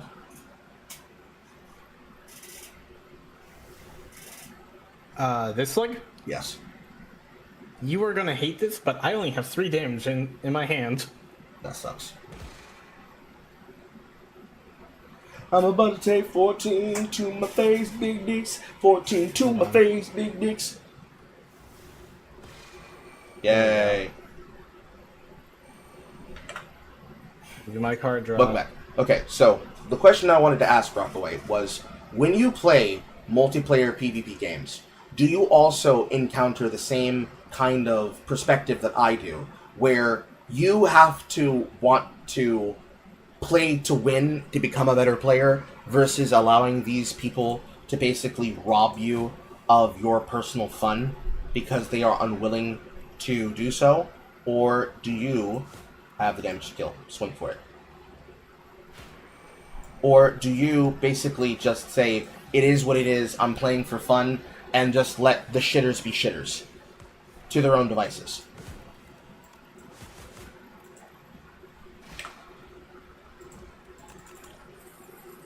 Thrash.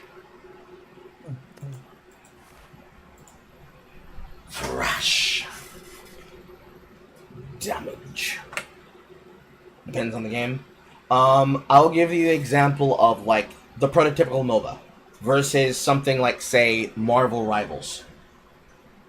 In any other game other than KOF, I play for the genre. However,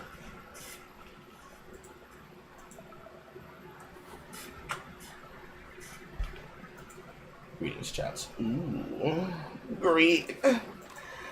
I'm playing Ironclad and I can exhaust that card. Money? Nigga, you gay. After what I just heard, you gay. Listen to me.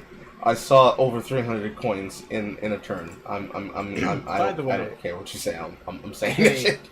Hey. So, I did the transformation deal. I got 2 bundle of joys. Kappa. This game basically said, you making cards today. Making babies tonight. Blue Gaga. However, if I catch someone talking reckless, best believe the Rock's Lee weights are coming off and it's belt to ass time. On God! Me, personally, it is only ever in the hyper-competitive 5-on-5 and 6-on-6 games where when people start talking wild to me, and then they come to my stream, and then they tell me, you don't know what you're talking about, you're shit at the game. That is when I pull out the secret nigga technique of, nigga, I hate you, let's die. And or, band for band, put money on the table and tell me I'm wrong type shit. And that's on years and years of hyper-competitive toxicity and working inside of esports, where I'm not allowed to say certain things and certain words and certain statements, but these people feel safe in acting the way that they do. I'm not saying it's good. I'm not saying it's right. I'm just saying, if I'm being paid money to teach another person how to play, and a person comes up to me and tells me that I don't know what I'm talking about, and then tells me I'm bad at the game and can't do shit, I'm gonna money match him. And I'm gonna make him put up or shut up. Cause fuck you mean? The fuck you mean? Not in my house. Ah ha ha. Because without fail, every single time that conversation happens, it is almost always a person that when we do the run back, when we look at the after action report, when we look at the stats on the VOD, and we actually look at the stats that matter, every single fucking time, it is always, oh, well, I actually did more damage and I did this and this and this. And it's like, motherfucker, where are you on this map for the things that actually matter? Well, my stats were higher than yours. Really? Let's roll back the VOD. So over here in this team fight where you're getting all this damage, you see all that structure damage that I'm doing to end the game? Yeah, that's what matters here, fuck nigga. Why are you arguing to me? Well, I had more structure damage than you. Oh, really? Interesting. Let's see why you had a lot of structure damage. Let's see over here in this team fight where I'm controlling 6 people. There you are over in the opening I made for you. Shut your ass up, bitch ass nigga. How you gonna tell me about some shit you never seen before? And then it's like, bro, why are you so upset? It's like, did you not just come at me sideways? Acting like I did not just put you on my fucking spine, you little fucking worm? Excuse me? Hello? Hello? Hello? Are we in the same world? Clearly I must have stepped into the great beyond. I must have stepped into a time warp portal. And we're not in the same world experiencing the same shit in the same video game. Where you came to me and told me I don't know what the fuck I'm doing. Then, when you say, ooh, another thrash, and then, when you say this to them, and then they say, ah, but you're mad though, it's like, did you not just come in my house? Come in my house and tell me that I should suck your dick? Hard. Did you not just come in here and tell me that I didn't know what I was doing and I should listen to you? Put money on it. No, we're done talking. Put money on it. Oh, I don't want to put money on it. I don't care that much. Oh, but you care enough to come into my fucking Discord, to come into my fucking chat room, to come into my fucking stream, to try to talk shit in the chat room, when you then say all this other fucking crazy ass mess. You got all that energy here, but you can't master shit. Really interesting. Like, I can't stand when users do that, both in life and in gaming, but most especially when it's for money on the mind. I cannot stand when niggas do that shit. Because guaranteed, I should probably play this card. Yeah, I should. Exhaust this card in hand and add damage. It'll add 5 damage, no? I'll find out. I've actually never experimented with that. It's from 6 to 9. No. It only added the base damage of the card itself, which is 3. So it only adds the original written card damage. So I should have played the sword boomerang there. But in the energy of people coming along and wanting to make it into something that it's not, it is cosmically funny. Because if there's something that I could say definitely made me not want to play the finals anymore, is probably that alone. The multiple matches of people, you need to use your microphone, and they refuse to use their microphone. And then you call them out about the fact that they're not using their microphone. And then they sit in your stream telling you, look at this guy acting like this where I'm a diamond player. It's like, nigga, we can't play on a diamond level because you're not using your microphone! And every single bit of it is, well, I know what I'm doing. Oh, really? Why don't you lead from example and use your microphone so we can get it done?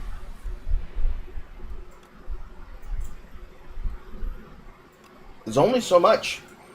There's only... Why do I keep giving you the bomb? Oh. There's only so much that a person can do and argue with and argue for, where it just gets tiring to repeat yourself over and over again. Where it's like, there's no talking now. You need to put up or shut up. If you don't put up, you need to shut me up. I'll pause. You need to put up or shut me up. And every single time it's like, nah, I don't want to do it. It's like, no, you can't do it. You're not willing to do it. Either because you know that I'm right and you know you don't have anything to actually say, or you don't want to put in the time and the effort. No matter what the answer could be, or what it might be, I can tell you what the fuck it is, or what it isn't. It's bullshit. Oh, pardon me. Oh, that is such a good fucking card to actually grab. I just got Dying Star. I ain't shit. I don't have enough power.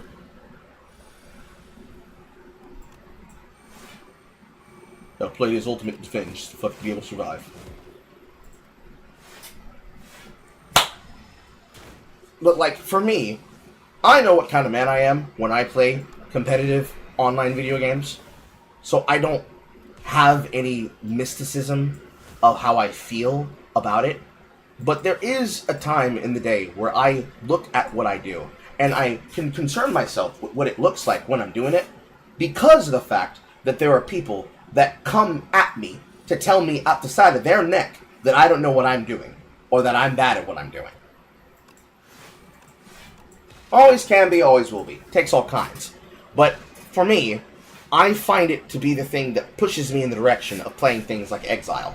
Because ultimately then, I'm not playing against another player that's in the player base. We're playing together in the same video game, trying to get some advantage for us to work towards a common goal. Can't do that unless we're on that page doing that stuff. He's not gonna die, because I'm still gonna take this fucking 18 to the head. I'm gonna take 4 to the face. Yep. Keep hitting him, keep hitting him. Bam. There we go. And he ate my fucking bash.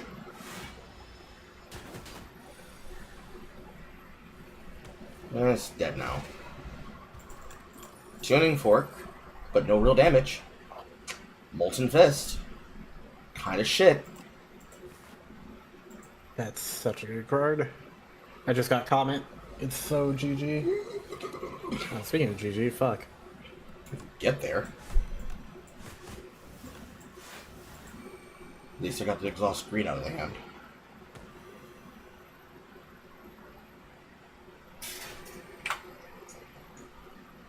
Now, in your experience, Rockaway, what was probably the worst multiplayer hyper-competitive game that you played? Was it something like Overwatch? Was it something like Rivals, or what?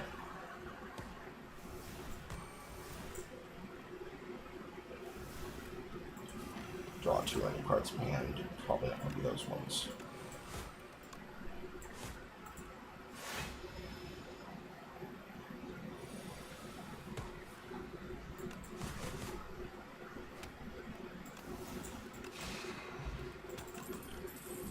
Howl from Beyond. Exhaustible, but not enough. Push the power down. Probably take Howl from Beyond just to get absorbed by Thrash. And we have to heal and swing for the fences and pray.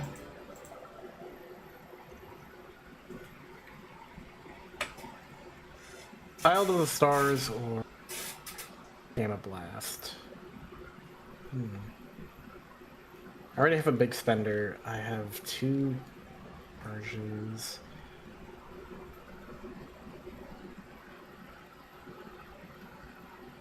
It being that.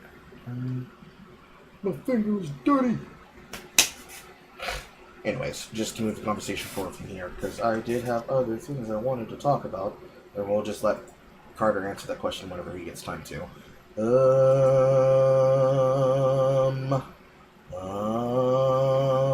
Because somebody tagged me with something earlier.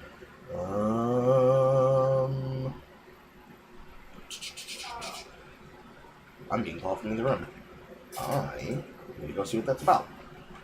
First, let's see this hand. Entropy. Inferno. Inferno. Vicious. Entropy. Over. What?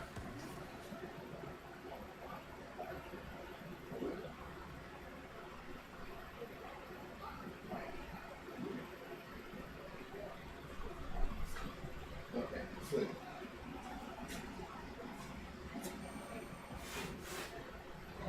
Yeah, that's what I'm gonna do.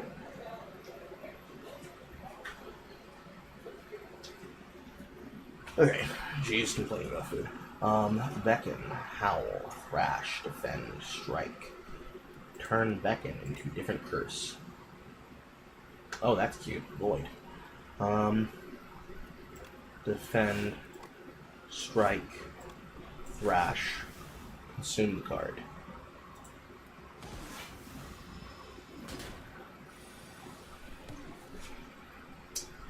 Transform Entrench into Panache. Strike. That'd be so useful. Molten Strike.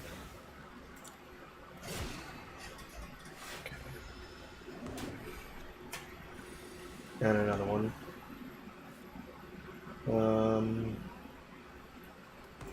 Fend into Brand. You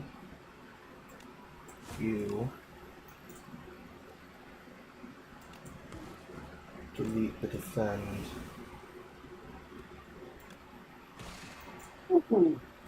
Wait for I'm so glad that I. Set Strike.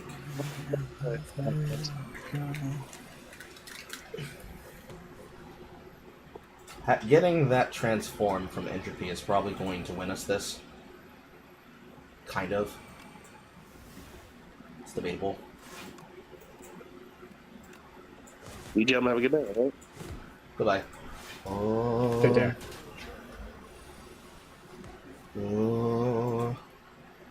Delete greed again.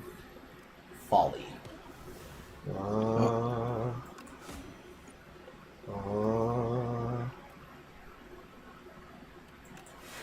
Hope that it eats Howl from Beyond. It ate Howl from Beyond. Let's go. Feels bad I don't have enough stars to play that. Gonna lose it, but oh well.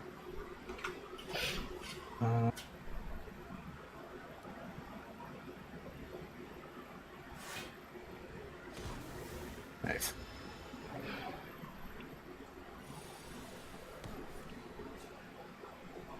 Second again. Turns into Slimed.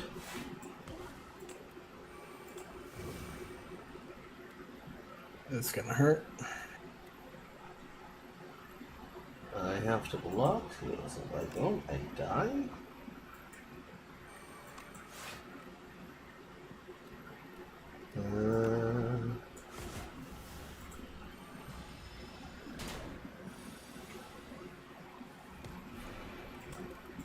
Turn it again into something again. Unfortunately, turn it into burn.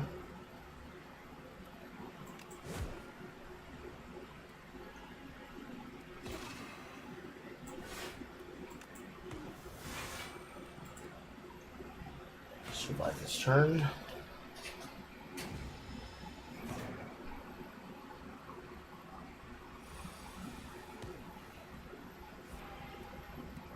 It is probably death on this turn.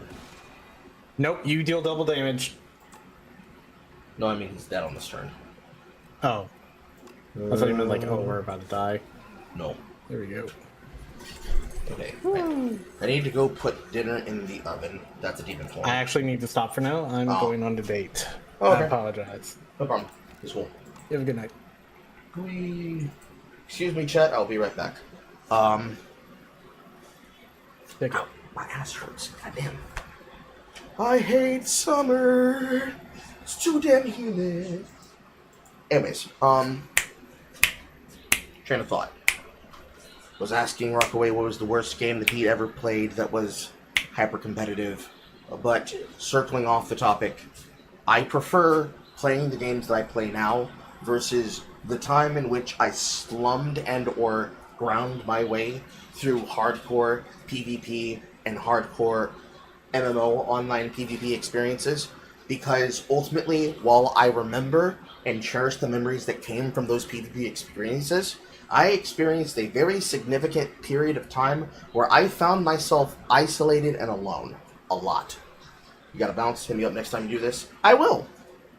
In case you have the chance, before you go out the door, what was the worst video game that you ever played that was a PvP game?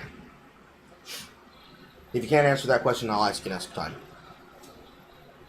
And in my personal experience, the worst experience I ever had on the books, in which I played PvP experiences, Street Fighter V. Oh god, I believe that shit.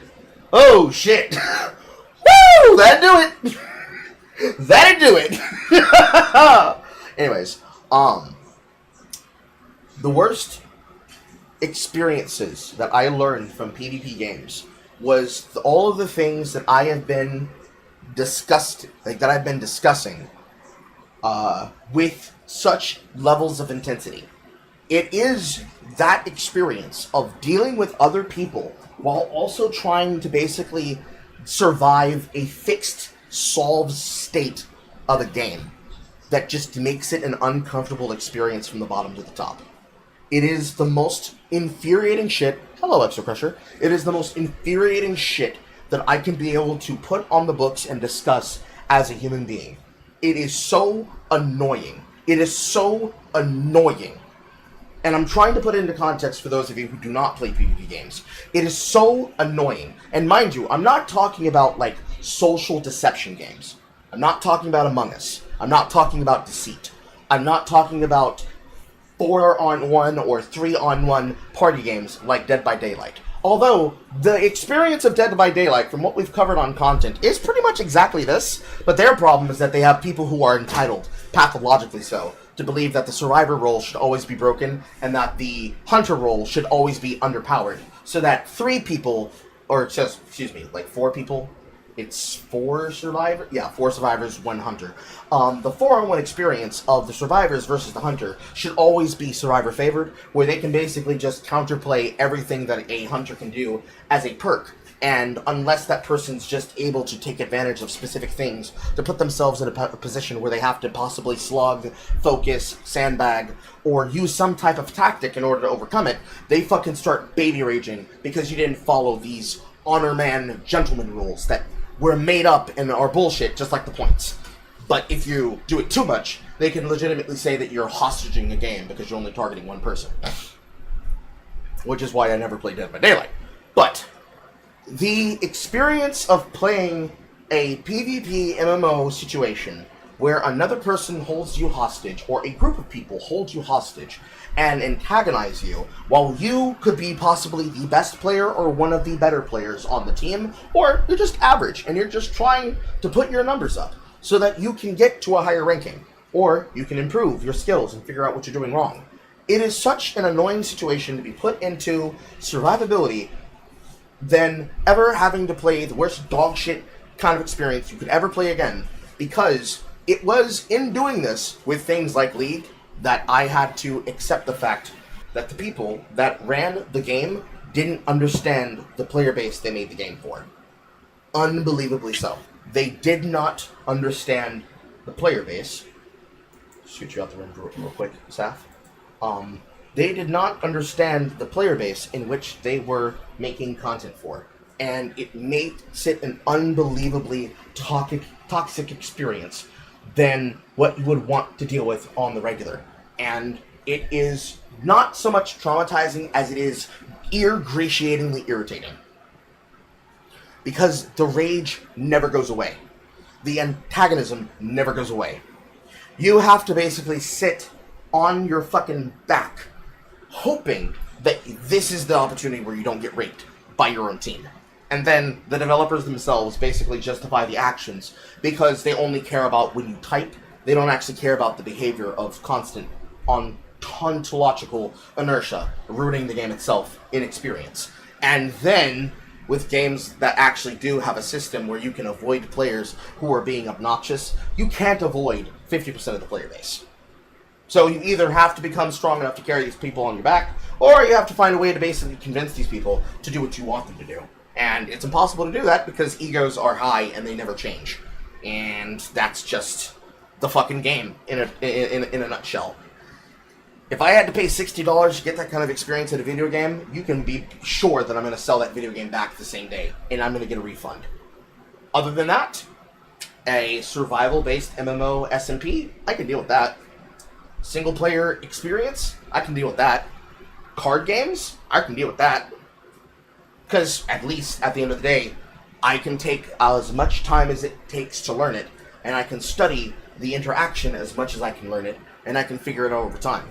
Because I find I have more fun with the experimentation process than I do the I played the game and now I can talk about it process. Also, before I leave, because I'm gonna have to cut here to cook dinner, because I don't want you guys to sitting here waiting and watching. Is Slay the Spire 1 anything like Slay the Spire 2? Slay the Spire 1 is a balanced game where you take choices to balance a deck so that you can measure all of the difficulty spikes that you will meet with the encounters that you will face amongst the elites and amongst the bosses that you will counteract on a run. Slay the Spire 2 has a snowballing problem, where the goal of your hand and your deck is to basically make a fixed solved deck that has a significant level of strength that pivots in the direction of the cards and the choices that are best offered to you, because when you begin playing the game, you will face random spike damage that will come out of nowhere that will completely obsolete whatever attempt that you were doing, and you'll feel like, well, what's the solution? Because you'll feel like there is no proper answer for what's happening to you, and you just have to basically sometimes block with your face in order to outcome some runs. So, to visualize that for you before I leave, what that looks like on your run history is it looks like this run that we just did with myself and Marcus. Marcus and I can try to get from the beginning to the boss, but at minimum, we're able to survive the entire floor and enter the boss with 51 health, but then we lose all that health within 11 turns, and we're not able to do enough damage to kill this boss where we leave it at 1/4 health remaining. On this run, where we got all the way past here with all these cards, with 44 cards in the deck and 20 relics from the shop, or 20 relics from shit in general. 2 from the shop, 5 from the ancients, 1 from the event, 1 from a rare, 2 from an uncommon, 8 common, and 1 starter. We are sitting here wondering, well, what the fuck could we have done differently? And it just doesn't make sense. But in this run that I did before we did this, you can have a run very much based off the fact that you made better pivot decisions based on the relics that you took from the ancients, as well as the order in which you took the relics. So, starting off with your starter and going through all of these choices up to the next one that you earned, you get relics from here to here to here to here to here to here that basically guarantee buying from a shop, finding power from that shop, picking up these rewards that then lead into the snowball to take this reward, that leads into the snowball to take this reward, that leads into the snowball to take this reward, and then have the ability to do what you can here, to be able to pick up what you can from this boss, to then repeat it, and then continue the run forward as necessary. I could not tell you what it is that this deck wanted to do, but what I can tell you that it did is that it was constantly cycling cards. Specifically to put Reflex in my hand, so I could block the damage and survive long enough to get a sword big enough to swing with. Same thing with this run. Kinda hard up until the point where it was extremely hard. Same thing with this run. I just didn't have the juice and I couldn't continue forward. Even though I took precise scissors, I just couldn't find the items to get past this point. And I just chose to stop the run because I knew it wasn't going to succeed. Same thing with this run. Getting all the way through where I was almost about to win on the queen, but I die because, unfortunately, I didn't have enough power. Same thing here, same thing here. Same thing here, same thing here. Same thing here, same thing here. And here, and here, and here, and here, and here, and here, and here, and here, and here, and here, and here, and here, and here, and here, and here, and here, and then the very last run that I did on the last difficulty that allowed me to go to the next difficulty. This deck was very simple. 4 copies of Orbit, Hidden Gem, and cards to recur, and constantly pull things back into my hand. Alongside Bombardment, alongside some Big Bang, and just constantly trying to keep the cards moving. Solving the deck and doing it in under 40 minutes feels like a chore, but it can be done. But to think about the choices on the fly, and then think about how you're balancing things such as the Book of 5 Rings to get there, it feels like sometimes you just have to pray really, really hard and hope that the cards are in your favor. It doesn't mean that it's completely impossible to win one. It just means you kinda have to, be good. And sometimes you can't be. There's no way to be good enough that you can have it. So, on the side of my screen, I don't know if it comes up when I look at the chat, but there's a pop-out on the side of my screen from something called untapped.gg. I'll type in the chat for you.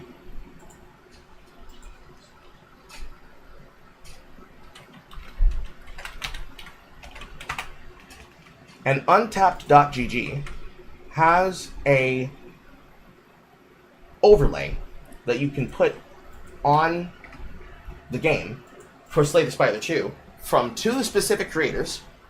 One of the creators is Jorbs. The other creator, well, let me see.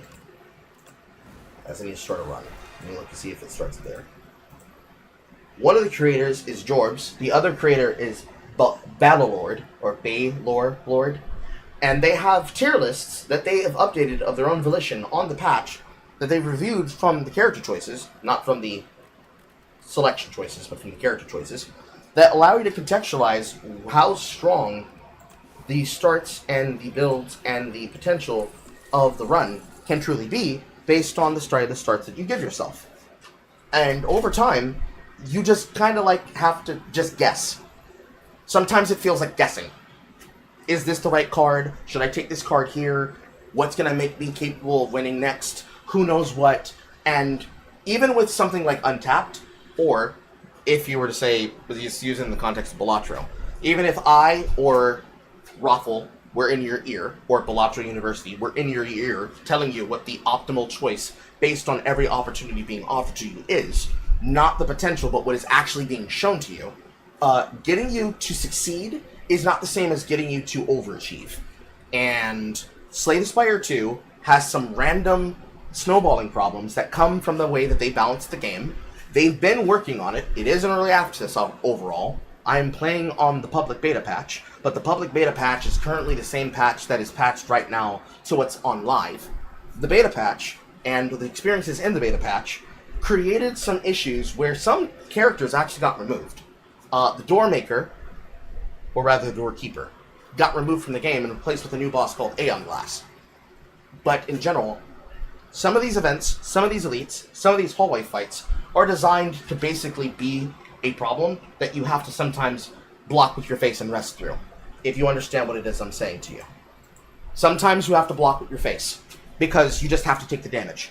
The game gives you a bad low roll on your cards, and you have no block in hand, and you have to take 21 to the face. Sometimes it gives you all your block in your hand during a turn where the enemy is not doing anything, and you want to actually attack. So on your next turn, you still take that damage to the face, and then maybe on the next cycle, maybe you're able to properly block. Sometimes you're lucky enough that you actually attack perfectly, and you take little to no damage. However it happens, sometimes Slay the Spire 2 just says, nah, you have to work for it, little boy. Or you're going to have to fight me for it. And don't tighten your cheeks, because if the game's fucking in your ass, and you don't have the ability to cycle, it's probably better to just give up the run and try again, and see what mistake you made to try over next time. That's really all I can really say. But anyways, that's what I got. Need to go make dinner now. I will see you all later. Possibly might see you all later tonight, after midnight. Whatever I see you doing, I'm gonna see you when I see you. Goodbye now.